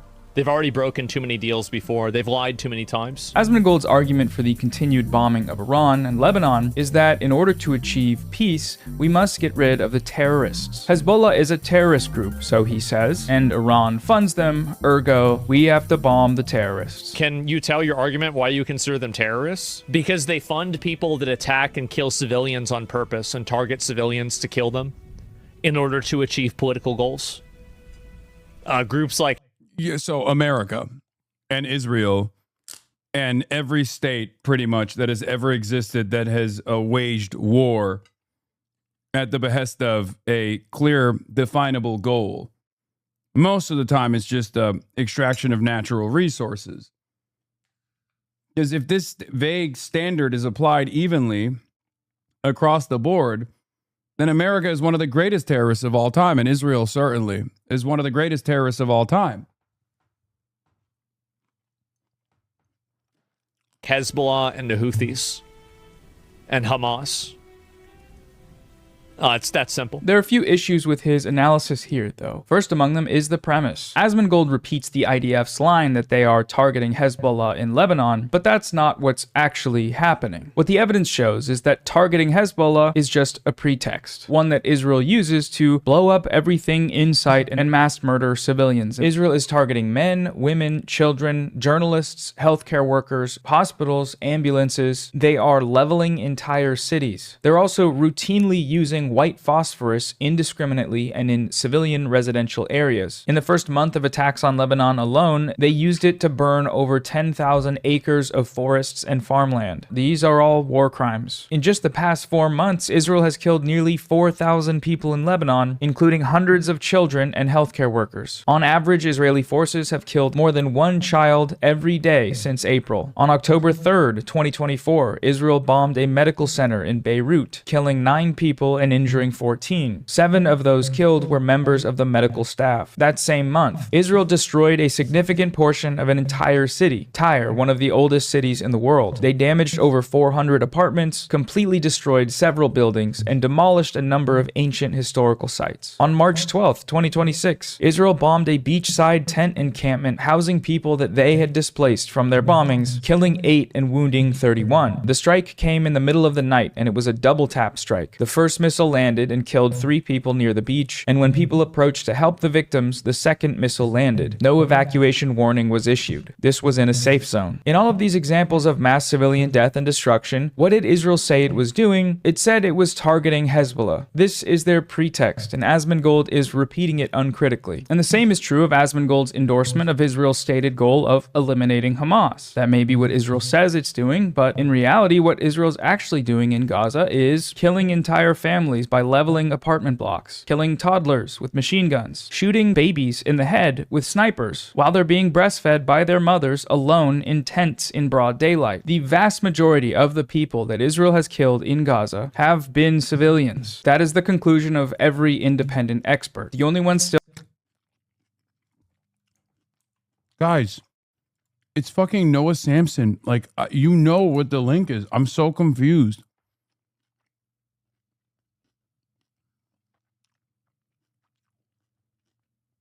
Here you go.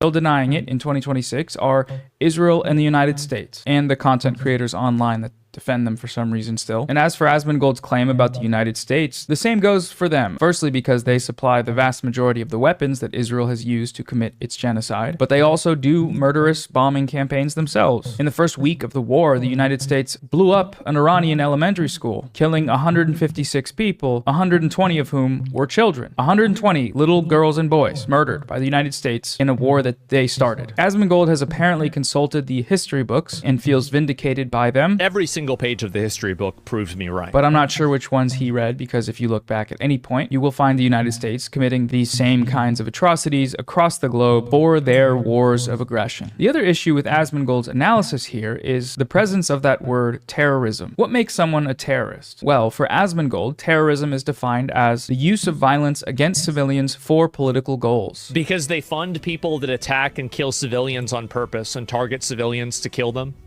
in order to achieve political goals. A part of his definition for terrorism is the inability to abide by the terms of agreements. If we are signing a deal with the Islamic Republic of Iran, we are just delaying this war until later on.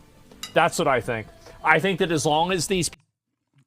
I mean, that definition ironically fits America even more. I don't know why he even said that. You know what I mean? What? Yes, okay. Got it. It's Charlie Kirk. All right, you got it. Hi, Progressive. Thank you. Thank you for showing this to me. This is wonderful. I love it. Stop spamming. People are in power. You are going to, like, they're not going to stop trying to build a nuclear bomb. They're like, I think that this is what's likely to happen. They will just blow something else up in a week.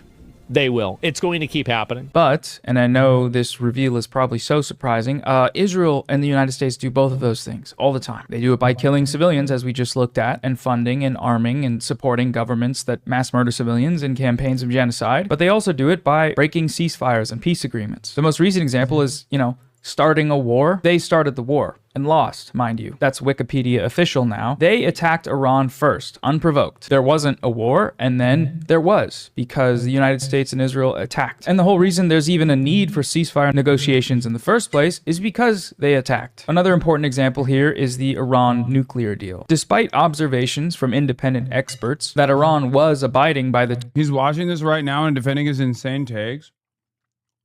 It's always so funny to watch Asmongold try to justify some of his more like unhinged opinions, because he's just not smart enough to even understand the point that's being made. I don't even understand how. Like all he has is yeah based and yeah not based. I guess like the defense here is just yeah, well they're terrorists. It usually just revolves around these guys being brown. Like the people that he's talking about, they're all backwards and barbaric and must be tamed and only understand violence, right?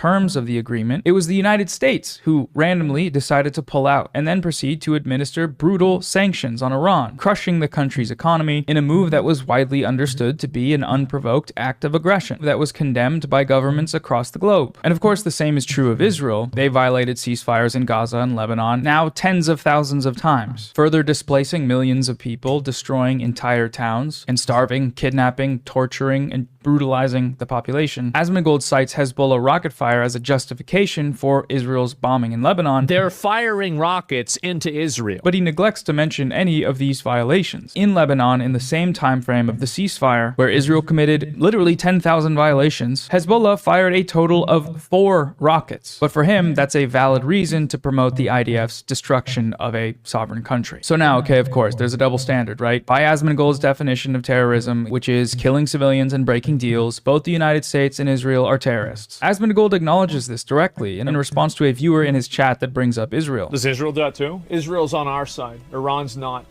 It's that simple. And we do that to them too. But it's very simple. It's our side versus the other side.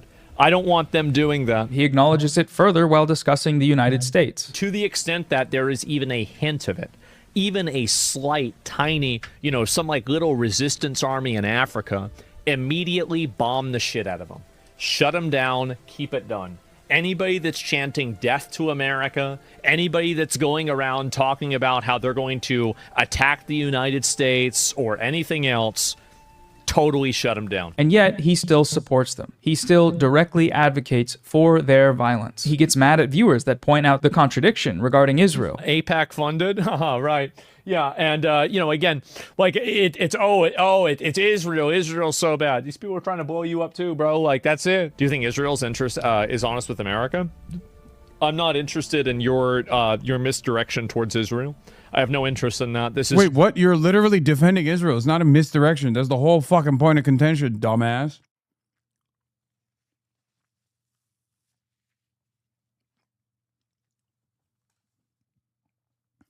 It's like, oh, yeah, why are you talking about Israel as I'm defending Israel's actions? Dana Bash did this to Morris Katz. Just terrorist subversion. He even argues that anti-American slogans should be punishable by extrajudicial drone execution, regardless of their validity. I don't give a fuck what reasoning they have. I don't care what their reasoning is. I don't care what they think is right. It doesn't matter to me. Like, the only thing that I care about is neutralizing that threat. So whatever gets rid of, like, I don't care. Like, you think that I give a fuck about what their reasoning is or what their justification is? I don't care. You're doing it. Okay, that's the problem. And why does he do that? Well, the answer is fairly simple. He's just a racist. Fundamentally, he views some groups of people as less worthy of life than others. Terrorism is okay when we do it, but when they even protest that terrorism, they deserve to die. Why do you think they say death to America? Probably because you attacked them first? Well, damn, that's too bad. I guess we're going to have to attack them again.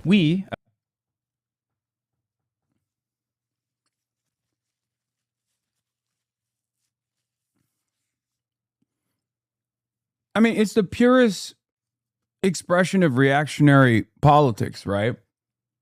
He's just trying to be as edgy as possible. And he thinks that like when America's force projection capabilities are being demonstrated around the world, that he is somehow powerful. This is what weak people do. This is what weak states do. And even worse than weak states, weak people assume that when America is like blowing up a fucking school in Iran, then that somehow makes them feel powerful. And it's ironic because, as I repeat often, every dollar spent on that initiative helps someone, right? But it's not you. Please turn this off. Please, I can't. Just shut the fuck up, man. Just shut the fuck up. Yes. Yes. You can't stand him. I get it. Just fucking leave the goddamn chat, man. This dude is one of the largest political content creators in this fucking space that we're in. I'm sorry that your fucking sensitive baby-ass feelings can't withstand seeing his ugly-ass face. We have to look at it for a little bit, okay?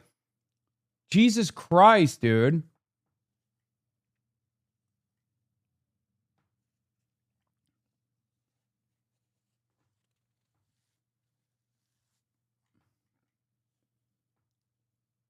I don't personally love watching Asmongold chirp endlessly. I wish for a world where he could go back to talking about titties in video games, and it would greatly diminish the negative impact that he has in the space that I occupy.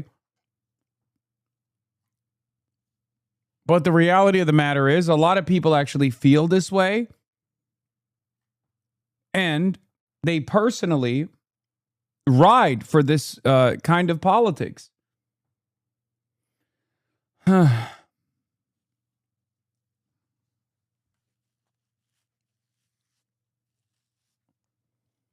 I don't understand why you entertain anything this road says. He's clearly determined. Are you guys like genuinely unable to comprehend what I'm doing?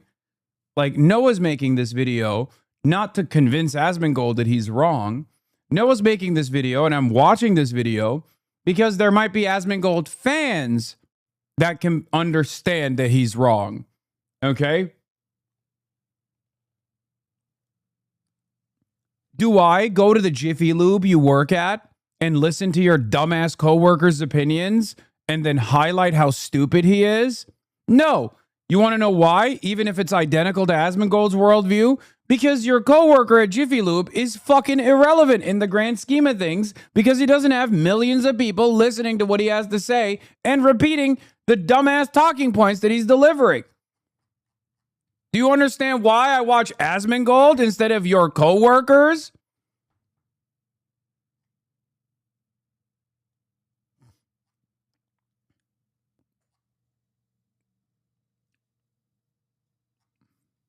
Stop fucking crying. Americans and the Israelis, the inhabitants of our overseas proxy military colony, we have a right to live, and they do not. We have human rights, and they do not. We are human, and they are not. To quote Asmongold himself, it's really that simple. It's that simple. But for the opponents of racist mass murder, it's not enough to just point to the double standard. Asmongold's position, while racist, is logically consistent because he's a racist. It's also not enough to point out the infinitely disproportionate nature of this violence. The fact that Israel has killed, at minimum, 10,000 times more people than Hamas did on October 7th is irrelevant to supporters of Israel. For them, it can all be explained by Hamas's lack of firepower. If they had the weapons Israel had, they'd do the same. Israel just had to kill tens of thousands of children. Because in a hypothetical I made up in a dream I had, they did the same to us. Israel had to, as Asmongold put it, nip it in the bud. If you don't kill them, they will kill you. Now, they might not kill you today, but they'll kill you in a year. They'll kill you in 10 years. To the extent that they have... I mean, this is genocidal exterminationist rhetoric, the idea that they have to die. It's a justification for why they had to die. This is basically him going back on what he had previously said, that he apologized for because he ate a fucking 14-day ban for, and doubling down on it. He basically said Palestinians are barbaric, they're backwards people, and they will kill all the Israelis, And therefore, genocide is baked into their identity. It's baked into their consciousness. And therefore, it's perfectly valid to wipe them out. That's why he received a ban. And then, as soon as he received that ban, he came out and he was like, I'm so sorry about my words and my sentiment and the things that I expressed. It wasn't like me, whatever. And then everybody celebrated that he fucking cleaned his room. And everybody thought, oh yeah, he's fine. It's been a year and it seems like he's going full blast again. Full fash.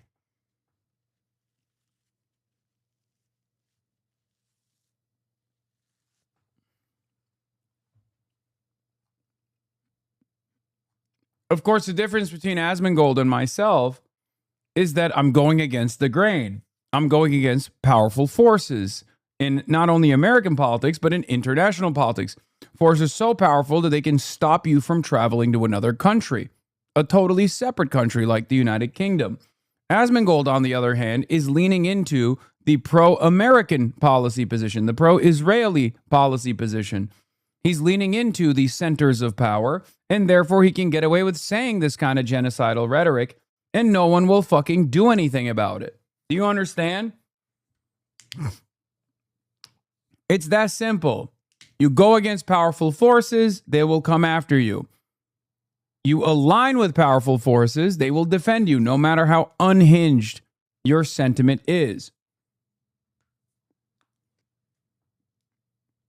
The capacity to, they will use that capacity to harm you. So my goal is always to nip it in the bud, stop it from happening, to even stop it from even beginning to happen. No, the double standards and disproportionality are not enough. The only way to get to the bottom of this terrorism quandary is to find the inception point. Where does this all begin? And looking at the historical record, the answer is pretty clear. Before Hezbollah existed, Israel invaded Lebanon, killed tens of thousands of people, the vast majority of whom were women and children, directly facilitated the slaughter and rape of thousands of civilians in the Sabra and Shatila massacre, a massacre the United Nations General Assembly declared an act of genocide. Hezbollah was formed in response to this genocidal invasion, as a group resisting it, fighting to get Israel out of their country. And that's exactly what they did. Before Hamas existed, Israel stole Palestine. Between 1947 and 1949, Zionist forces destroyed some 530 villages, and about 15,000 Palestinians were killed in a series of mass atrocities, including scores of massacres. 750,000 Palestinians, over 80% of the Arab population of what became Israel, were ethnically cleansed. This event, the Nakba, and all of the violence in its wake, this is the inception point. Regardless of the label you use to describe these groups, the moral calculus doesn't change. Resisting invasion, occupation, and genocide through armed struggle is moral and just and legal under international law, and it should not be condemned. Your own personal feelings towards the methods are irrelevant. They do not matter, not when you live in the West and not in Palestine, and especially not when those objections are weaponized as the pretext for genocide, which is what Asmongold demonstrates in his video here. So, as I said at the start, Asmongold is one of the most widely viewed live streamers on YouTube. He gets millions of views per day, several times more than any other political live streamers in most news channels. And when these millions of viewers click onto his show, this is what they are greeted with: terrorist propaganda. Israel should keep bombing Lebanon because Lebanon has terrorists in it. They have Hezbollah in it. Profoundly ignorant, factually incorrect, and morally demented propaganda for US-Israeli terrorism. I don't know how convincing any of his videos are, arguing that terrorism is okay when we do it because we're the good guys. It's not as compelling to the average person. He paused your videos as well as other people's videos every 2 seconds just so we could gather his talking points and not allow yours to get across. Yeah, but there's only so much of that you can do. His audience must also recognize what he's doing here, right? With respect to his defense of Israel. I'm fairly certain that there are probably people that see his defense of Israel and they're like, this is fucking bullshit. This is like totally ridiculous,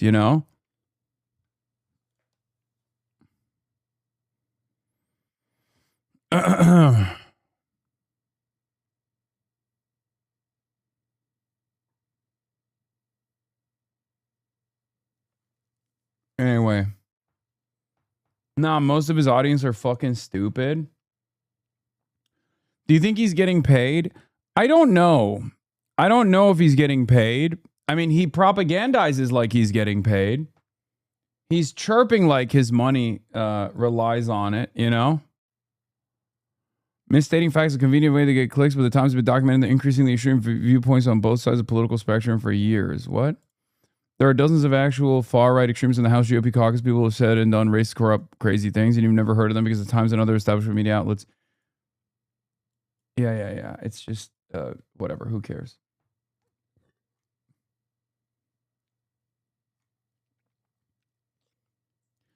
I think it doesn't really matter if he's getting paid by Israel or not, but it would be stupid for him not to be. Notice how none of these clips are seen on Twitter. It's almost like the entire Twitter clip economy revolves around defending Israel. I think people don't really care about Asmongold's opinion on Israel at the end of the day.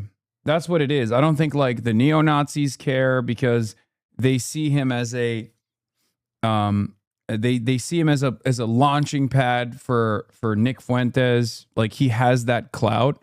And he's very openly said, like, he's a funnel for Nick Fuentes. Like, he's actually actively trying to move his audience in the direction of Nick Fuentes.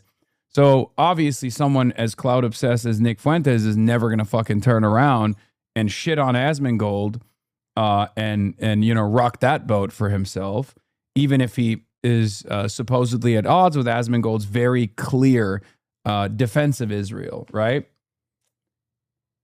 Not that it matters. I mean, he gets to hit both angles. He gets to both say that he is like in support and actively aiding and abetting a neo-Nazi movement, but then he also gets to defend Israel this way, and therefore he will not receive a ban.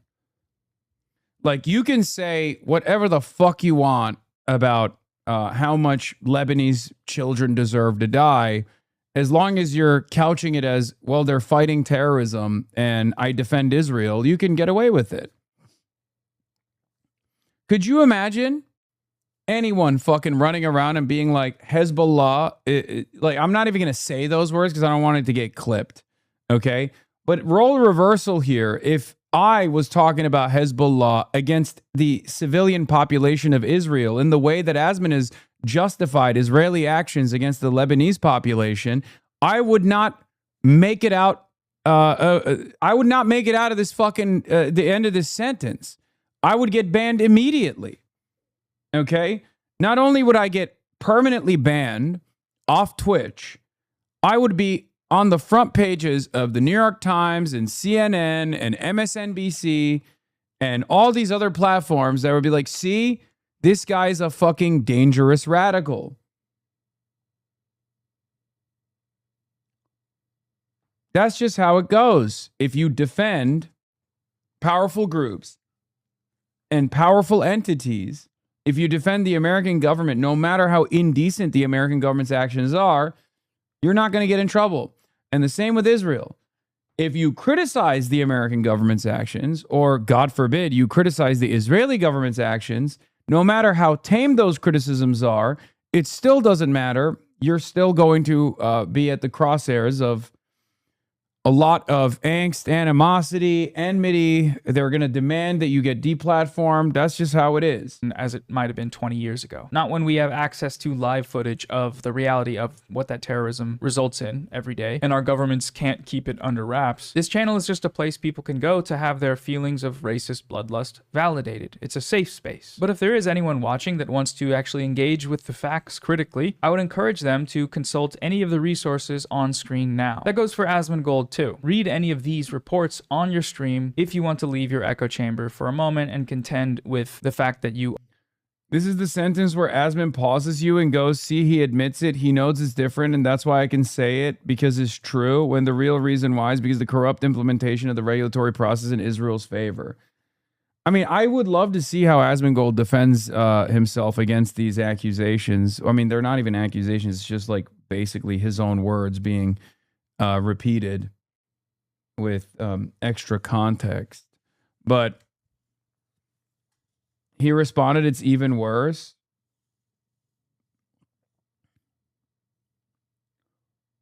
Yeah, I guess. He was reacting to this video earlier. I saw it in the thumbnail. Is he live right now? Is he still talking about it? Like, the thing is that, like, yeah, and It's been better though. So really, like, I don't view this as a war against the Middle East. I don't view this as a war against Islam even. A lot of these people that are allied with us are also Islamic. When Iran set off their bombs and they had their crash out at the beginning of this war, the majority of the countries that they bombed were Muslim countries. It's not like they're only, like, it was so stupid. They get bombed by Israel and then they go and bomb Qatar. What the fuck are you doing? Brilliant. Yeah, One they day, were hopefully, bombing we'll get along with American Iran. bases. They were bombing American bases, and it was actually a very successful initiative from the Iranian side, considering that, you know, they lost, that the Americans lost the war. These are proxies. You can't have American military bases and launch missiles at a sovereign nation and then not expect to receive retaliation.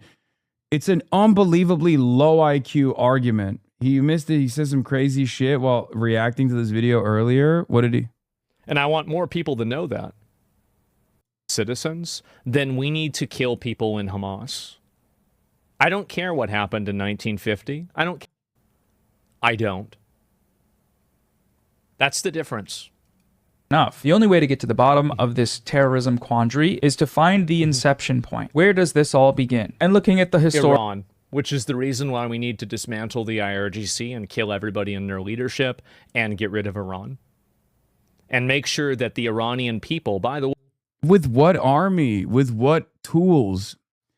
Bro, this is... You know what's crazy about this analysis? It already ended. Like, Iran won.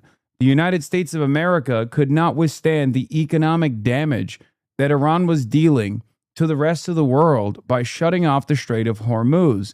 That's the reason why there's a memorandum of understanding at play here. And everyone with more than 3 working brain cells recognizes this reality. And Asmongold, on the other hand, is on a fucking copium tour, actively denying said reality. But I guess there are plenty of people... There are plenty of people in his audience that are perfectly happy with being lied to, because the alternative would imply recognizing that maybe the American military is not this like omnipotent, super powerful being that can defeat all enemies on a whim. And ironically, right now, as we speak, Iran and America are fighting one another once again. Okay? He couldn't even debunk Noah right after this. It was so pathetic. Keep playing. The Iranian people, and this is something that we always forget, the support for the Iranian dictatorship or theocracy is under 20%. Less people support the Iranian dictatorship theocracy than supported Maduro when we took him from Venezuela. They're totally oppressed over there, and Iran kills their own people. Record, the answer is pretty clear. Before Hezbollah existed, Israel invaded Lebanon, killed tens of thousands of people, the vast majority of whom were women and children, directly facilitated the slaughter and rape of thousands of civilians in the Sabra and Shatila massacre, a massacre the United Nations General Assembly declared an act of genocide. Hezbollah was formed in response to this genocidal invasion, as a group resisting it, fighting... Yeah. The approval rating conversation is really funny because he's a Trump supporter. And the irony is that the IRGC and the Ayatollah and the Islamic Republic has a higher approval rating inside of Iran than Trump does in the United States of America at this point. Trump's disapproval rating is at its highest it has ever been historically.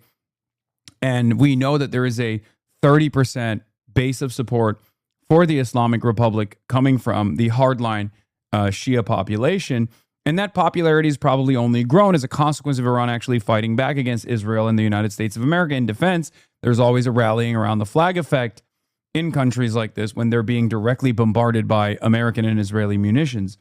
So the irony, of course, here is that the Islamic Republic's popularity amongst the masses has probably grown. As a matter of fact, not even popularly, we know that it's grown, given the unbelievable amount of support and all of the mass demonstrations that have taken place. So that doesn't necessarily matter overall in the justification to explode a country's like leadership. Obviously, I don't think Asmongold would be agreeing with the argument that if China decided to assassinate Donald Trump and then said, well, sorry, you're very unpopular. I don't think Asmongold would like that. I don't think anybody would like that. I don't think anybody would be on board with that. That would be a severe violation of international law.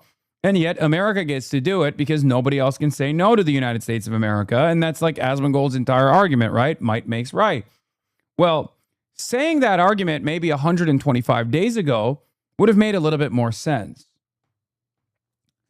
Saying that argument in the aftermath of Operation Epstein's Fury is kind of idiotic, because if your whole worldview is law of the jungle, might makes right, America has the power, so they can actually enforce their wishes upon other countries, and then other countries actually fight back and win, you can't make that argument any longer.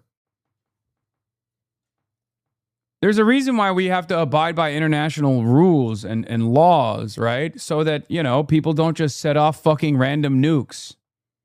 To get Israel out of their country. And that's exactly what they did. Before Hamas existed, Israel stole Palestine. Between 1947 They stole it. 1949, Zionists... They did. What do you mean? They fucking... What? Is that's not even a retort.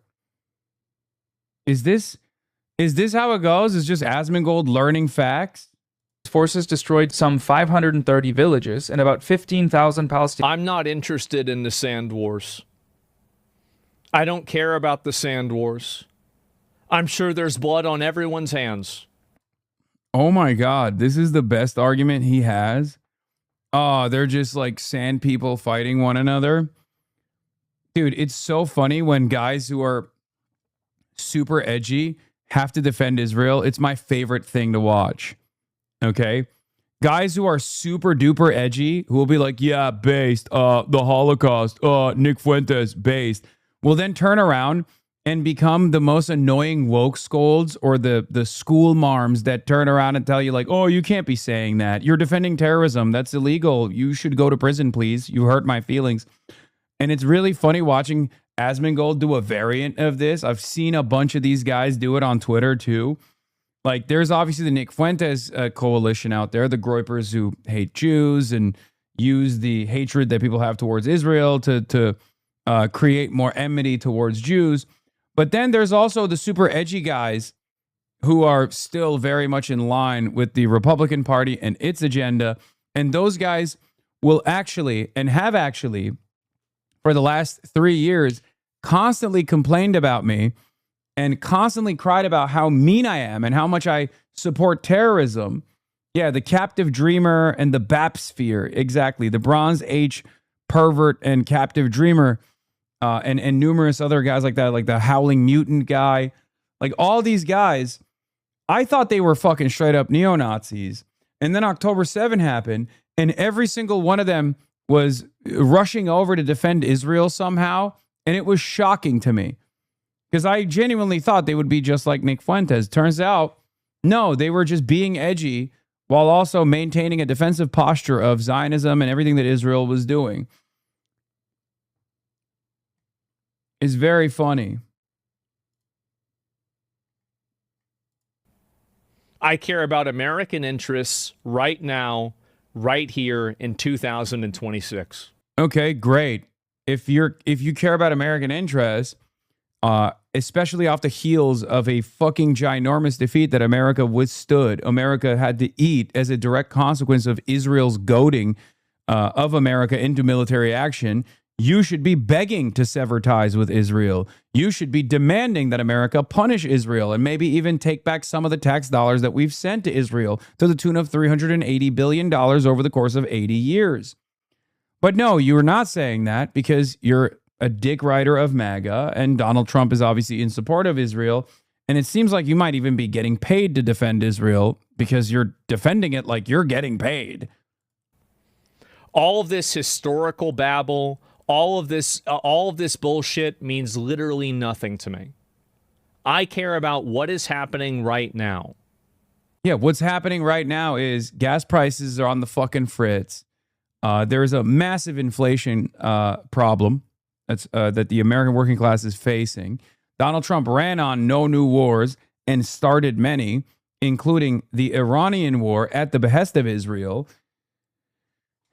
And there it is. You're arguing with an after image Lamau. Buddy, I don't think you can be saying that about Asmongold. I would love to argue with Asmongold in real time, but he actually shits in his fucking diapers every time the thought even comes up. This is all he does.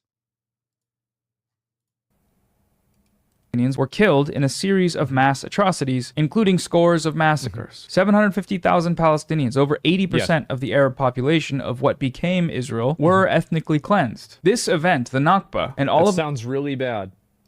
the violence in its wake, this is the It's always like, look at me, I'm so edgy, I'm so sociopathic. It's all vice signaling, right?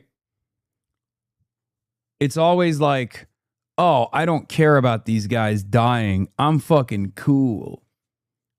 It's not. Like, you're a weak person. You're a weak phony, you know? And not only are you a weak phony, but also America's spectacular defeat in broad display of the rest of the world has actually limited American capabilities now. In an irreparable manner, as a matter of fact. It has made it clear to the rest of the world that America is on a downward trajectory.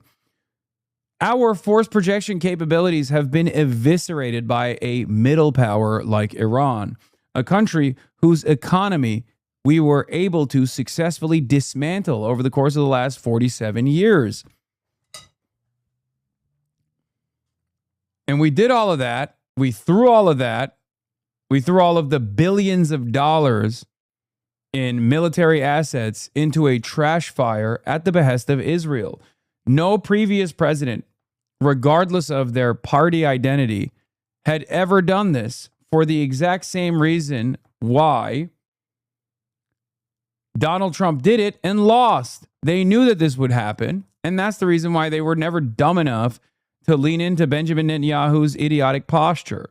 Exception point. Regardless of the label you use to describe these groups, the moral calculus doesn't change. Resisting invasion, occupation, and genocide through armed struggle is moral and just and legal under international law, and it should not be condemned. Your own personal feelings towards the methods are irrelevant. They do not matter, not when you live in the West and not in Palestine, and especially not when those objections are weaponized as the pretext for genocide, which is what Asmongold... I don't care what happened in 1950. It doesn't matter to me. What's happening right now is the problem. Whenever Hamas goes into Israel and they kill American citizens, then we need to kill people in Hamas. I don't care what happened in 1950. I don't care what happened in 1970. The moment that you do that, the second that... What about when Israel kills American citizens? As it has done so on numerous occasions, all the way from USS Liberty down to this past year. There are American citizens trapped in Israeli prisons right now, teenagers as a matter of fact. What's the argument there? Oh, they're just, they're based. They're doing it in a based way because they're allies. Interesting. You do that, you are an enemy of the country. That happened 50 years ago, Hasan. Come on, buddy. I just brought up USS Liberty and then tied it back to Israel currently killing American citizens. And you need to be annihilated. That's it. Also, of course he cares about American citizens being killed in the past. That's how he justifies blowing up Iran. Why would we blow up Iran right now? What American citizens have Iran killed in the last fucking, in like the last year, in the last 2 years, before the Operation Epic Fury started? The fuck?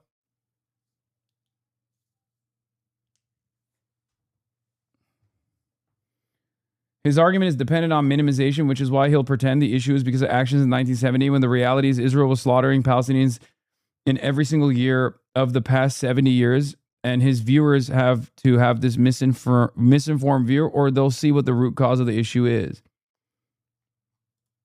I don't care about all of your sand war history. I don't care about all of the... Again, then also leaning into his own personal lack of interest and his own personal idiocy on the matter. Oh, historical context is irrelevant unless I can use a false understanding of history to somehow justify current American military action against Iran. Okay?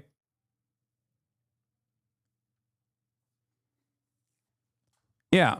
If you don't care about things that happened in the past and you're like, oh, it's just sand wars, why do you care about October 7 then? Why is October 7 a reasonable justification for Israel to do a genocide? Why are you still in support of Israel's genocide if that's the case? Like, what's the timeline? What's the standard? Obviously, there is no consistent standard. He doesn't have any real opinions. He hasn't really thought about this. He's just reacting to the wind. His entire point is to just oppose whatever guys like myself or guys like Noah are in favor of. That's all this is. And also defending the American government's actions unconditionally, even when it actually hurts Americans' interests overall. And the same goes for Israel. What's shocking to me is not that he defends America unconditionally. What's shocking to me is that he actually defends Israel unconditionally. That's the reason why I think there's, foul play here, potentially some moneyed interest at play here. This context, I don't care about what Israel did in 1951. None of that's relevant to me. If you like these countries so much, go over there and live there. Go live there. But what I'm so fucking tired of and so exhausted from is you have these people who basically are Americans in name only that always take the side against America. It's really interesting. Being in opposition to the American state is a God-given right held by every American. It's actually un-American to demand no opposition to the American state. As I've made it very clear, my loyalty is with the American working class, is with the American people. I want to do things that improve their lives, that improve all of our lives. Sometimes the American state is at odds with the interests of the American people. As a matter of fact, most of the time, the American state's interests are at odds with the interests of the American working class. You should understand this better than anybody else as a reactionary. When there's a Democrat in charge, you oppose the government, right? You oppose the government unconditionally. You yell about it all the time. You did with Joe Biden. It's not like you were a fan of Joe Biden, right? What are we doing here? Now, of course, because of my consistently held principles, I oppose the Biden administration when it does a lot of things that actually hurt the American working class. And I oppose the Trump administration in the exact same severity, if not even in more severe manners, because the Trump administration is even worse somehow. That's the difference. These are people that support literal terrorists. Hamas doesn't just simply want... Yeah. Thought terminating cliche, terrorists, terrorists, terrorists, all day, every day. One thing that's true in every country is that the patriots who constantly yammer about the most about how they love their country always hate all the other people in the country. Yeah. A serious country would have already deported these two. Says American as fuck. America first. If you're an anonymous patriot that's America first, why do you sound so Israeli?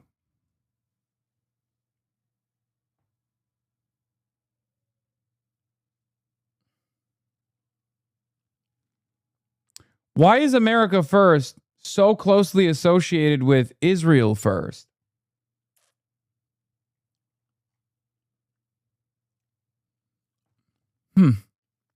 Interesting.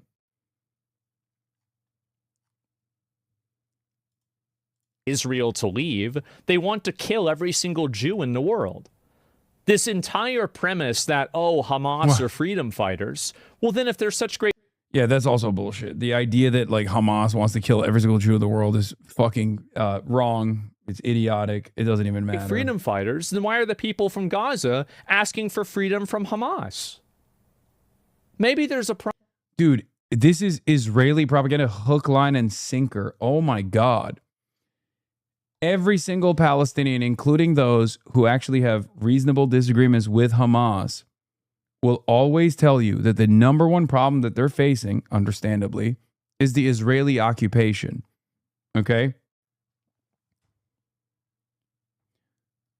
Also, Asmongold is supposed to be a guy who actually opposes mainstream media and the propaganda coming from mainstream media.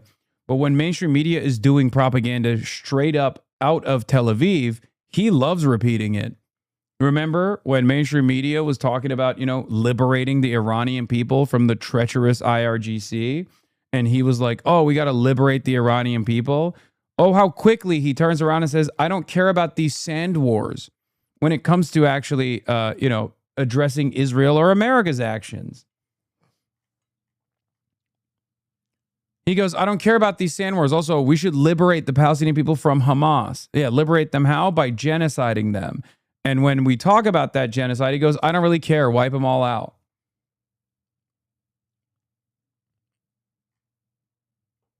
He is just a edgier, less washed version of Jonathan Greenblatt at this point. He's a skinnier version of Randy Fine at this point.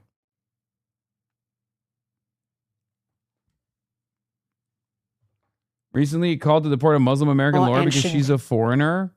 At this point, Twitch can just unban Nick Fuentes. Don't say that, because Twitch will unban Nick Fuentes. Should concern everybody. I have no interest in hearing about my constitution from a foreigner who should not even be in my country. If you think that Thomas Jefferson and George Washington would even allow you on the TV to talk about this in the first place, you're out of your fucking mind. In this country. Based. Go back to your country. Complain there. All J6 protesters were patriots. They're on my side, so I want them free, and I want all my enemies jailed unfairly. Shut it, fatty. She sounds nervous even talking about this. Go back to your country. Complain there.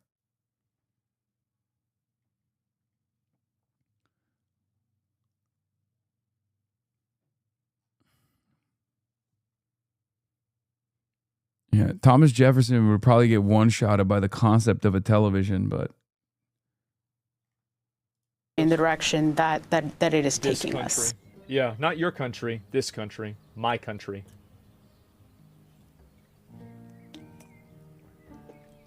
Go home. Go home, get the fuck out.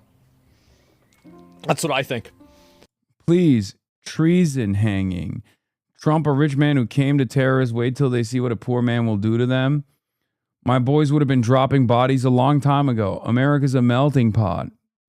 Well, that's interesting that this guy said that. This whale needs investigating for aiding.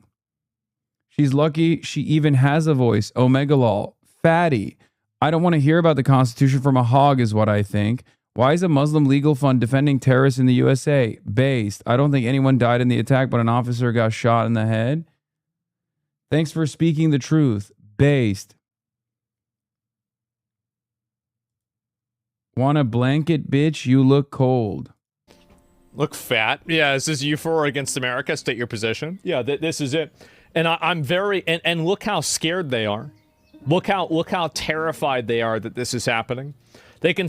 Yeah, I wonder why someone whose entire job is to, defend American citizens would be worried about tremendous government overreach that is directly a violation of the First Amendment that will then illegally prosecute and throw the goddamn book at one of the 9 defendants for simply holding a box of magazines.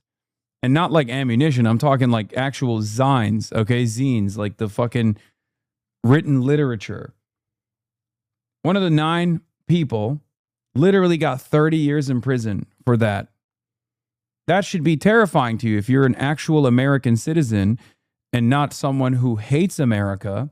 If you care about the Constitution, this should be a terrifying prospect for you too, you fucking idiot. A government that does that to anyone can do that to you as well. And one day they will. You just don't think this government will ever do it to you. He said the government should have killed them. conspired and attempted to kill a federal officer. They were found guilty by 12 jurors beyond a reasonable doubt. And not to mention the fact that a bunch of the defendants literally admitted that it was an Antifa terror cell that was planning on killing. Yeah, all this is bot bullshit. Anyway, where were we? Problem here. We're watching this. Maybe there's something wrong. And to be honest with you, while I can commiserate with them, it's fundamentally not my problem. What they do over in Palestine, Dog, Israel doesn't do any of this without American tax dollars, okay?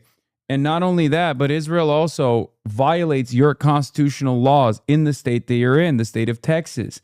I communicated this to Asmongold the last time he actually had a conversation with me in real time. He obviously did not like that experience so much because he felt like it was a lecture. He felt like he was learning things, and perhaps even worse, his audience was learning the truth. Do you remember when I talked to him after his anti-Palestinian statement, which he received a ban for when he justified the genocide of the Palestinians by claiming that they were barbaric? I told him about anti-BDS measures. Okay? I told him that in his own state that he's lived in his whole life, in Texas, that in order to be a public school teacher, you have to sign a loyalty pledge to the state of Israel. This is a direct violation of the First Amendment. And he was like, wow, that's shocking. I didn't know that that happened.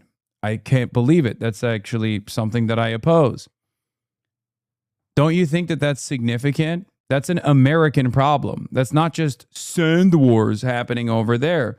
That's happening over here. It's happening in your backyard. It's happening to you. It's happening to your neighbors. Nothing that Israel does alone. Without the United States of America's unconditional loyalty and support, Israel wouldn't be able to do the violent things that it does. Israel wouldn't be able to conduct a genocide. And not only that, but if you think differently than the American State Department, Israel will demand you get punished. And this current administration will do it at the behest of a foreign nation state. They do in Israel, what they do in Lebanon, is only in the purview of American interests to the extent that it affects us. If they want to fight and have battles and wars and civil wars and everything, that's totally up to them. How the fuck does this guy get views? He's not very intelligent and he's very hateful. And there are a lot of people who are who live in like similar conditions to him, who have similar attitudes to him, and they want to hear someone else with a large enough platform that's basically spitting back the same thought-terminating cliches so they can feel as though there is a sense of community there. One that they can't receive in the real world, because like this kind of sentiment in broad daylight would be received, would receive a lot of backlash. Like a lot of normal people would, if normal people in the real world heard you talk like Asmongold, they'd be like, what the fuck are you saying, dude? So these guys just congregate on the internet and fester in their own hatred. So at least there's that. Like, think about what I do versus what Asmongold does. Like, can you imagine Asmongold going out at the behest of a political movement, organizing, getting people elected on the platform that he preaches? No. I mean, Asmongold doesn't have a true ideological perspective anyway. He's a pure reactionary, only self-interested, nothing else. Nick Fuentes is a version of Asmongold that actually does have a political vision, an agenda, a clear-cut goal of what he wants to turn America into. So that's even a better example on the opposing side, right? Look at Nick Fuentes' movement and look at what we've been able to do.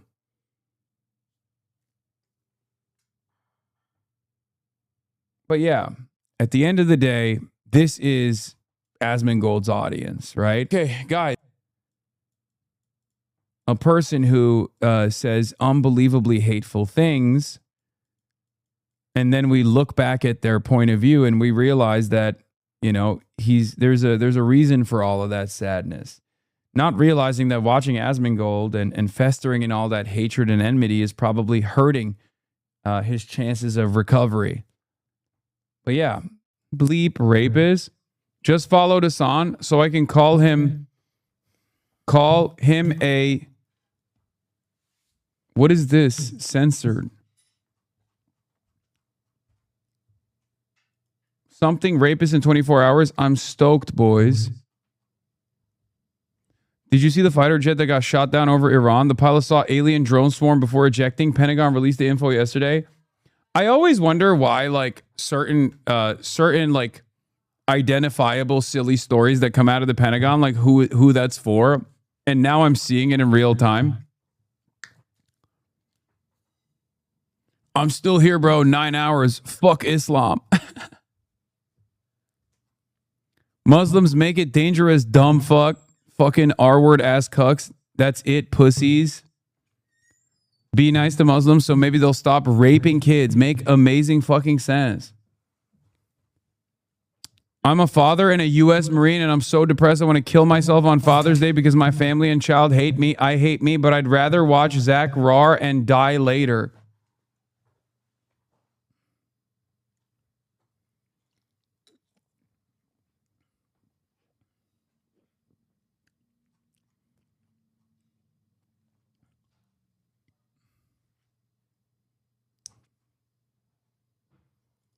Yeah. If you're wondering what the mindset of like a regular Asmongold viewer is, it's that. That's Asmongold's demographic. If you're truly wondering what the mindset is of a guy who just like sits around in Asmongold's chat and says like, yeah, base, kill all the Muslims or whatever, that's it. That's what it is. But fundamentally, the focus needs to be on American interests. And right now, American interests are not in the best interest of allowing these terrorist cells to continue operating. We have to spend billions of dollars every single year to create countermeasures for Iranian terrorism by proxy. Anyway. So yeah, it's just, that is what it is. I wish these people well, because I mean, even from a point of self-interest, I feel like if they were doing better overall, they probably wouldn't be so hateful and wouldn't be spreading such odious ideology all around the internet. But I wish them well on its own virtues as well. I don't want anyone to fucking feel like that. You know what I mean?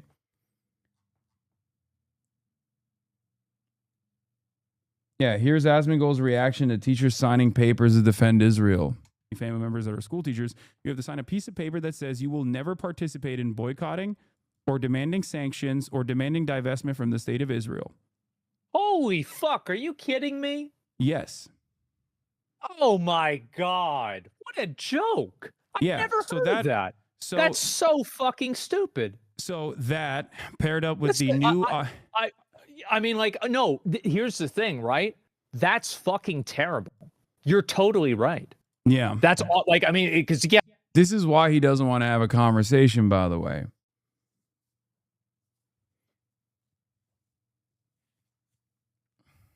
This is why he's terrified of having a conversation. He's terrified of, you know, being forced to agree with me because he's always like performing a certain role.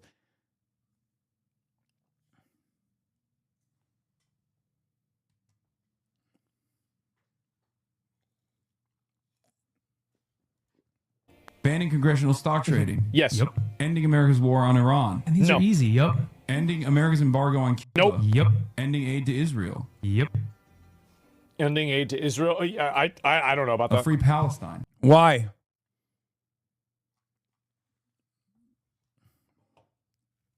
Yeah, I don't know about that.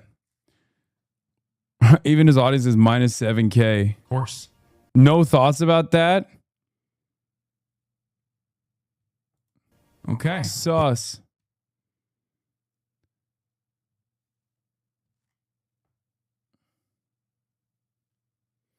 It's like Van Jones doesn't want to talk to you. Yeah. Well, maybe one day we'll talk to Van Jones. Who knows?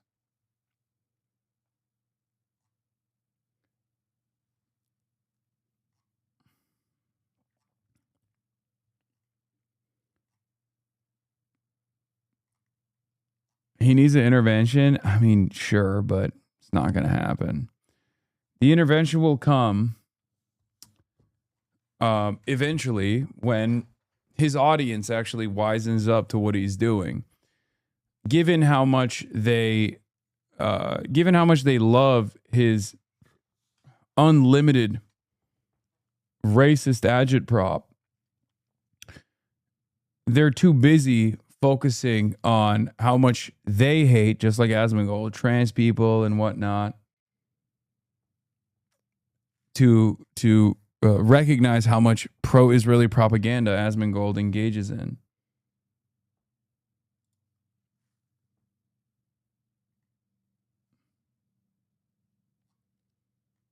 Are supporting terrorism when you say stuff like this. I personally don't think he'll do that, but you know, I figured I'd ask anyways, just in case stranger things have happened. But anyways, that's it for the video. Thank you for watching. Join my Patreon if you...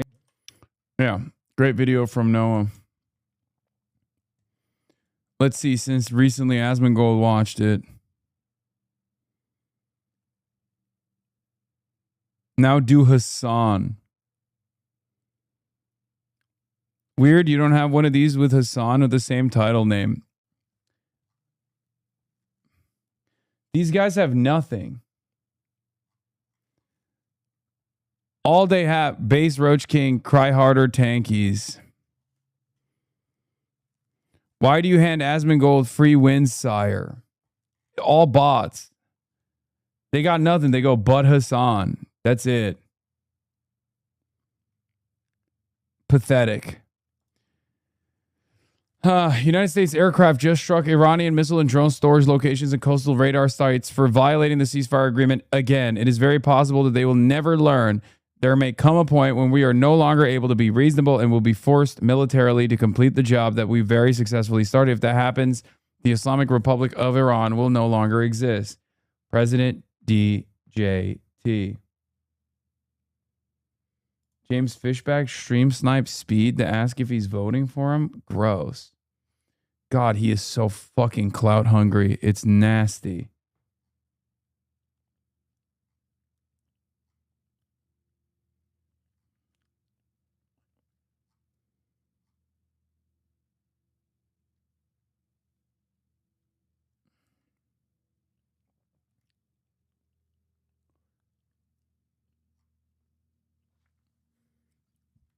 Scott Libido on Fox. Wait, what? I make a note and revisit what you guys said earlier. I have never seen so many people, so many cool people. I'm a conservative, you know that, but there are Democrats here, and we're not talking about anything except patriotism and the celebration of America. So all of these self-hating media outlets who are saying that this fair is a failure, get your butt down here, and I will prove you wrong. This is historical. This is epic.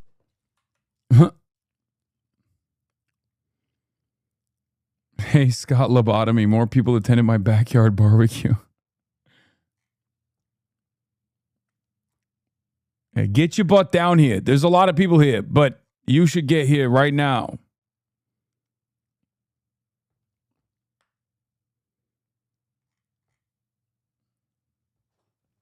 Come see how fucking blue the pool is. It's not green. U.S. government and sycophants shocked by a ceasefire that requires you to actually cease firing. Jennifer Griffin reports, chief national security correspondent for Fox News. I asked a senior defense official why the U.S. has had to go back and restrike these sites that have been hit multiple times since February 28th when the war began. I was told Iran has reconstituted its air defense and missile systems along the Strait of Hormuz since the U.S. bombing campaign ended on April 7th. That, the source said, is why the U.S. military is now having to restrike areas like Keshem Island and Shiddiq, which they had struck in the past. In the time since the ceasefire on April 7th, Iran has reconstituted, thus the targets around the Strait of Hormuz. A senior U.S. defense official tells me, there is a lot that is damaged, a lot, but they moved things around. It's been 10 weeks since the April ceasefire was announced.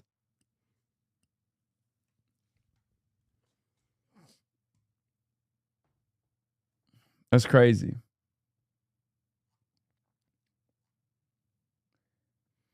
Did you not just see the American-Israeli flag hanging over there at the American celebration? Wait, what? No, I did not.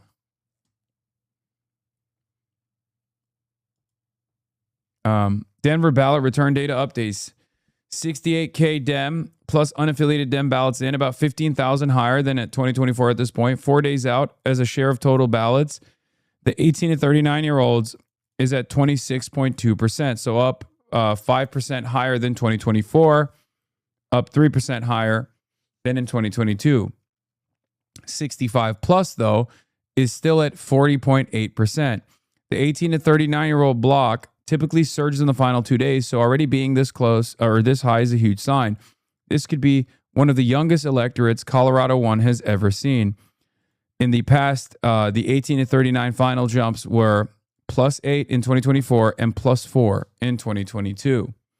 Still need all gas, no brakes. Young people have to turn in their ballots, and every single door knocked and call made gets one more ballot in. This could be as close as Daria Liza Avila Chevalier's race, or even closer.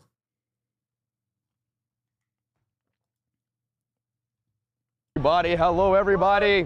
What up, Speed? What's up, what's up? How's it going? Are you voting for me? Huh? Are you voting for me? Voting for you. August 18th, running for governor. August 18th? Yeah. You are? Well, hello everybody. That's so fucking desperate. Yes, there's another phone banking session tonight.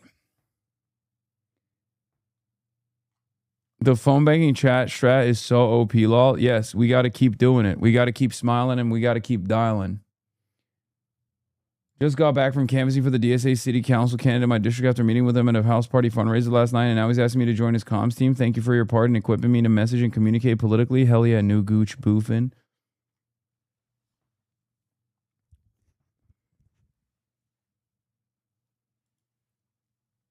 Oh yeah, Daria Liza made a video in support of Maylot. It's been a great 2 weeks to be a New Yorker, and I am just so excited for everything that we've won. This past Tuesday meant the world to me and to so many in this community, and I know that we can do it again, and we can do it in Denver, because Maylot Quiros is running, and her election is this coming Tuesday. So if you're in Denver and you want what we just won in New York, you need to go out and vote for Maylot Quiros, and June 30th is the final day for you to cast your ballot for her. So make sure that you have sent in your ballot by 7 p.m. Please go out and support her. She is a working class fighter. She's a former barista. She used to work in a law office where she was fired for standing up for students who were protesting a genocide. She is someone who will fight for you tooth and nail, and you deserve nothing less than somebody who's going to fight for you, for the politics that you deserve, a politics of life, a politics that will fight for Medicare for all, to make sure that we are passing an arms embargo, and to make sure that your tax dollars come back to Denver. Guys, it has been a great 2 weeks to be a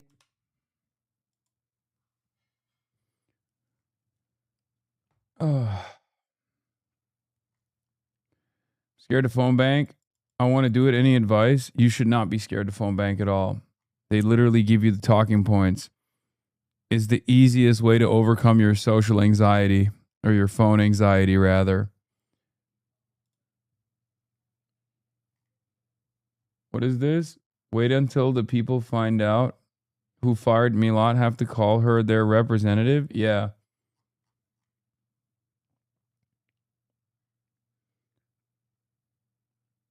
Dude, look at all these Fox News article titles. I mean, headlines, dude. Look. Gutfeld. Now they're not even bothering to hide it. Jesse Waters. This is going to get wild. Liberals allergic to facts. Former FBI deputy director. Hasan Piker. These videos are never going away. Do not let these people. Yeah. 35K views. Running the clips. Wait, what is this? Hamas over... October 7 was done to kill as many Jewish people as possible, I think is incorrect. I'm pro-piracy all the way. Would you steal a car? Like, yeah, sure. If I could get away with it, if it was as easy as pirating IP, I would do it. America deserved 9/11, dude. That's a whole lot of healing. Guy is the... Quit the FBI to get 35K views on a fuck Hasan video? That's crazy. You got mentioned here? Because it gives people like Hasan Piker stage. But at the same time, you don't want to be like the Democrats who pretended like it wasn't a big deal, and now their party's gone socialist. Yeah, and it's really interesting. Like you brought that up the other day, and I like that I've become a catch-all terminology for dumbass boomers who watch Fox News. Like they don't even need to explain who I am or what I'm doing any longer, because they did a sufficient amount of like Hasan is a dangerous terrorist propaganda. So now they just like bring me up to be like, yeah, these guys are giving a platform to Hasan Piker.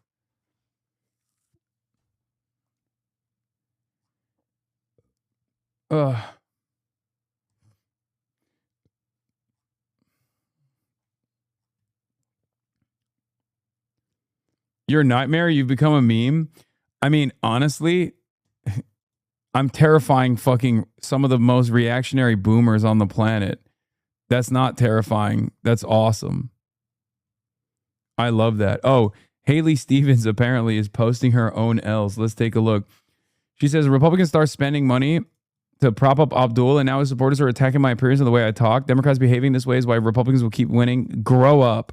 Wait, what? Democrats making fun of your voice is why Republicans keep winning? That doesn't even make any sense. Republicans, as a matter of fact, make fun of that sort of stuff. And that's why they win. That's like what Trump does. The path to taking back the Senate runs through Michigan, and I'm ready to win it. Someone I want to roast. Haley Stevens. Absolutely. Haley Stevens is running for Senate in Michigan, for those unaware. No one told me she looked and sounded like that. She's like... Wait, I actually want to pull it up and play it. She loves corporations. Horrible. Also, I need to, as you were doing that, I need to pull up a photo that I got from you that I use consistently now. So please keep going. Oh, yes. Yeah. And they're delaying the release of their personal financial disclosure. What gives? Look. She's growing on me. She's growing on me. The what gives? What gives? She's kind of cute. I'd love to ask. Stop. If so, how? Stop. I'm dreaming of Israel every night when I go to sleep. I kind of... Israel comes to me in my dreams, and I say, stop. What gives?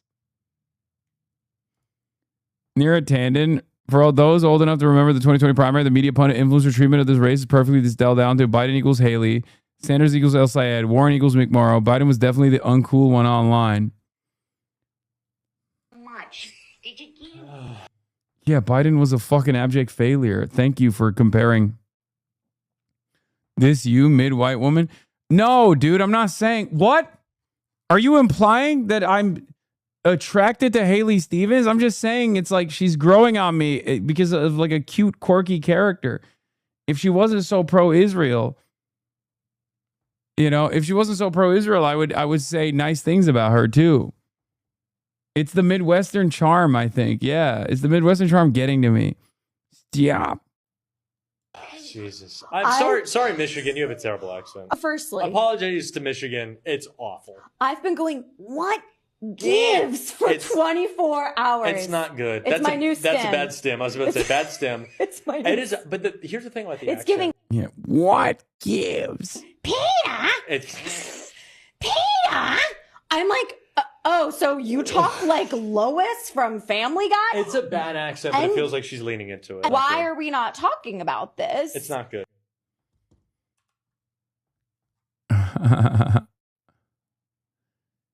What gives?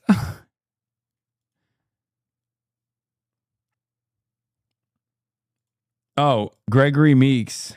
Hakeem Jeffries and Senate Minority Leader Chuck Schumer both hail from New York City, but they are not the dominant force in their own hometown. For the moment, the distinction belongs indisputably to Mamdani, obviously the mayor of New York City. Do you accept that?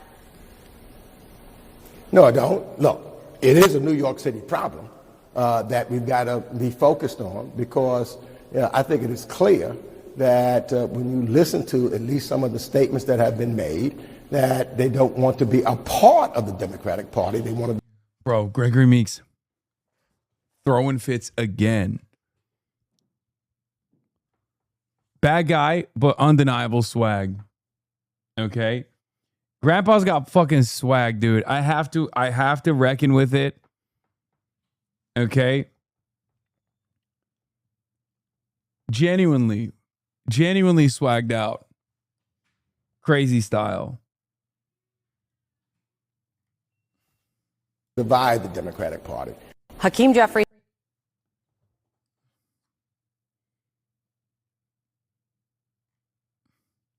My 72-year-old lived out mom is saying it said she's hearing them talk about social democracy in the news now and saying it isn't scary. Good.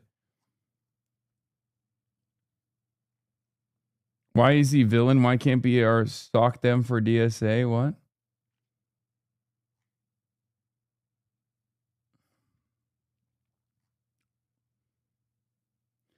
James Carville's so pissed about DSA gains. He's going on Fox News now. Oh, God, James Carville is so funny.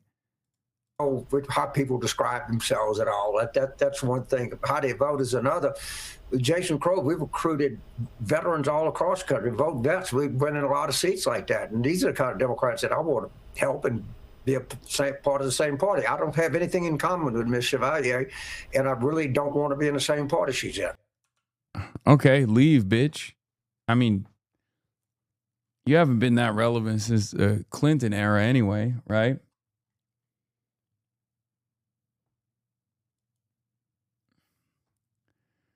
What is this? The biggest national security threat facing the United States is not coming from China, Russia, or Iran. It's coming from inside the country. It's the threat to the middle class and the erosion of the American dream. When people can't get ahead, when you work hard and still cannot save money, cannot buy a house, cannot pay your electricity bill.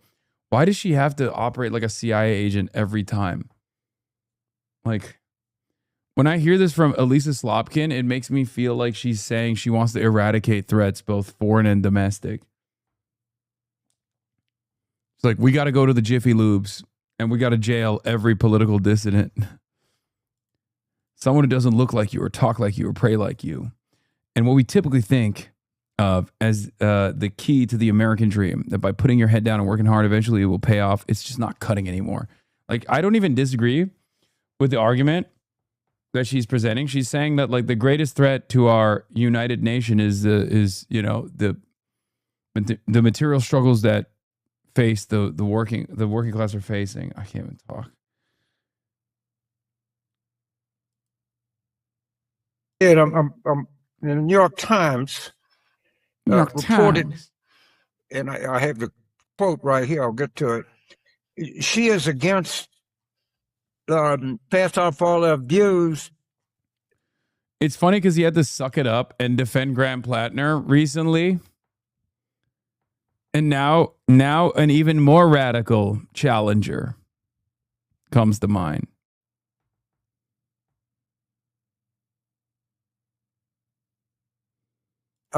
She has attacked interracial relationships in the American flag.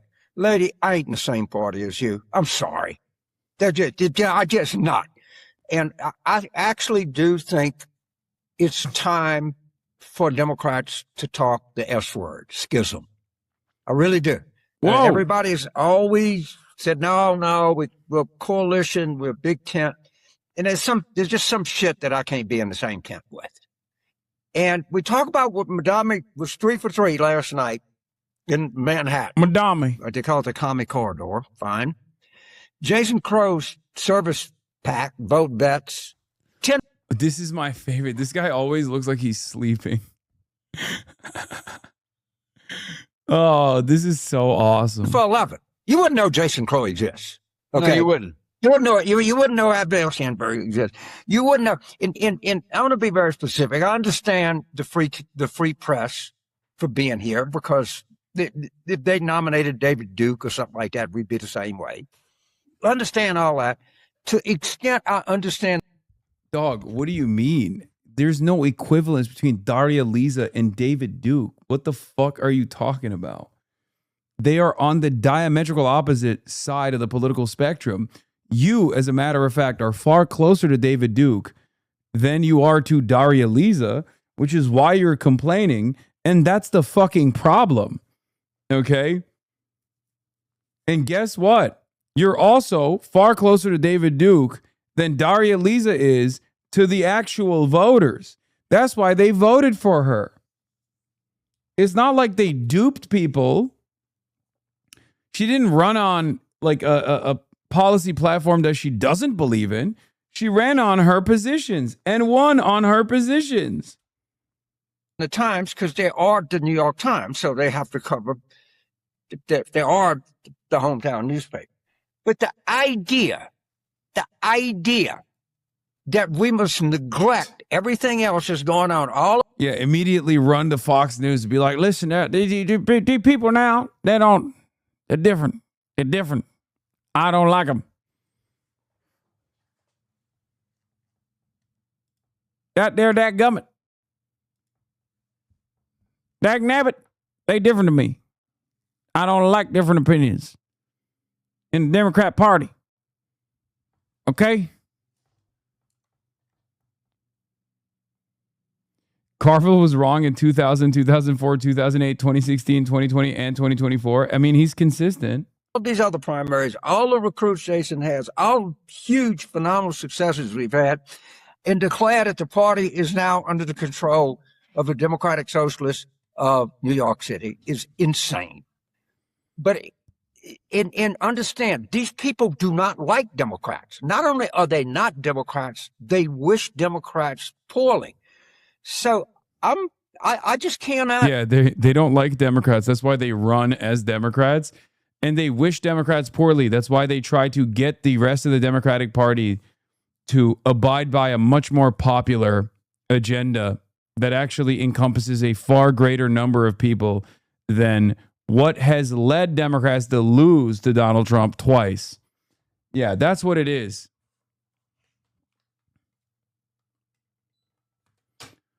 What happened to vote blue no matter who? Well, vote blue no matter who? Well, I got limits to vote blue no matter who. All right? There's a limit. When you start, you start talking about, how about no deportations? I say, how about some? How about some deportations? You got to have some deportations, dagnabbit. Like my neighbors. They haven't been doing their lawn work. So I called the IRS on them. Told me IRS hasn't existed since 2001. Told them, dagnabbit, send me whatever the new version of IRS is. They're Latinos next door. Get them out.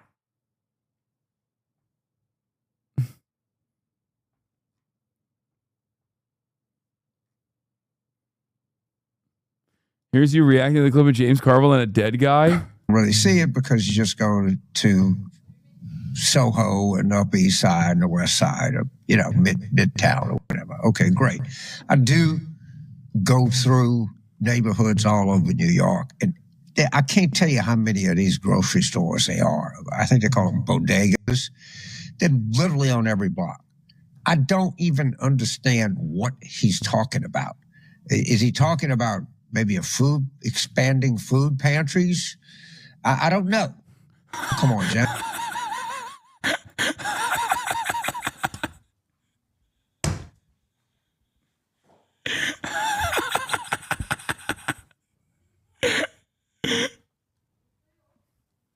Come on, Jeff. You fell asleep again. I'm making a good point. Wake up, Jeff.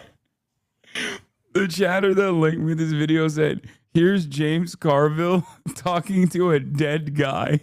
And I didn't know what he meant.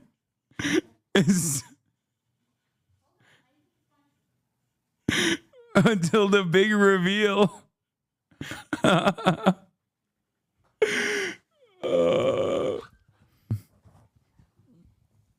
God damn, dude. You're laughing, but he's dead. Food pantries? I don't know. What are they? Come on, Jeff. Wake up. Jeff, you died again. Oh, my God. Isn't Carville the one advising Bill Clinton on his racist sister soldier bashing, where he dog whistled all the Southern white retrogrades that, despite being a Democrat, he wasn't all that different from them? Yes.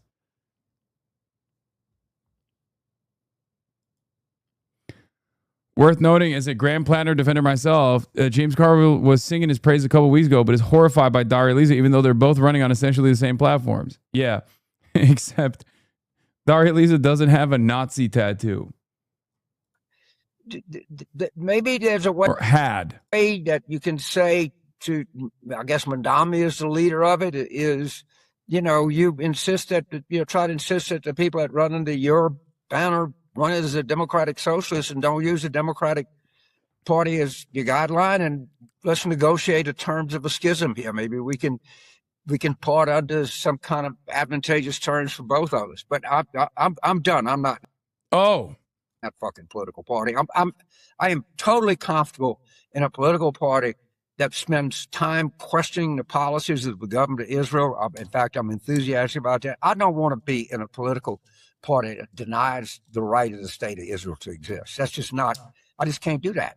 I'm sorry. Oh, Jeff is alive. Jeff is alive. Yeah, I'm not.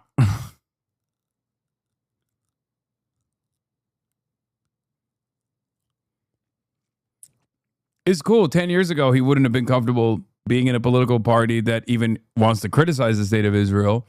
So that's nice. Progress, baby. It's just not doable. They are a great gift to Donald Trump.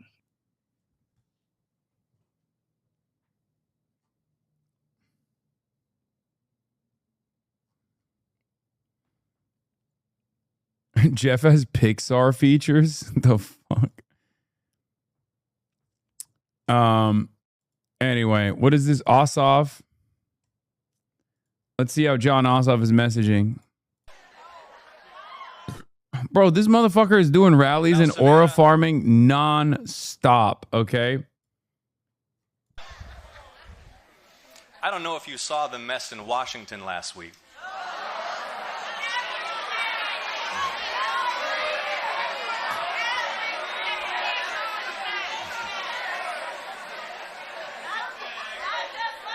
The president was Someone said not just last week. So humiliated in Hormuz. He threw his toys out the stroller and refused to sign the affordable housing bill. Did you see that?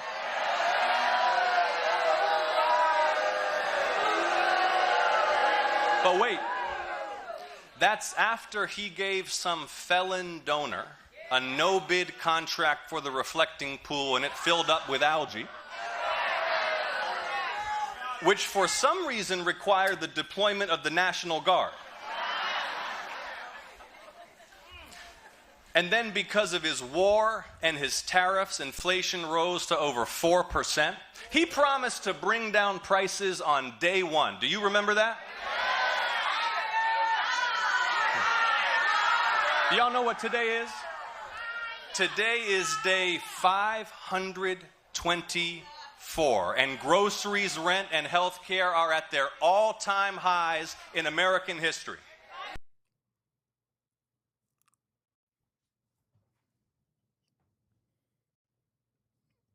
Ossoff plus Obama equals Osama. Think about it all the time.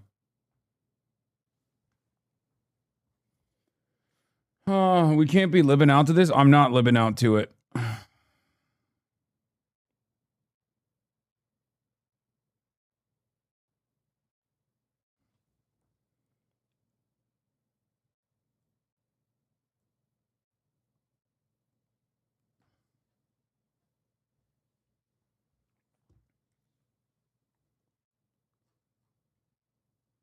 Olivia Reingold mentioned you. I think that we need Good strong. bait. Good bait. Where were we on this? How far do we get on this? I feel like we watched this shit. Half ago. Keep it in mind that macroeconomic indicators are things like inflation, End up. Oh, we watched this lady. Would you be okay with that woman getting an abortion? All right, I'm going to skip this lady, and we're going to get to Trump is a terrible president. It's right. It's time for the Jube. I'm going to watch the Jube. Okay. I cooked Dean last time I watched it. We're going to fucking watch the Jube again. Jube is back on the market, boys. It's back on the menu, boys.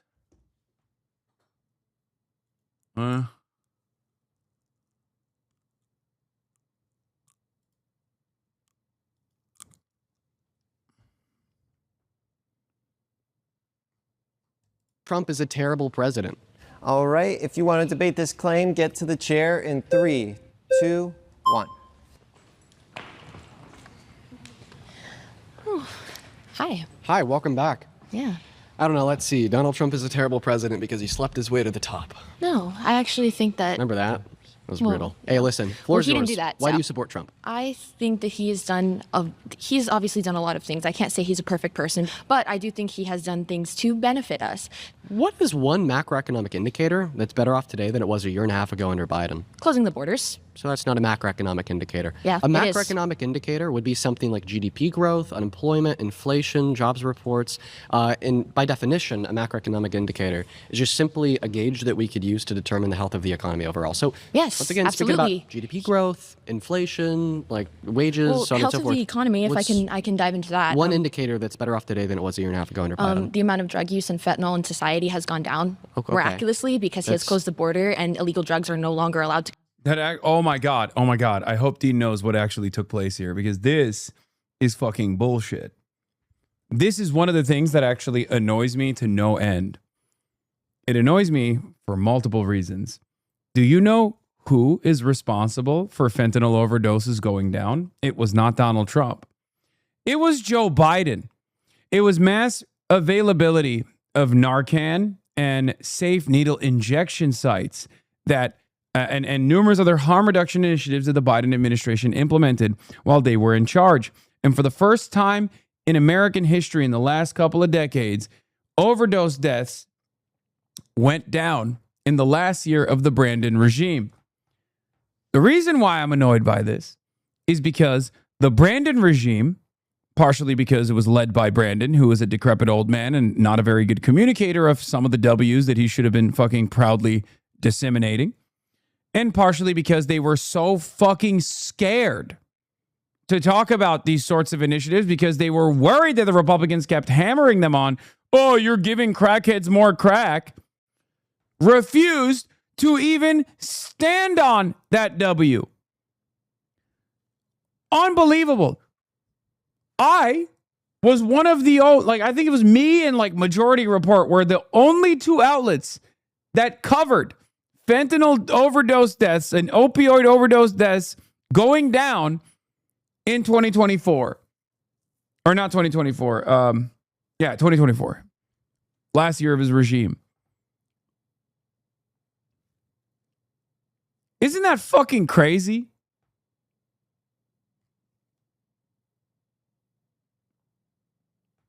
Yeah.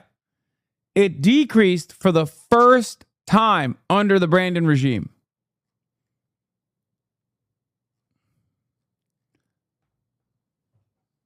That's so goddamn annoying.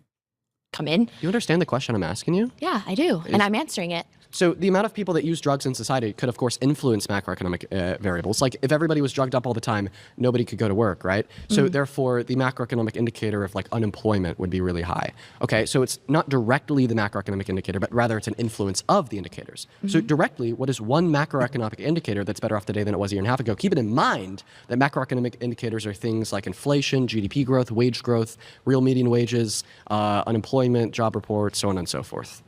Same thing. I'm going to go with drug use. Dude.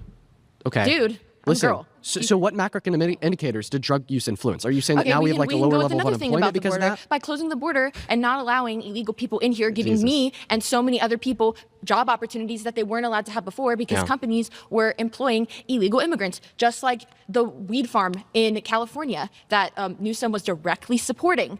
They had children. So you want to work at the weed farm? Would you work at the weed farm? Is that what you're doing now? Are you working at the weed farm now? What jobs have opened up in your mind that you have taken, or anyone that you know has taken, now that undocumented migrants have been fired from them? At the age of Like, you're an influencer, so you probably are oblivious to this reality, but the job market is absolutely fucking dog shit. No, not Zaza Bert. What the hell is this? Zaza Bert, stop. Stop. Don't get to the bottom of that joint. Zaza Bert, they'll kill you. No, Bert. No. 9 years old illegally here working for them.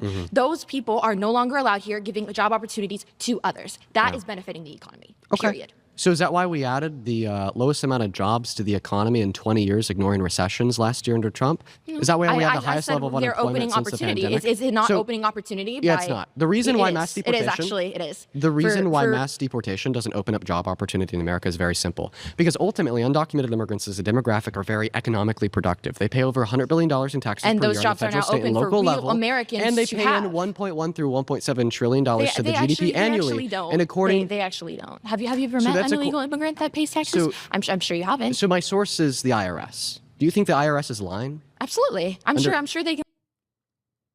Trump's IRS is lying.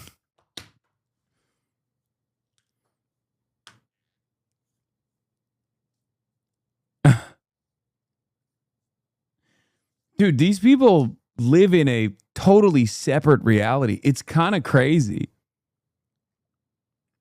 Like, any kind of information that comes from the Trump administration itself is still probably a lie. She has a vote equal to mine. That's so fucked up. Wow, you don't want women to have equal votes. I see how it is. I guess this video is already creating more misogyny in this community. No. Nope, you said it. Wait. Nope, you said it. You said it. Too late. Take a second off. Lie about statistics all the time. So Donald Trump's IRS is lying about how much... It's not Donald Trump's IRS. Well, that's what the IRS is saying today. Who's the president? No, well, the statistics came in from years ago. You've used that since the last time we were here. Do you know who Scott Besson is? No. He's the administrator of the IRS. Do you know who he's appointed by? Donald Trump, Donald I'm going to Trump. assume. And Scott Besson and the IRS under Trump still report that. And listen, it's not a contestable fact. So you don't believe that removing a certain population can allow opportunities for others to come in? You because realize it makes the economy less productive. I have family that are refused. Yo, businesses go out of business, ironically enough.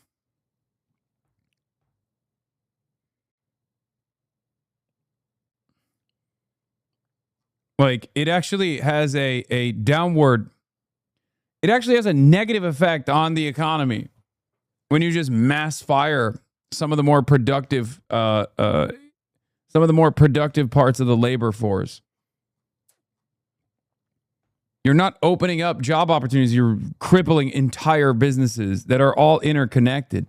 Opportunities, healthcare, and other resources due to the fact that it's oversaturated by people who do not have a citizenship here. And by closing those borders and not allowing those people to come in, it gives them the space to have that, because that's what my tax dollars should be paying for. So do you think that undocumented immigrants can access like federal Medicaid, Medicare, They so on and so can, forth? actually. They can. Do you know what the Personal Work Order and Responsibility Act is?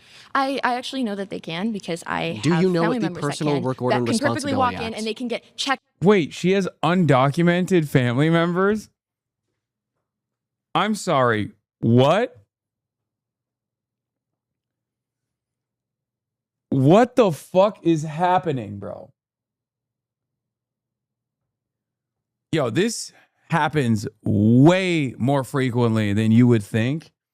And it's still crazy every time I hear a mass deport Trump supporter turning around and being like, I have fucking family members that are undocumented and they can get all of the federal aid they want. paychecks month per month, living month per month, and we support that. Our tax dollars that we pay, we support Can I that. get a yes or no? Do you know what the personal... Wait, never mind. She wasn't saying she has undocumented family members. I misunderstood. Order and Responsibility Act is? I believe it has something to do with jobs and paying taxes no matter your... No. The Personal Work Order and Responsibility Act is a bill from the 90s that strictly limits and prohibits any type of federal public welfare benefit And from being not given everywhere follows to the law, obviously.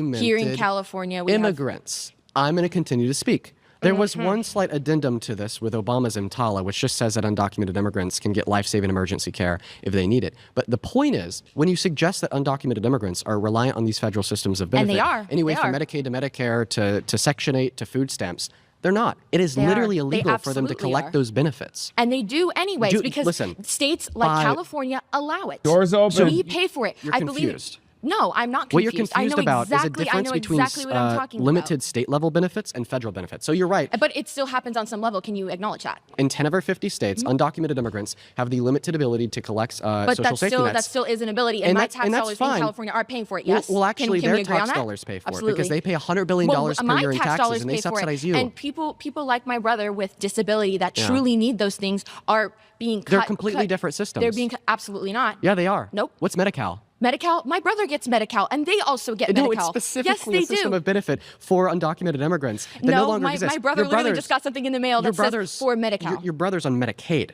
No, on the he's not. state He's level. on Medi-Cal. Listen, honey.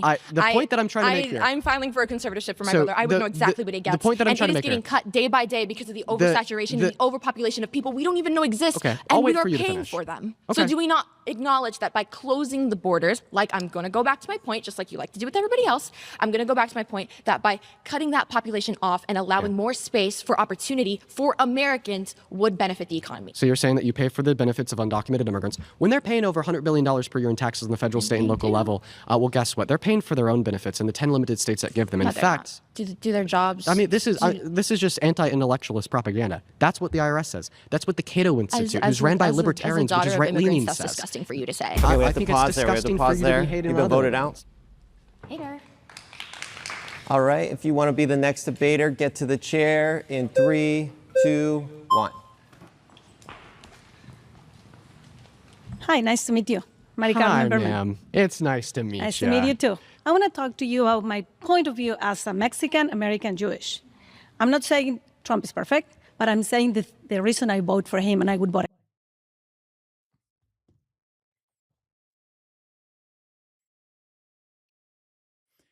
How come they get to have Claudia Sheinbaum and we get to have this Trump supporter? Why is Mexico's steak so juicy, lobster too buttery? Okay? Because there's not a lot of Jewish Mexicans out there. You know, there's not that many. How come Mexico gets Claudia Sheinbaum, one of the most goated politicians in the Western Hemisphere, if not the best? And we get this lady. How'd this happen?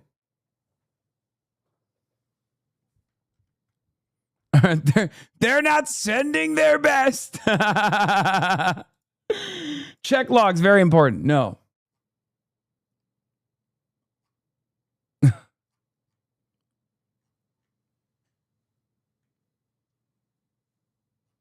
Again, first of all, I want to touch the point that she said about borders, but not about the people. I'm talking about the drugs and the traffic that is coming from my country. Mhm. And it's from my government, because Mexico has a narco government. You know who's the only one who has the guts to go right now and deal with the president? Trump, because the other administration didn't do it. Yeah. Who went to bring Venezuela, Maduro, to the jail? Trump. And this is affecting United States. Yeah. I mean, I'm not saying everything he's doing is great. Yeah. And I'm Jewish, so I support Israel. Who is the only one who's supporting Israel? Trump. Otherwise, I don't know how we're going to do right now. Dude, I love when people say that. Like, yeah, the Democrats insufficient in their support of Israel. That's awesome. First of all, fuck Israel. Okay, that's number one. Number two, the notion that the notion. I mean, Joe Biden deserves this so bad. He deserves this. Okay, he's such a piece of shit. Genocide Joe did everything blew bubbles on it, did everything in his power to allow Israel to continue murdering children in Gaza. And everyone in America is like, every Zionist in America is literally like, he was so bad for Israel. No one does it like Trump. Oh yeah, let's support a state that's committing a genocide and ethnic don't talk cleansing of about it because Palestinians and Lebanons. And let's make sure to throw $1 billion a day at a war that's killed 13 of our servicemen and women. You're the biggest anti-Semite. It's freaking ridiculous. You only said that about her because she's Jewish. You're a piece of shit. Wait, what? Said what? Because I only criticized their pro-Israel takes after she said something about Israel. Beforehand, I was just saying, you know, that there are only a handful of Mexican Jews out there, and Mexico has Claudia Sheinbaum. We get Trump supporters. Do you understand? Like, the joke is, I love Claudia Sheinbaum, and I don't like this lady because she's a Trump supporter. It's also a joke about Donald Trump saying they're not sending their best. The joke also factors my praise and admiration for another Jewish Mexican lady, her name being Claudia Sheinbaum. That's the joke. As in, this has nothing to do with Judaism, which is something you could understand if you had 3 working brain cells. Yeah, that's right about not sending their best, you fucking scumbag. No, you're lying, as you always do. It's because she's Jewish. Just say it. Quit being a pussy. So you think when I said, they're not sending their best, that was my sincere position. Like, as in, like I wasn't doing a Trump voice and repeating Donald Trump's statement. Do you like Donald Trump, by the way?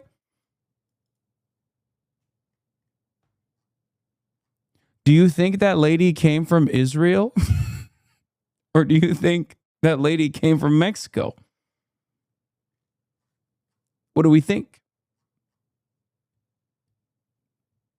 Yeah, replace Claudia in I Love Claudia with anti-Semitism? Not so funny anymore, huh? Yeah, exactly. What does that matter? You didn't even say it like that. Quit twisting and shit. Well, if you actually had subscribed, you would be able to rewind. Have you watched Hasan call burnt peanut an Israeli plant? I like that this guy who is here to combat anti-Semitism in his mind went to a guy who openly says his entire job is to funnel his audience to Nick Fuentes. And he was like, hey, let's join forces together to combat what I perceive as anti-Semitism. Oh, yeah, that's right. I forgot everything's about Israel. Who are you talking to? She brought up Israel.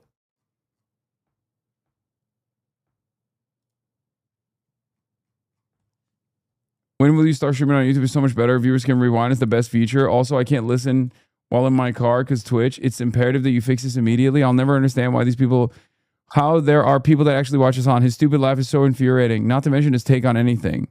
What time does Zach's stream usually start? PSD, anyone?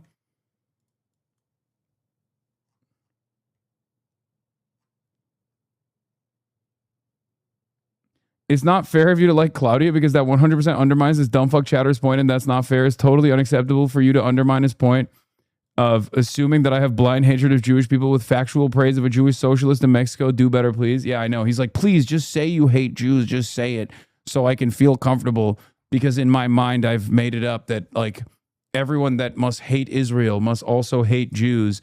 And if there is a reality in which there are people who actually have no enmity towards Jewish people across the board and actively combat anti-Semitism unconditionally, if they were to oppose Israel, that would destroy my worldview. And instead of actually addressing the issue, instead of addressing the inherent contradictions, I have realized that I will demand that you be anti-Semitic instead. No, by the way, this is your favorite.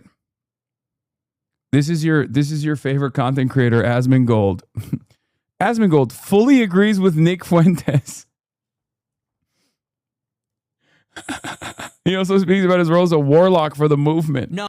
The movement of neo-Nazism in America, by the way.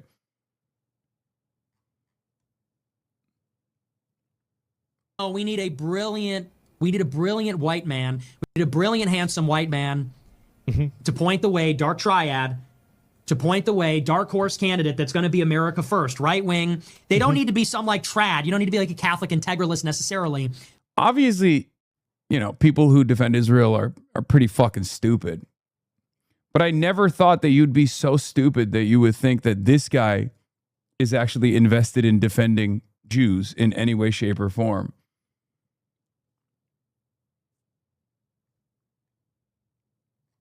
But you do need to be Christian. You do need to be white. You do need to be right wing. And it's simple as like, look, close the borders and no more of the Israel stuff. Okay. Yeah, and his fucking Jeffrey Epstein sweatshirt, nonetheless. Anti-corruption. It can be economically populist. Like this can be the mix. This could be the trade-off. Close the border, and then you get your Gibbs. Then you get your welfare. It's exactly what I said.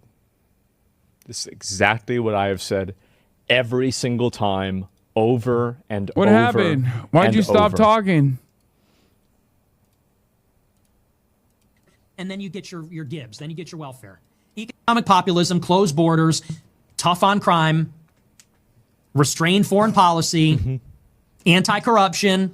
This can be the recipe, and it's got to be a handsome white guy. Lookism. Because your psychopath audience keeps sending me messages. Okay, well, lock in. You're talking to me right now. You're talking to the big dog. You don't have to listen to what other people are saying in the audience. Okay? What do you have to say? This is your favorite content creator, man. Do you like Nick Fuentes too? Actually, I should have asked that directly. What do you think about Nick Fuentes?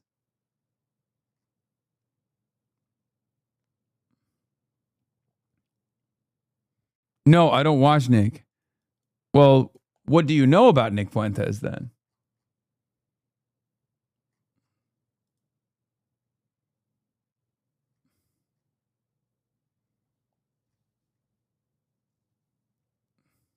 Clavicular is a pillar. Not a whole lot, to be honest. So you have sufficient information to determine that I'm anti-Semitic and you don't know the fucking biggest anti-Semite in modern American history? I just think it's crazy. Your chat telling me to go freaking kill myself. It's kind of crazy, man. I don't know who said that to you, okay? Listen to me. I know who he is. I just don't watch him. So you know who he is. So you know he's a neo-Nazi, right? A Holocaust denier or even a Holocaust enjoyer. And you're watching your favorite content creator glaze a Holocaust denier while you simultaneously think I'm the fucking anti-Semite. How does that work? Explain this to me, please.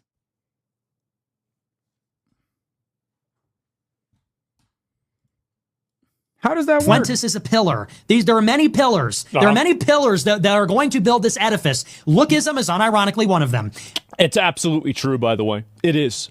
Like, the fact is, like, if you look like a degenerate retard, people are going to think that you're a degenerate retard.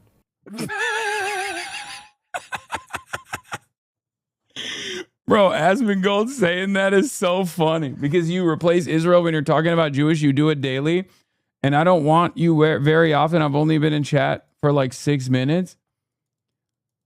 Buddy, in the age of avowed anti-Semites gaining prominence, because I think you and I will both agree that anti-Semitism has, exploded in popularity.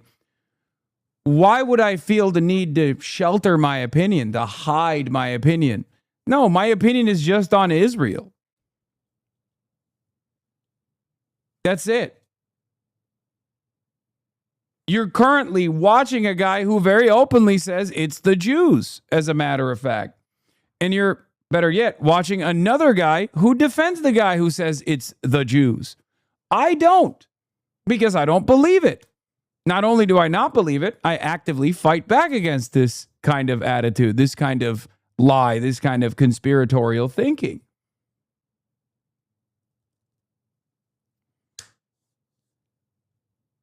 Why would I do that? This is absolutely true. Lookism, anti-feminism, that conversation's part of it. Huge factor. White identity is a part of it. It's so stupid. I know. That's why it's true. That's exactly the reason why. That. Wait, what? Okay, sounds good. What the fuck? Okay, we take those. We take those. That's one conversion. Understanding. Which, by the way, this is going to be like a meta level thing for me. This is one of the reasons why I don't get involved more in mainstream stuff. It's because I know that I'm a ghoul, and anybody that sees me and sees the way that I act are going to be immediately put off by it. Like he said, I am a warlock. I cannot represent anything on its face because I am a degenerate ghoul. Variety of anti-Semitism, quote unquote, that we are. That's I don't think that's the only thing stopping him from, taking a more hands-on approach. That would require him to leave his house for anything but like a Wendy's drive-through. You know?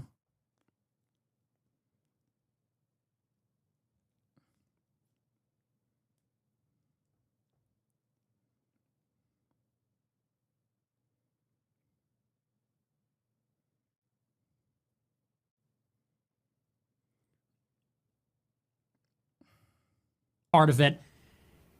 There are many pillars, and that's what it needs to be. Mm-hmm.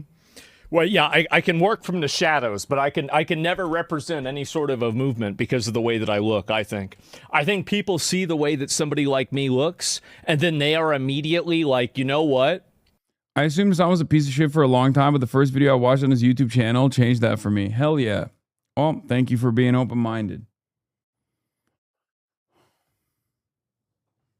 Do you ever stop to consider they're projecting when they misinterpret the words being said with the words they're replacing them with, or is that too much? I think for a lot here, you want to know what I actually think? I think a lot of people don't want to realize that there are a shit ton of people out there, a number that's actually shrinking, unfortunately, that oppose Israel on anti-genocide grounds. They're anti-Zionist not because it's, Jewish people doing the violence or whatever, but anti-Zionist because Zionism is a fascist ideology, right?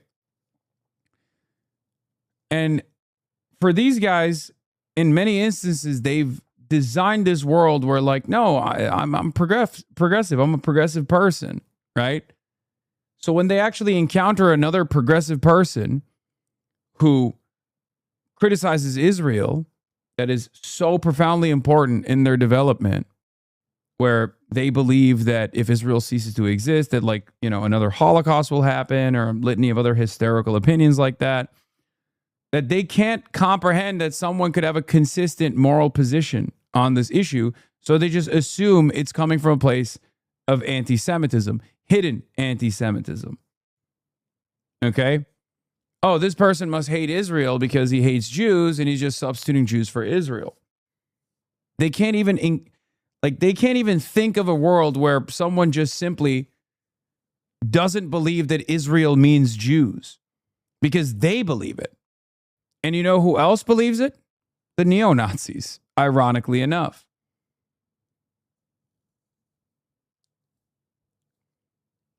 That's it.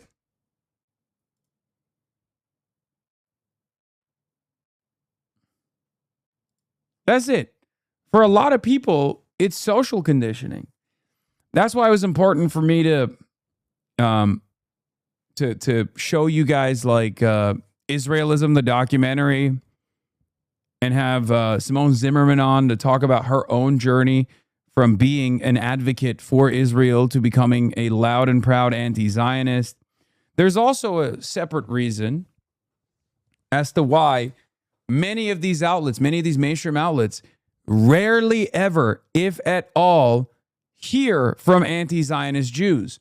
Anti-Zionist Jews are very prominent in the anti-Israel movement, in the pro-Palestinian movement.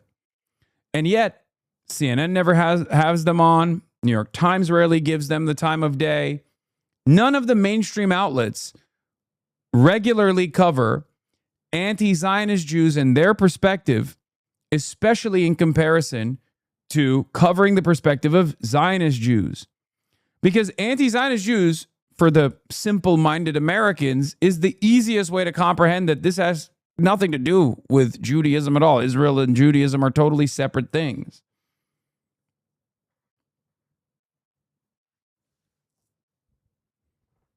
It's that simple. For someone who has the same exact opinion as an anti-Zionist Jew, myself, my Muslim background makes it a much easier argument to make that, oh, he must be secretly a hater of Jewish people, because that's just how all Muslims are. Do you see what I mean?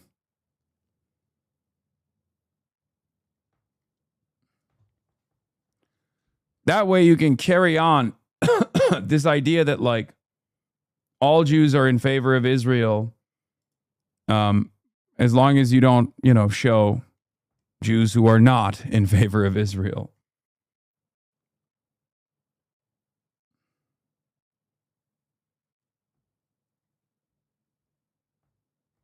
For another state, per the testimony of Joe Kent. Listen, this is the first ally of the United States. I want to respond to the Israel first thing. is the first ally of United States. So we have the right to support Israel. And you know what? God said to Abraham, I will bless whoever bless you, and I will curse. She's like, preach. Optimus Prime in the background going, preach.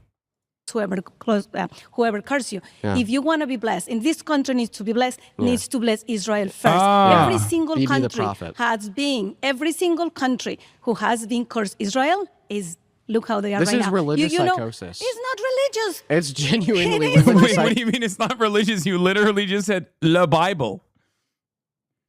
What is the Bible if not a religious document? What the fuck? My source is the Bible, but also my argument is not religious. That one I think is the craziest one. And whenever someone drops that, you're like, oh. Now people are going to say, Hasan, don't you always say Am Israel Chai the moment that your stream Fs? And it's true, I do that. So I guess I am also blessing Israel all the time. So I will be blessed. Yes. Do you see how Chavez ended? Listen, he cursed Israel from the you were saying intestine. He said it. Hugo Chavez cursed Israel, and that's why he was cursed? Yo, you are crazy, lady. You're out of your fucking mind. Also, you know who's cursing Israel right now? The motherfucking Pope. You are saying... And he's dead. Okay. Yeah, we have to bless the ethnic... Hugo Chavez cursed Israel, and he's dead. The ethnic expansionist, genocidal, terroristic state, or else we're all going to be cursed and die.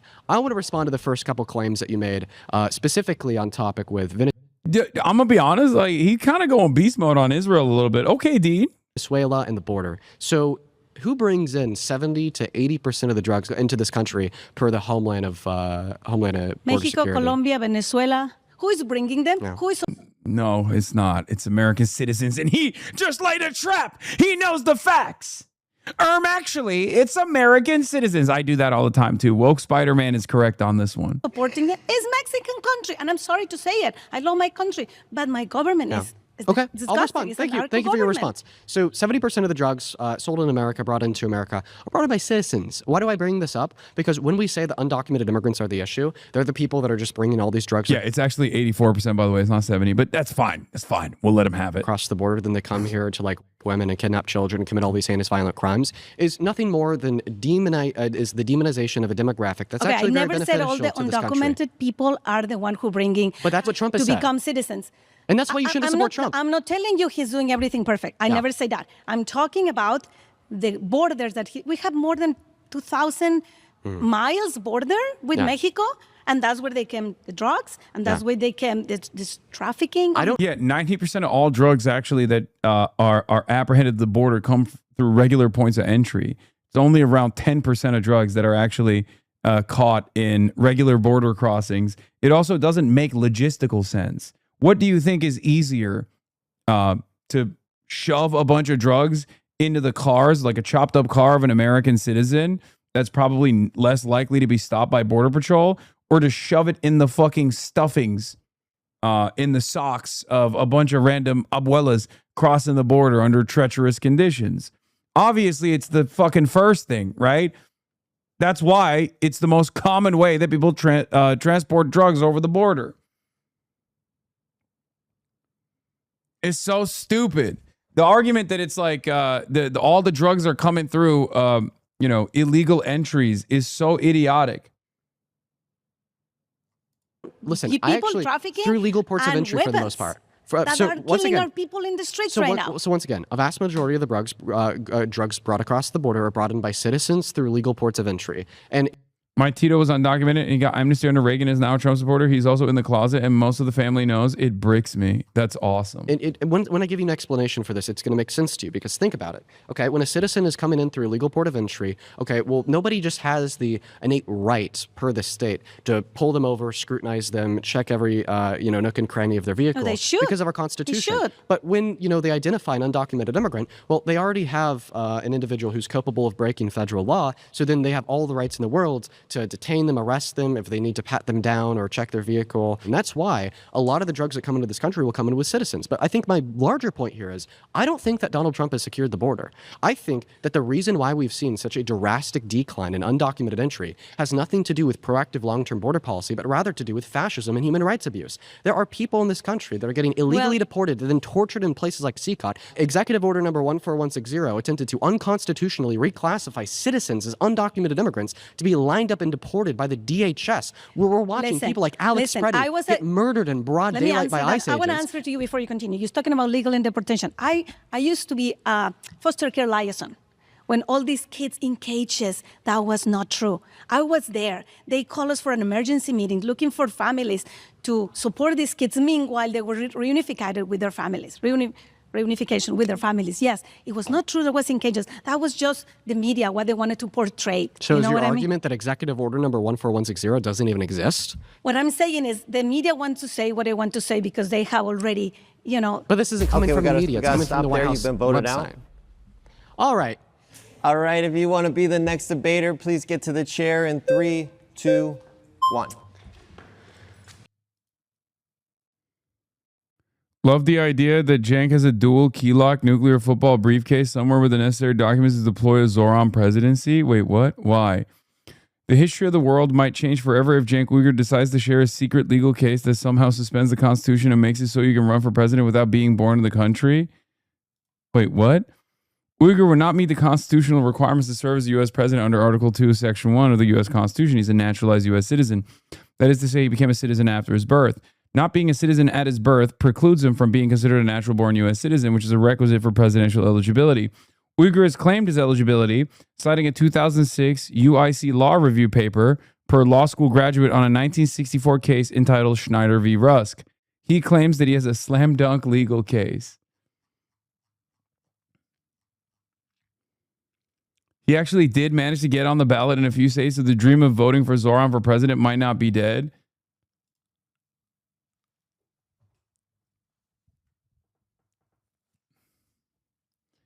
Nobody threw Cenk off the ballot because it would cost more to hire the lawyers than he'd get votes. That would not be the case with Zoran. You aren't accounting for a secret legal case, though. Okay, why are people making fun of Uncle? Why are people making fun of Unc? I don't like that people are making fun of Unc. He has a legal case. It's slam dunk. He didn't tell me.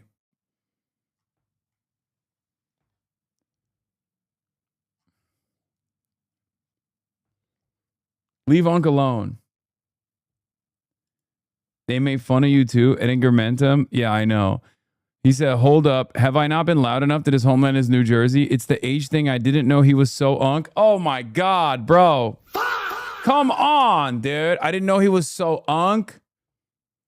34 is fine, dude. Yeah, and that's edited. He's actually 44, but he tells Chad to keep editing the wiki. Fuck you, Austin Hawks.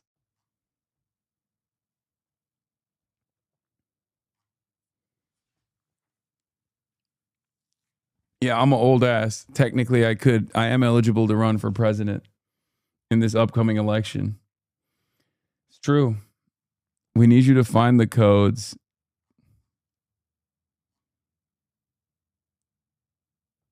So much for a year of PR. Lol, bro, your fans are really your biggest obs? Always, always. Always. And also, here's the thing. I will never run for president. Please. Please. It's not going to happen. I'm not running for office at all. Please don't. Please don't think that I'm going to run for office. Okay? Have no fear. It's not happening. Hi, welcome in. I think we should start this off a little bit. I didn't even sit down.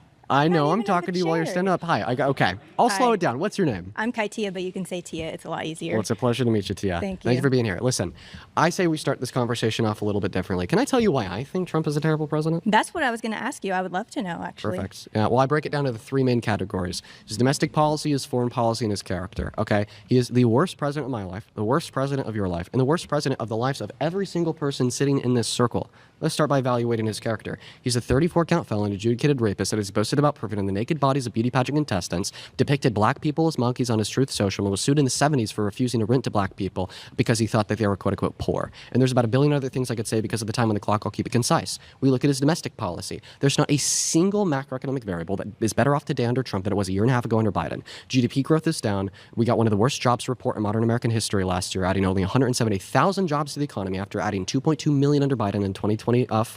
We see that unemployment is up. We saw 1.3 million layoffs. We see the highest increase in the price of gas in 1 month since the Vietnam War in 1967. Foreign policy is a disaster. He said he was going to end Russia's invasion of Ukraine on day one. He didn't. He said he was going to bring us closer to our allies. Now they all hate us because we impose unconstitutional legal tariffs on them. He said he was going to be the president of no new wars. Then he started a new war of choice at Iran just to deflect away from the Epstein files. And this holistically is why I think that Donald Trump is a terrible president. The mic and the floor are yours. Okay, thank you. So I haven't been in politics that long as far as like interest. It was like 2016 really opened my eyes. I never thought Trump had a chance, honestly. But I do seem to remember in 2016, a lot of the dialogue around his win was he only won because America's racist, basically saying everyone who voted for him was racist. This is after 8 years of Obama, by the way, who got reelected. So based on that, and after 4 years of not being president and now he's back, why do you think that he won if he's one of the most terrible presidents in our lifetime? Okay, yeah, I'll give a direct answer to that question. I first want to ask. Do you want to know the real answer to it? It's because Americans like what they see. Okay?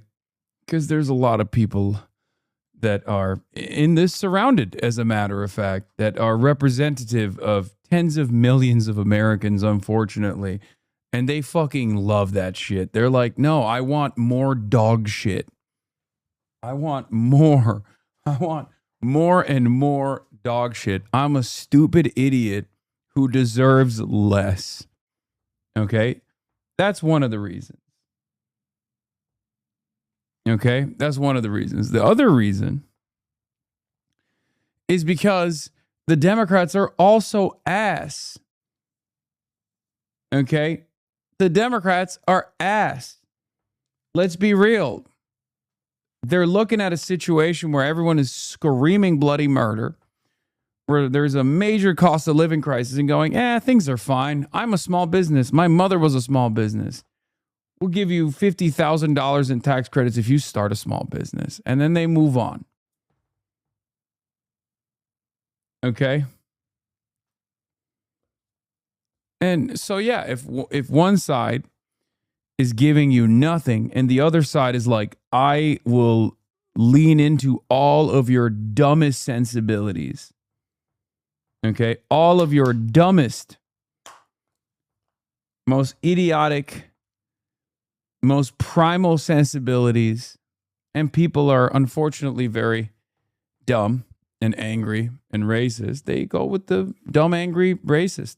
To clarify one, do you think that Biden was a bad president?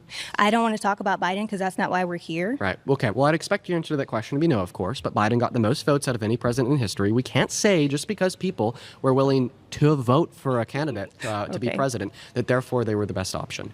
The reason why I think that Trump won the election had a lot to do with propaganda surrounding the negative economic impacts of the pandemic, okay? We saw 9% high levels of inflation, roaring gas prices, and I don't think that these things were caused by Biden. But Biden never was really too publicly outspoken about that, and I think that was a messaging problem with the Dems. The second reason why I think that Donald Trump won had to do with the fact that Kamala Harris only had a little bit over 100 days to run, which I also blame on Biden. He should have stepped down a lot sooner. But ultimately, I don't think Trump won because he's a good president, and that's undeniable. Has your life gotten better in the last year and a half? My life has gotten better, and how has Trump made it better? Tell me, specifically. I honestly do feel safer with him president. I mean, we can beat a dead horse with the closed border. That means a lot to me. Like, I'm a mom. I have kids. It's important to me that, and I live in LA, which is like crazy, right? Do you live out here or no? It's crazy. Why is LA crazy? No, I don't. But you would be safer to leave your children with the average undocumented immigrant compared to the average citizen. They're 2.5 times less likely to commit violent crimes compared to the average U.S. citizen. In my home with me, that's why I homeschool, and that's why I'm a mom. And my Oh my gosh, she homeschools. Oh, the next generation is cooked too, bro. children come first. So for me, being able to do that is a blessing. There's a lot of sacrifices that come with that, especially in this economy. I would be lying if I didn't say, like, it's difficult with the gas prices. It's difficult with the groceries and the tariffs. There's a lot of things. Yeah, similar with Biden, there was a lot. Inflation has not increased in the same amount as it did under Biden. What did Biden do to cause it? The money to Ukraine and the open border. You can look and you can research about how much it cost us to send the amount of money that we did to Ukraine and what how much money did we send to Ukraine? What it over did 4 years? to affect our economy, and also with the undocumented immigrants. How much money did we send to Ukraine? They are getting Medi-Cal. They were getting money for food and free housing. How much money did we send to Ukraine in 4 years under Biden? You tell me. $220 billion approximately. Okay. Now, here's the thing. If you're going to blame Biden's 9% high level of inflation on $220 billion spent over the course of 4 years, then why don't we see like 50% levels of inflation, considering the fact that in the last year and a half, Donald Trump has passed the Big Beautiful Bill, which according to most estimates, is clocked in to cost us around $3.4 trillion over the course of 10 years. Or the simple fact that he's spending $1 billion a day on a war in Iran. He's going to spend just as much money on this war. You see, you don't understand. That's good, though. That's the good kind of expenditure. I will not elaborate. Iran, as Biden did in 4 years on Ukraine in less than a year. And on top of that, the cherry is Donald Trump has continued the funding to Ukraine, I think the important blaming a 9% is, high level of inflation on $220 billion worth the hell's going on with my computer? Of expenditures nuts, especially when we consider that the Biden-Harris administration spent half of what the Trump administration spent in their first term. I get what you're saying, and I think both of us, at the end of the day, we want what's best for America. I think we have different plans or strategies to get there. But the main thing I did want to come up here and say, I don't think you really answered it, was if Trump was the worst president in our lifetime, how did he win twice, if not 3 times, depending on who you talk to? Oh my God, she believes. Oh, what a queen. She's lending credence to the notion that Trump is a 3-term president, actually. Exactly. So if he was that terrible, either we're and I mean, you can say, are we dumb as a box of rocks? Like, are we the stupidest people? I've been told I'm internalized racism, Do you want me to be internalized honest? misogyny. I would love for you to be honest. I don't think that anybody in the circle is particularly intelligent.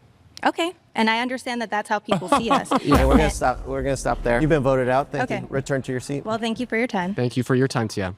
If you want to be the next debater, get to the chair in 3, 2, 1. Oh, come on. Hogdom is prime. My name's Leia. Nice to meet you. Nice to meet you, too. Just a little background. I am currently active duty in the United States Marine Corps. I'm not here on Be careful, hashtags. I'm not here on behalf of the Department of War, by the way. I also grew up in Jerusalem, Israel.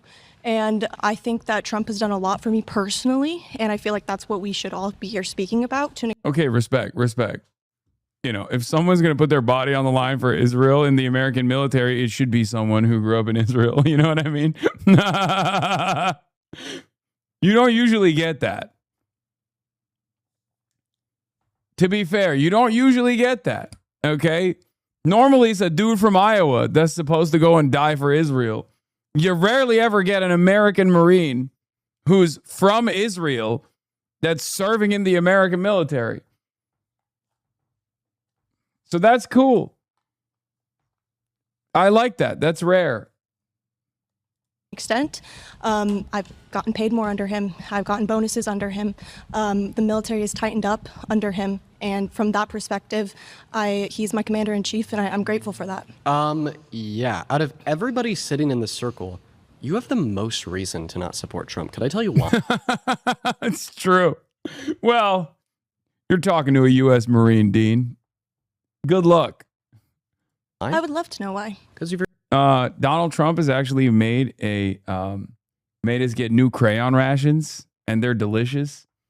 So that's another great reason why I love my commander-in-chief. Your oath. You took an oath to defend the Constitution from enemies overseas and domestic, correct? Correct. Can we agree that an enemy to the Constitution, domestic or foreign, would be a person who thinks that the Constitution should be terminated, is intentionally and belligerently infringing upon it?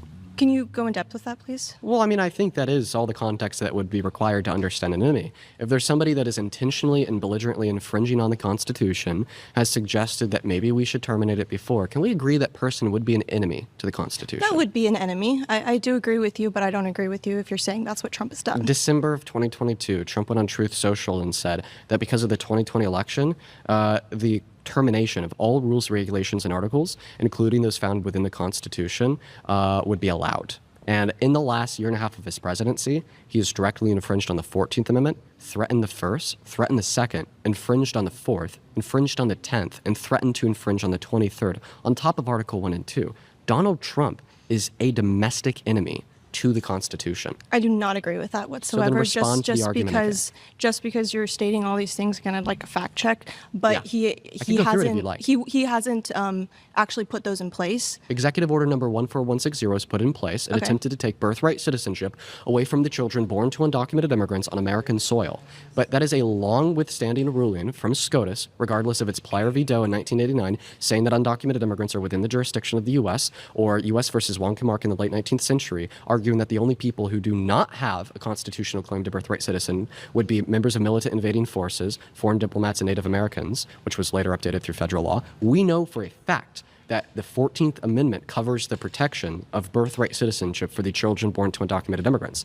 Donald Trump says, well, I'm going to change that, and passes an illegal, unconstitutional executive order stating otherwise. That is a domestic threat to our Constitution that you as a member of our DOJ, as an active duty service member of the Marines, should absolutely protest and stand in wide opposition against. So that I would not agree makes him a domestic enemy.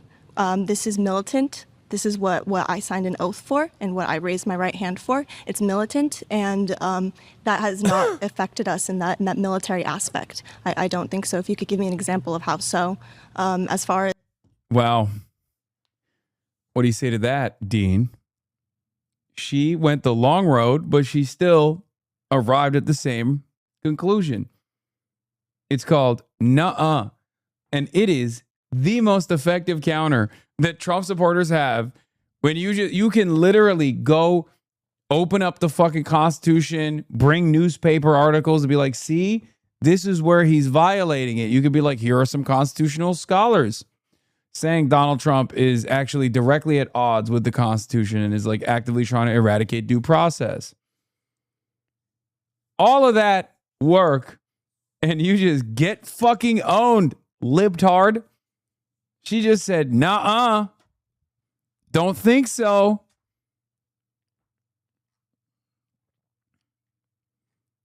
It is kind of crazy. It's so OP to just be like, no. Is like immigration and all these people who have joined the military to get papers for their parents and stuff like that, whether they were born here or not, it's been in effect and it's been very helpful for them. What were your thoughts on Donald Trump calling for the execution of 6 sitting Democrats in Congress who reminded you to abide by your oath? 6 what? 6 sitting Democrats in Congress posted a video saying, if you're given a legal order, you don't got to follow it. And you should know that's what the UCMJ says. Yeah, no, absolutely. And Donald Trump called for their execution because of that. I don't know much about that, yeah, honestly. I'll tell you. So yeah, please do. He went on Truth Social. He responded to an article talking about the 6 Democrats in Congress who posted a video saying like, oh, you remember your oath. Don't follow any unlawful orders if Trump were to give you one. And he calls them seditious traitors. Follows it up by saying traitors punishable by death. And then he reposts a follower's comment that says, hang them, George Washington would. Okay? So he falsely accuses accuses them of a crime they didn't commit. You and me could agree it's not treasonous to tell the military not to follow unlawful orders. UCMJ once again. And then he says, well, because of this crime that he's accusing them of that they didn't commit, they need to be hung. That's him directly calling for the execution of 6 Democrats in Congress that were just simply reminding you of the UCMJ. How could you stand by such a maniac? No, honestly, we have multiple times gone against if it does not follow along with the UCMJ throughout history in the military, and they've been awarded for that if our military leader, and for example, Donald Trump is one of them, but if they go against what the UCMJ does, we are allowed to go against that. Yeah. And so that's all the Dems were saying. And then he said they needed to die because they said that. No. Yes. He said, he said what? Quote, Who unquote, needed to die? These Democrats. He said that their sedition is punishable by death. Okay, the sedition that they didn't commit. And then he followed that up by reposting a comment that said, hang them, explicitly, hang them. That was him calling for their execution. There's no ifs, ands, or buts about it. I feel like you're maybe one of the more reasonable people that I've spoken with today. You should be able to see this so clearly. And maybe this might even be an historical moment you're unsurrounded, where I'm able to change the mind of a guest on the show. That'd be huge. That would be huge if it was going to happen, but it's not. Oh, nope. My We're goodness. out of time. We have to pause there. Nope. You ain't changing my mind, liberal Spider-Man. Yeah, that would be amazing if I had a mind that you could change, but I have none. My final surrounded claim is Donald Trump doesn't give a shit about any of you. If you want to debate Dean's claim, get to the chair in 3, 2, 1. Hi. Hi, Dean. Okay, well, I think that my claim here is clear. Donald Trump doesn't give a shit about anybody in this circle. What I mean by that is just Donald Trump generally doesn't care about women. He's a very misogynistic asshole. Promises made, promises kept. Opposite. Number one, he's got more women on his cabinet than most presidents did. And he's fired, what, 4 of them? Doesn't matter. I think it does. Every person he's fired so far has been a woman. You fire them. Pam Bondi did nothing. Yeah, she was a terrible AG. Exactly. Yeah. She did, and he didn't like that, so he fired her. Yeah. I think that she was a terrible AG for preventing the release of the files. I digress. I'm interrupting you. Sorry, go ahead. And he pardoned the J6ers like he said he would. Yeah. Wow. So he released more pedophiles into the wild.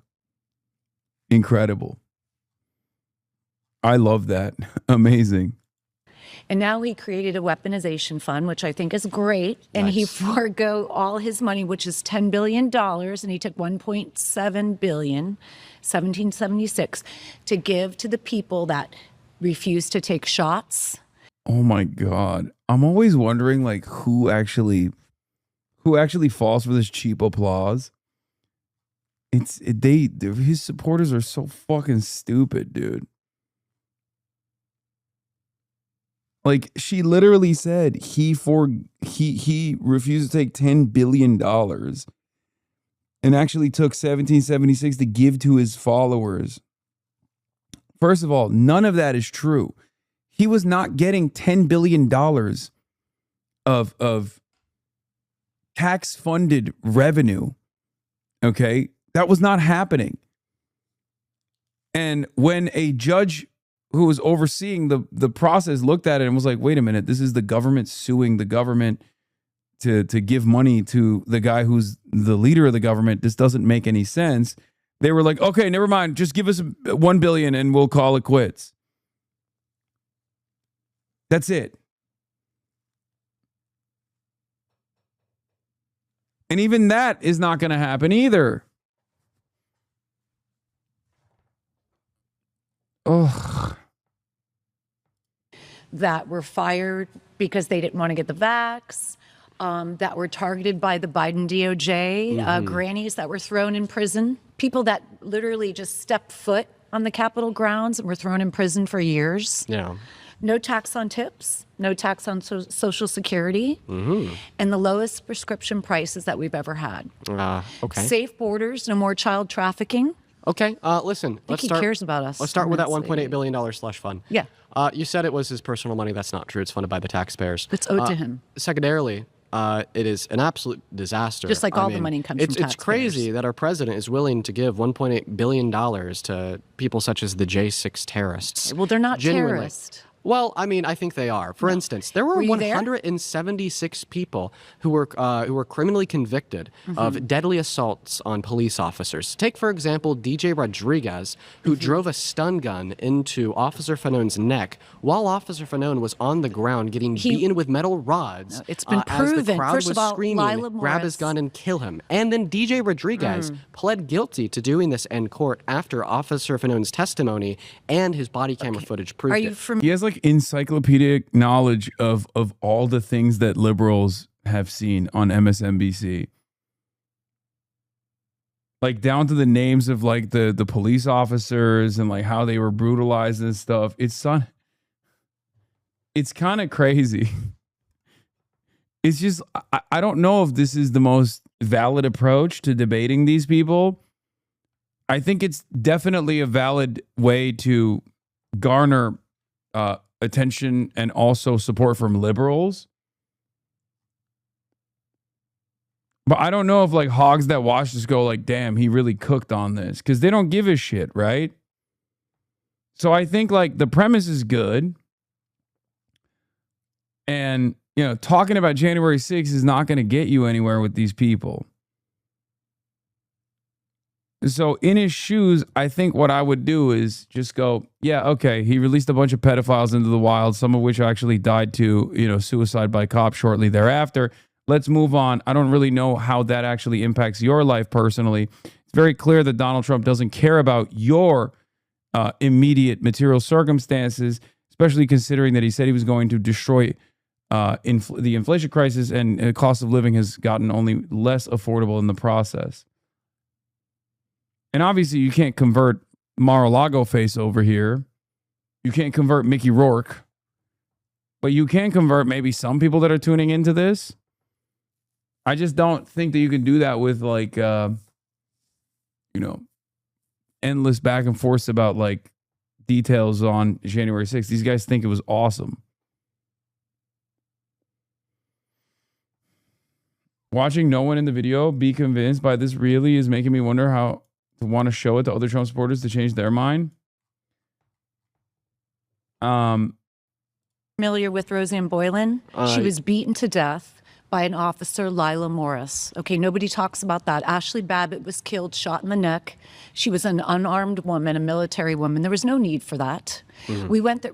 People went there peacefully and patriotically. Yeah. Okay. And that's why they were screaming, "Hang Mike Pence," right? Well, yeah, but nobody that I've seen. Was that peaceful? There was a lot of infiltrators. There was over 300 FBI agents in there. Oh, really? Who's FBI?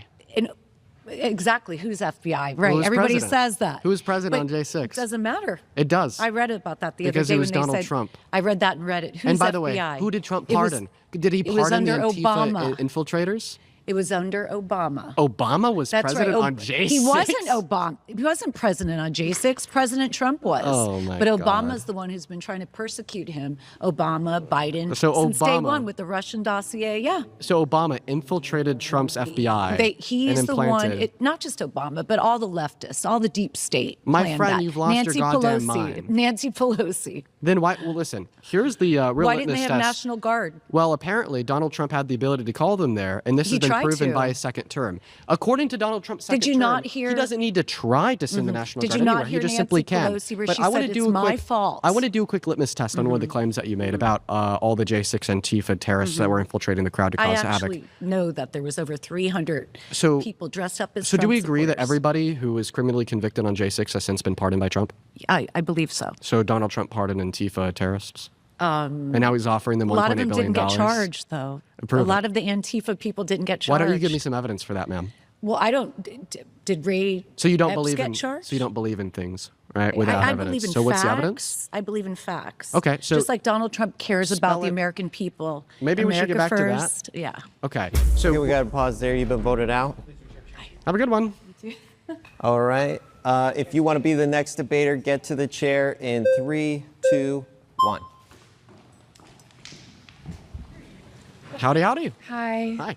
Welcome. Thank you. Would you like to carry on with why you think that? Trump doesn't care about you, doesn't care about anybody in the circle, because he generally doesn't care about women. He has had a lifetime of vapid misogyny, like the fact that he's a sexual predator, that he's a rapist, that he's overturned policy that has led to 60 pregnant victims per day being denied access to abortion in 10 of every 50 states, or an attack on our economy. Everything is worse off today than it was a year and a half ago under Giga Chad Biden.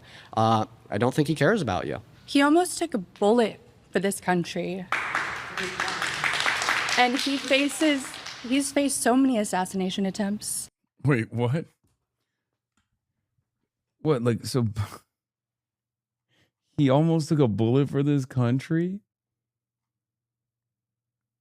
What the hell does that even... Was Butler, Pennsylvania a theater of conflict? What's going on? Yeah, he almost got killed by a person who had donated to the Republican Party. Yeah. He faces threats, as you should know. I mean, you cried with Charlie Kirk. I mean, listen, specifically...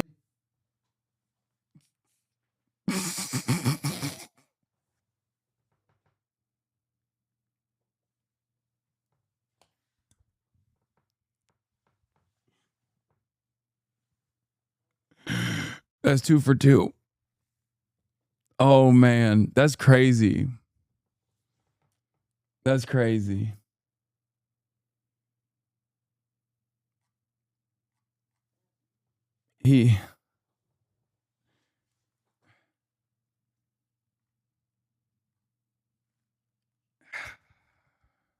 That's crazy. I mean, what do you say to that? She's just fucking one-shotted him. Yeah, this will be 10 seconds or less so we could get back to the topic. I cried because I thought that it was a mass shooting. My friend was less than 30 feet away. He FaceTimed me running away saying, Dean, I think that there's a mass shooting going on. And regardless of the fact that I didn't like Charlie Kirk, I'll be honest, I think that he's despicable. He endorsed child torture. I still saw a video of somebody that I personally knew, okay, get their jugular ripped open by a bullet. It was rough. And yeah, I shed a tear. That was very intense. But listen, the I topic think it really is, humanized you. The topic is... That's so much worse than someone on the left clowning on him. Okay? That is so much worse than someone on the left clowning on him for crying after Charlie Kirk got shot.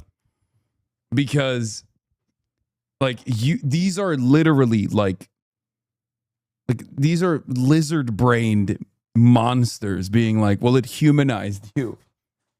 Okay? That sucks so fucking bad. Like, straight up white supremacists being like, well, you were human in that moment. You were like us.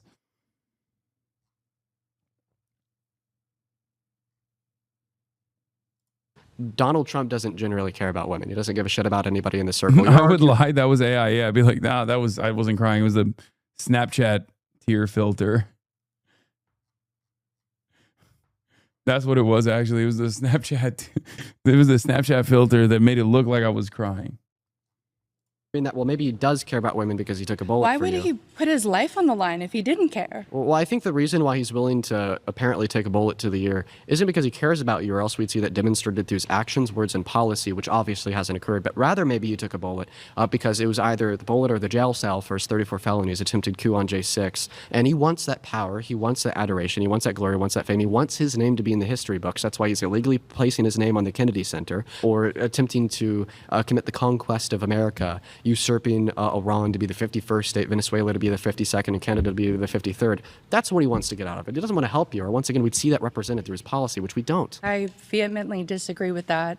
Okay. He cares for law enforcement. He cares for firefighters, No. mothers trying to What? get pregnant. And it's Certainly didn't care about one firefighter, the way he talked about how the bullet missed him. Just saying. It's disheartening that the way you describe Trump, it's like you're describing a leader in the Middle East, someone that's an actual dictator, an actual fascist. What? And it's for someone that has traveled. Yeah, I mean, and true. has seen how other countries operate. This is the best country in the world, and we're so lucky. She literally said, you're describing Trump like a brown person, okay? White leaders like Trump don't behave like that. lucky to have Donald Trump as a president. And I'm disheartened that you can't see that. Okay. You said that he cares about. It is kind of funny though, because Trump is very like Saudi royal coded, down to the gaudy aesthetics. There is also one Middle Eastern dictator that you could point to that's like a 1-to-1, Benjamin Netanyahu, but About law enforcement. Then why did he pardon 178 people who attempted to assault or kill cops on J6? On January 6th. Yeah, he pardoned, like we went over this earlier. DJ Rodriguez, okay, drove a stun gun into Officer Fanone's neck. Gave him a heart attack. He had to be raced off to the hospital. DJ Rodriguez was then thrown in jail for 10 years. Trump says he's a patriot, gives him a full and complete presidential pardon, and has now created a $1.8 billion slush fund that's going to line DJ's pockets. Dude, there's no way he cares about cops if that's what he's willing to give to a would-be cop killer. Well, honestly, I don't know all the details of that. If everything that I just said was true, would you concede that Donald Trump does not care about law enforcement? I would be curious why I don't know what information he has that I don't, so I would have to place my trust in the President of the United States. Did you place your trust in Okay, Biden? we got to pause there. You've been voted out. Please return to your seat. If you would like to be the next debater, get to the chair in 3, 2, 1. Welcome back, Liz. Hi. All right. Well, I mean, you know my thoughts. I think that Trump is the worst president of your life, and I think that he consistently demonstrates that through his rhetoric and policy. What are your thoughts? I love Trump.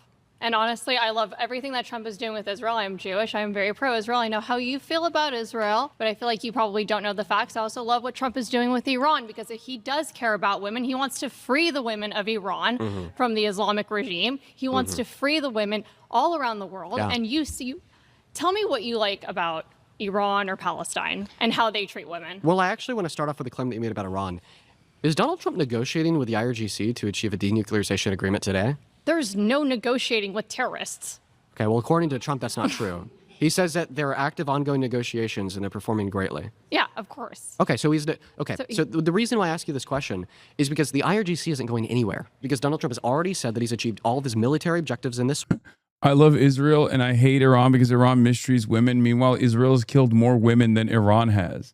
So by that same standard, if that's the standard that you're applying to whether you like or dislike a country, you know, Israel is far worse. So, you know, some food for thought. War. He's already, quote unquote, cooed the IRGC and committed regime change by just getting more, quote unquote, moderate voices to lead the IRGC. And now he's actively negotiating like a 30 to 50-year agreement with them so they will never have the ability to nuclearize again. What this means is that Donald Trump actually wants the IRGC to stay in charge of Iran, or else this denuclearization effort that has costed us 13 lives, $1 billion a day, and higher gas prices and oil prices everywhere would be for Donald nothing. Trump wants And to because the completely IRGC is not annihilate the going, IRGC. then he wouldn't be negotiating with him. He wouldn't be trying to get a deal with them. You don't advocate to get a deal with a party that you don't think should exist. Here's the thing. Islam right now is taking over all of these countries. They've taken... Islam is taking over all of these countries. Iran. Islam is taking over the country of Iran. The fuck are you talking about? It's been a majority Muslim nation for hundreds of years. What are you saying? over most of Europe. They're starting to take over in the United States. He has to do this in a very careful... Islam is starting to take over the United States. Holy fuck. ...careful manner. There are billions of Islamists who are trying to take over every... They will not stop until they have infiltrated every country. This Their is so words, disgusting. not mine. How it's literally what they say. It's so They say they will not gross. stop until No. Islam is in every single household. This That is is what they insanity. say, and that is why we need Israel, and that is why Trump is going to do everything he can in his power to annihilate the IRGC, which is what needs to happen. Jesus Christ. Okay, so first and foremost, if I could compulsorily puke on this table without getting you dirty, I probably would, because everything that you just said was legitimately disgusting. How is that First and foremost, disgusting? for you to demonize and turn all Muslim people alive Not all Muslim, no, into no, this no. into this model. Islamists, You said that there was Islamists, you said that there were billions of Islamists infiltrating are. every crook and cranny of the But world. they are. So I think Have that you traveled? Listen, I think that we Where was absolutely. the last place you traveled to, Let internationally? me respond to what you said. Or have you gone to New York? I think where that they're literally doing prayer in the streets? Yes, if you pray in public, then all of a sudden you're extremist. Go tell that to every Christian evangelical that put their hand on Trump's shoulder in the Oval Office on camera. It's different because it's another religion. 100% Exactly. different. When it's Because about Jesus. No, listen to what I'm saying here. Christians don't wanna go Listen into to every listen listen to what I'm saying country here. and take over. Listen to what I'm saying here. When it's about Jewish Jesus, people go into every single country and try and take over. Oh, right, and that's why they're going into the West Bank. That's why they're going into Gaza. That's why they're going in First of all, Lebanon. Listen to what I'm saying here. Israel backed out of Gaza in Listen to what I'm saying here. 2005. Get your facts straight. And what's going on in the West Bank?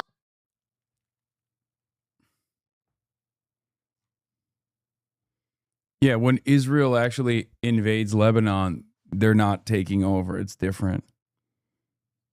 That's like a different thing.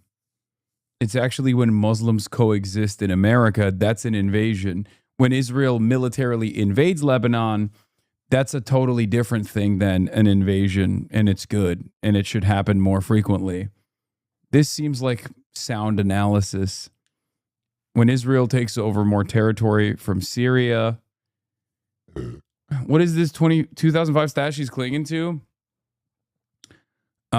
Israel removed the settlements that existed in the Gaza Strip in 2005 and completely relinquished control to the Palestinians, while also basically hermetically sealing Gaza from all around and applying tremendous restrictions on what can go in and out of the Gaza Strip. That's what they consider to be giving the Palestinians autonomy. Can you tell she's pro-Israel? Yes, by her neck veins and how much she's fucking chirping. I can tell she's pro-Israel.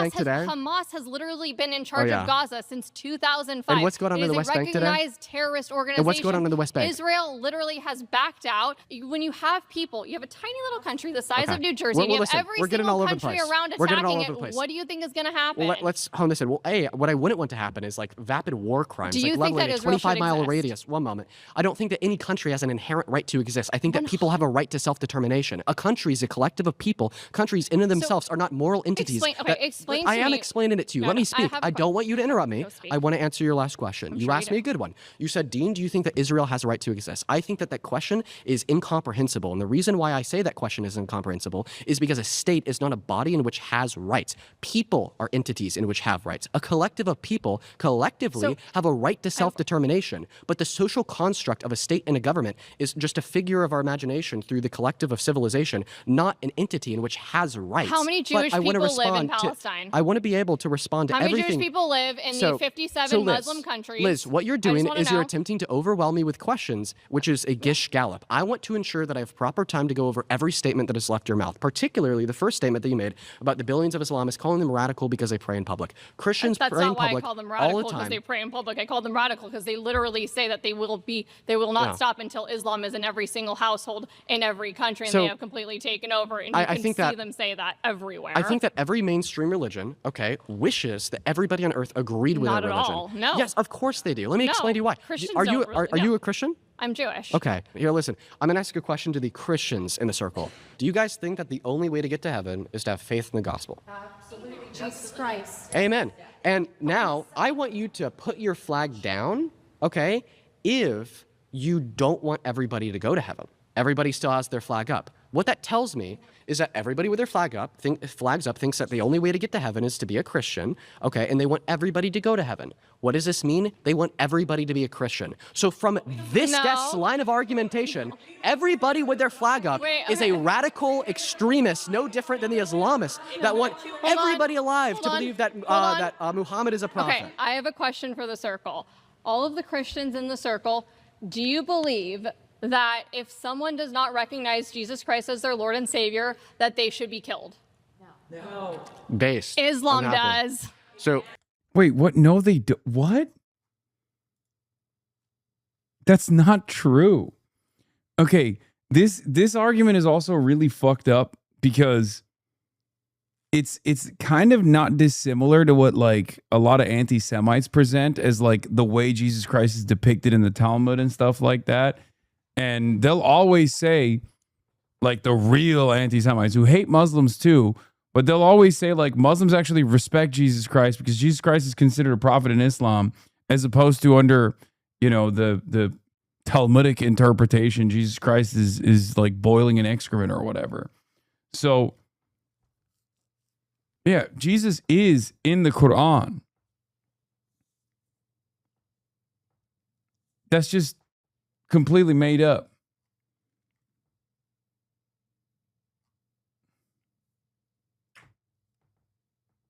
But having said that, of course, the idea that like Muslims want to kill non-Muslims is so ridiculous.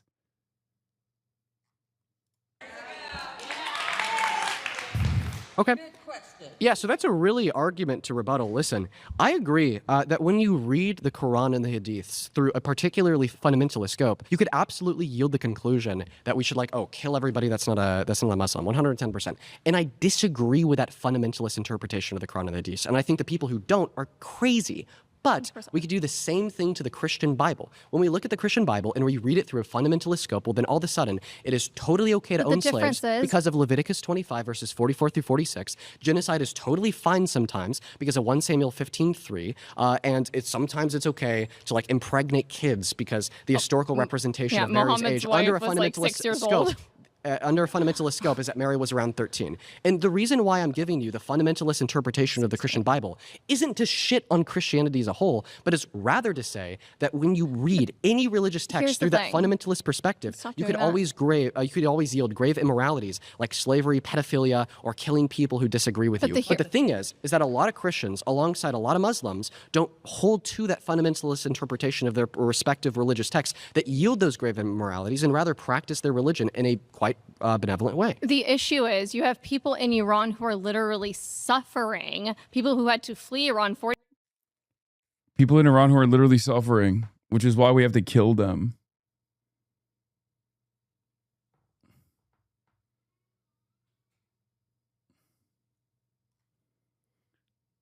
God, I hate the religion arguments so much. I hate religious arguments in general. I don't care. You know what I mean? It's all subject to personal beliefs and interpretation. It's all arbitrary. And ultimately, it doesn't matter. And there are billions of Muslims around the world that don't abide by whatever fucking thing you think they do. Clearly, it's just pure Islamophobia. 37 years ago, who are still suffering to this day, people all around the world, because the Islam extremists, the ones who are also in charge of a lot of these countries, will kill you. They will behead you. They will do whatever they can to harm you if you do not believe with what they believe in, if you do not agree that the Prophet Muhammad is the one and only and Islam is the only religion, and that should be allowed in the world. Right. So that's the thing. We are dealing with this today with Islam, and that's where the issue lies. Okay, we're going to stop there. We're out of time. Thank you. Yeah, thanks for the dialogue. All right. I just want to give snaps to everybody in the circle so far. Good job. Dean, snaps to you. Good job. Let's take a breath. It's been a heated episode. For the last portion of this video, I ask that you look around the circle and select somebody who you want to come back to the center and debate their claim with. Oh God. See, there's so many options here. I don't know. People might hate me at home for this one. I wanted to respond to what she had to say. Optimus Prime. Yes. Yes. Optimus Prime. Oh, that's amazing. Dark MAGA, Dark MAGA. Oh. Well, I'll give you credit. You're brave to pick me, so that's good. Or dumb. My surrounded claim is that Democrats sold our country out. Hell yeah, she's right. Queen. She's so right. Oh. She's right. Yeah, bitch you got no answer for this, huh, Dane? Have an explanation of what you mean when you say that? Well, first off, they're open border policies, sanctuary cities, which are completely unconstitutional. Thank God we have Sheriff Chad Bianco running for governor. Hopefully we'll eliminate that. They said Russia, Russia, Russia, right? About President Trump. Well, who sold our uranium to Russia? And I love when Trump was talking to all of these European countries. He says, you guys keep screaming Russia, Russia, Russia. Why aren't you buying oil from us? Why are you buying it from Russia? So there's so many good things that Trump has done and the Democrats. Wait. I mean, then she must love Biden, right? Biden rerouted so many of the energy contracts away from the natural gas that Europe was getting from Russia and started forcibly selling them American LNG. Not only that, but also Biden blew up the fucking pipeline too. So, it's kind of, if that's your fancy, I mean, Biden was goated. It turns out Democrats were doing all of those things. But I guess they were doing, you need to get a Jube strictly to get clips with people like this. I do love her. Of completely, like, I'm from Iran originally. The fact that Obama... Wait, she's Iranian? Wow. I knew there was a reason why I loved her.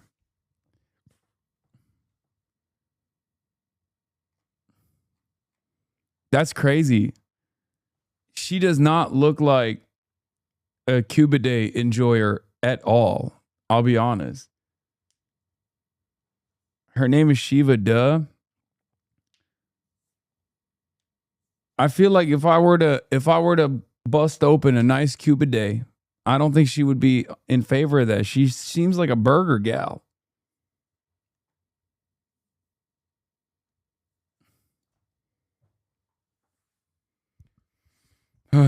Peep the shirt. She's a Beverly Hills protege. Yeah, Beverly Hills Freedom Rally. President Trump. I gave boatloads of cash to that evil regime. Makes me so angry. So I love that Trump annihilated General... Okay, Trump is... Ooh. Yikes. Trump's giving more money. Trump's giving more money to Iran now. Oops. Soleimani and a proxy guy in Iraq offed him because he killed 10,000 people, including women and children. Okay. So, yeah, a lot. Yeah. So I am so happy for him getting rid of the nuclear facilities along with Benjamin Netanyahu, with the intelligence that they brought in and the weapons. And they are our only allies, and the liberals hate Israel. Yeah. This was like, it could have been World War III. If we didn't get rid of this stuff, you and I might not be here the next 5-10 years. You should hate Trump then. Oh, I should love him because he just stopped World War III. He stopped the deep state from destroying this world. And that's what Marxists do. That's what Marxists do. They have no grip on reality. They have no God. And they don't understand what's actually going on because they're more concerned about putting... She's cooking again. Yeah, stop laughing, Dean. She's cooking you.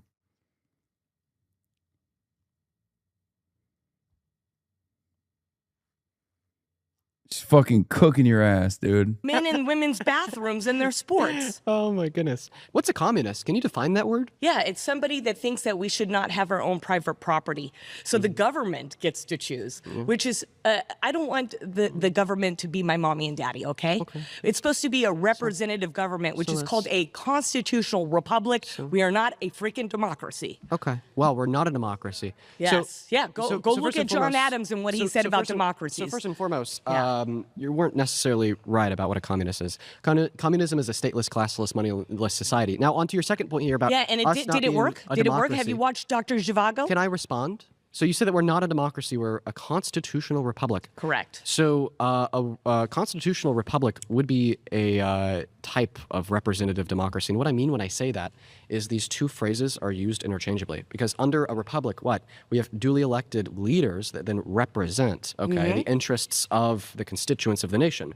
Under a representative democracy, we have duly elected leaders that represent the constituents of the nation. A democracy is minus a constitution and the rule of law. So what? So it's basically, if you're saying you're a democracy, the 51% could go and kill. Toby Durden liked my tweet. Shut the fuck up. Which one? Was it a video of me yelling about Turby Derby? Oh my God. We just got the Turby Derby. We got the Turby Derby notice. Which one? Link the tweet, Audrey.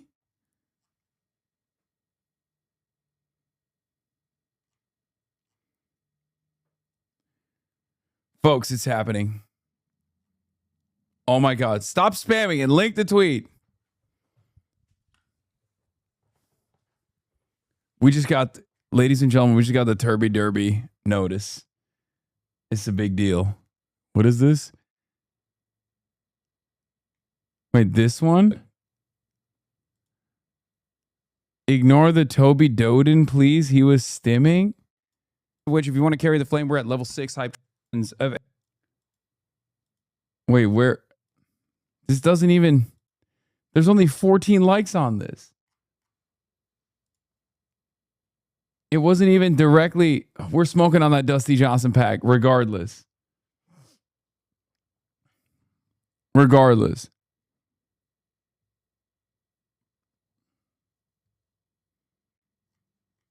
His runoff is tomorrow. Off the 49%. That's called a direct democracy. So, but yeah, pure democracy. When Donald Trump said that he took a bullet for the American democracy, he was wrong? Well, he likes to use that word, I think, to reach out to the Democrats. Right? I believe he's wrong because I don't believe we're I don't believe we're democracy. I don't like the word democracy. Right. I have a twitch when I hear the word because it's almost just like you go crazy. It's democracy, hypocrisy, bureaucracy. I mean, it's just okay. Now another claim they made there is that about you want to throw up. I want to throw up when I hear the word democracy. Yeah, MAGA. So listen. Okay, it's you said MAGA like a swear word. Why did you say that like a swear? You can't be this sensitive.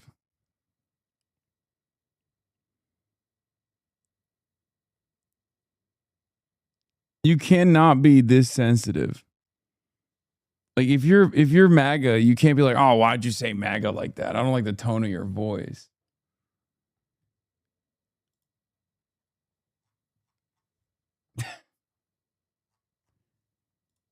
Word. Isn't that a good thing? Make America great again? Well, what's not a good thing is saying that you're making America great again by taking health care away from 10 million low-income Americans like Trump did, taking food stamps away from 3 million low-income Americans like Trump. He got rid of the fraud in the health care. Can I speak?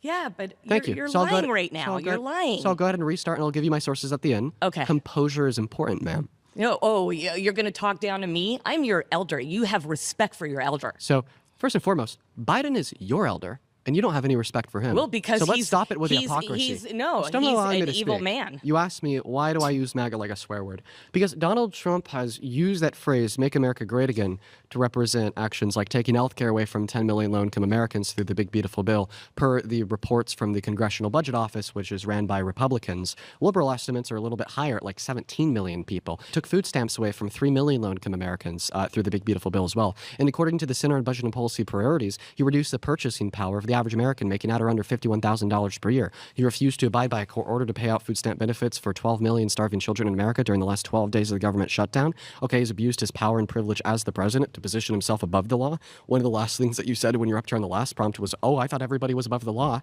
except for Trump. Okay, a couple weeks ago, we woke up in a new America with a new system of justice. Look at her deploying without even saying it. She's just going like this. Very effective. Do you understand?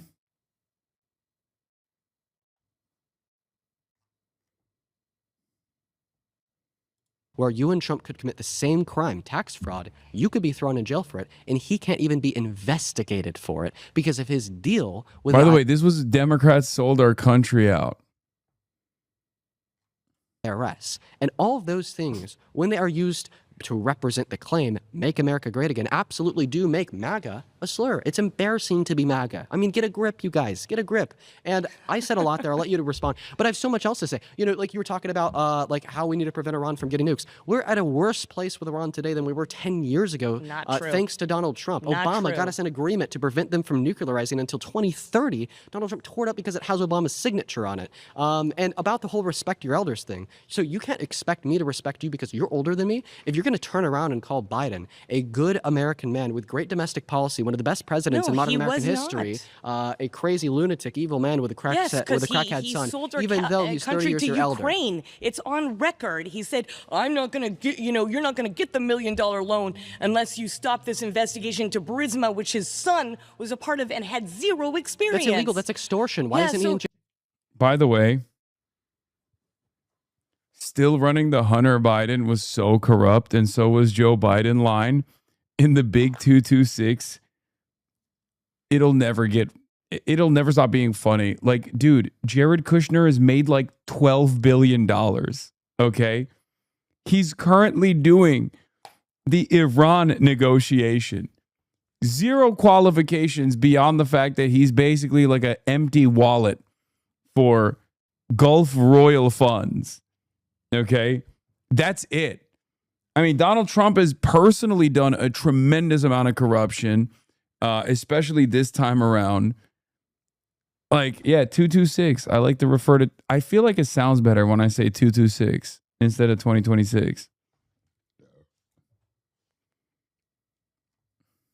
Jail. So he should be, but Why is it because, Trump throwing him in because jail? the deep state have the judges, they have so much, they've infiltrated this country. Donald Trump So just hired 400 new judges that are loyalists to him. Why doesn't he use one of them to get Biden thrown in jail? Because unfortunately, he doesn't get to pick which judge is used. And a lot of these judges are just evil. Why doesn't he even So try? He hasn't tried. There's been so many lies coming from your mouth. I'm like twitching over there. Every lie Why that I isn't hear. the DOJ You trying to get said an people indictment died against on Biden? January 6th. I said that they tried to kill cops. No, they did not try to kill cops. Yes, they it did. was self-defense. They were being attacked. 4 patriots. Wait, what? Can you, what? Trump supporter says you can do self-defense to a cop? That's crazy. I guess only if you're doing an insurrection, right? And of course, only if you're doing an insurrection for Donald Trump. Died that day, and you don't hear anything except for the one that got shot by the cop. Yeah. How about this? Can I ask you a question? There's 4 of them that died, and 0 cops died that day. 1 cop died the next day at 9:30 p.m. from a stroke. Yeah. So that was a lie. And I feel bad for people like you in your age because you're being indoctrinated with all this evil. You have no appreciation for life. You're willing to kill the most innocent and vulnerable. But if you were the baby in the womb, guess what? You wouldn't want to be aborted. You'd be like, Mommy, please save me. Please. I don't even know what to respond to. There's just a bunch of, it was a big mess. Hey, listen, let's go ahead and start off. Owned. Exactly. You don't know how to respond to it because you got owned. She did goo goo gaga. She imagined you as a baby in the womb, desperately trying not to be murdered by the abortion doctor. It's over. What can you say at that point? She's so goated. I love her.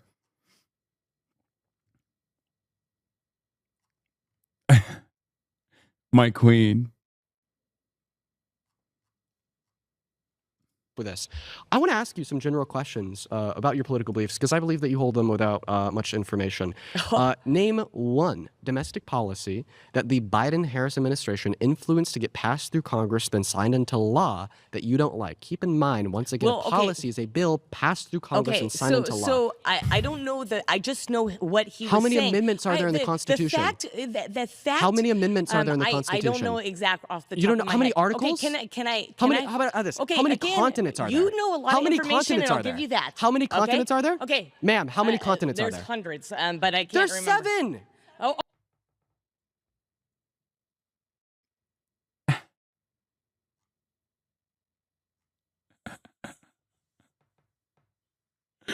What the fuck?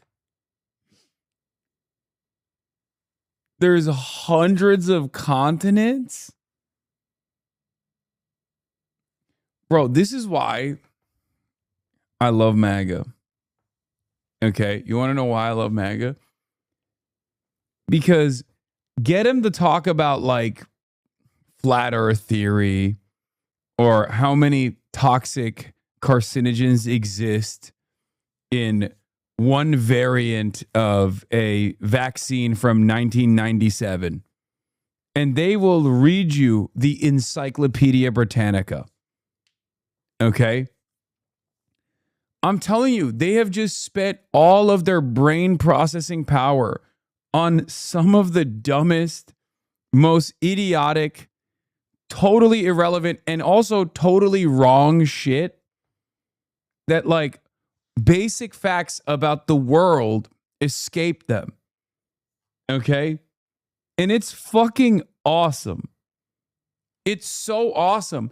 That's why I always say, like, yo, if you know this much about this, like, dumb, irrelevant shit that's just untrue, why don't you get invested in, like, Dungeons and Dragons or Yu-Gi-Oh or something? You know what I mean? Like, it's like, just, if you're going to believe in fake shit, at least deploy that towards a hobby that doesn't make you schizophrenic. You know what I mean? I just don't understand this at all. It's like, why? Why did you use up all of your remaining int points on nonsense? Like, this woman said she doesn't believe in doctors. Okay, earlier in the debate, we watched the first half. I think that was more powerful. She was on the ball in the first half, especially when she said, I don't believe in doctors. That's when I fell in love, right? But if you're gonna believe in made up shit, why don't you believe in made up shit that's like giving you joy instead of making you angry?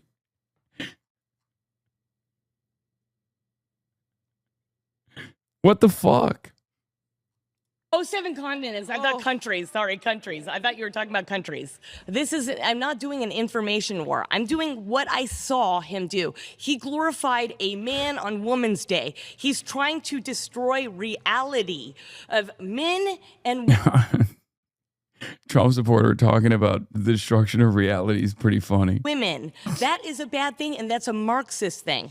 So, you're asking me all of these questions because you're trying to get me. Okay, yeah, I might not have all of these little... Yeah, who could forget gender abolition, invented by Karl Marx. Things that you remember, but what I know is common sense. And Biden's administration is not common sense. They sold us out, just like Obama, giving money to our enemies instead of helping our allies like Israel, who was the only country to stand and take down those nuclear facilities that could have caused World War III. Let me finish. World War III, except for Israel. Israel was the only one. Donald Trump asked other countries to help because they were affecting them too. Yeah. And they had their tail between their legs and did nothing. So, ma'am, the reason why I picked you to come up to the microphone knowing that it'd be a disaster is because I think that you are a very accurate representation of where the right is at today in modern political discourse and American politics. I think that you and many others are clueless people who don't know what they're talking about, have done no previous investigation or research into the American political system, can't even name a bill that Biden passed that you disagree with, yet you think he's a devil, and blame Obama for all of your problems, including the FBI, quote unquote, going into the J6 riots 4 years after his administration was over. And I think that it is very important for you, me, everybody in the circle, and everybody watching at home to start caring about the world that we live in, start caring about critical thought, and doing investigative research into our beliefs and why we believe them before our world has gone to this shit of baseless claims, propaganda, and just putrid nonsense that is highlighted in the mouths and brains of politicians, the president, and cable news. It's important for us to think critically, and that's something that I don't think you do. I think it's just straight up one word: projection. Left always projects. That's it. You're projecting all of your faults on me because I actually have life experience, which you don't have, and I have been a liberal, and I stepped out of that when I saw what they were doing with my child at school, who I pulled out and I'm homeschooling. I've been on the earth for less years than you have, but I've done more with the years that I have. Okay, we gotta stop there. Okay. Thank you. Let's give them a round of applause for trying. Oh, my diva, Shiva the diva, fucking melted liberal Spider-Man. Yeah, we got to ban homeschooling, actually. Like, that's kind of crazy. That's my platform. I'm running for president on one issue. I'm a single issue voter and I'm a single issue candidate. Ban homeschooling. That's crazy. I'm sorry. Sorry to all the homeschooled children in the chat, but this is unacceptable. Okay. That'll be all for me for today. I have a thing that I have to get to. A photo shoot that I must get to, but I'll be live tomorrow, and promises made, promises kept on the Jube. Maybe we'll do more Jube tomorrow. The Dave Rubin one was really funny from what I heard. And not only that, but also we'll do some fun stuff tomorrow, I promise. Okay? And I got the Hartzell interview tomorrow as well. He'll be in the building. Hartzell for KC. Love you all. See you tomorrow. Bye-bye. Los Angeles, California, says Hasan. Stun luck to the stun luck to the topic's just begun. 'Cause there he is again. Hasan is streaming. Hasan is streaming. There he is again. Hasan is streaming. Hasan is streaming. Reviewing a Chinese train, telling Kaya place. Sun and Asmin chatter loves, giving grinning's grace. Zoran winning NYC, woke two back with the force. The Rogan of the left to me, a dumb himbo still of course. The Charlie Kirk assassination, the Fear and Online show. 8 full fucking years of this, and plenty more to go. Doing fun stuff tomorrow, throw PBS up on the screen. A man-made horror reaction brought to you by this life's dream. 'Cause there he is again. Hasan is streaming. Hasan is streaming. There he is again. Hasan is streaming. Hasan is streaming. Kicked out of the DNC, IRL we march the goat. Combating the propaganda that shoved down people's throats. CBS Israeli news, a coup, a regime falls. A full-blown fascist takeover, and still the duty calls. Total radicalization coming out to sea. The system will always fail, it's up to you and me.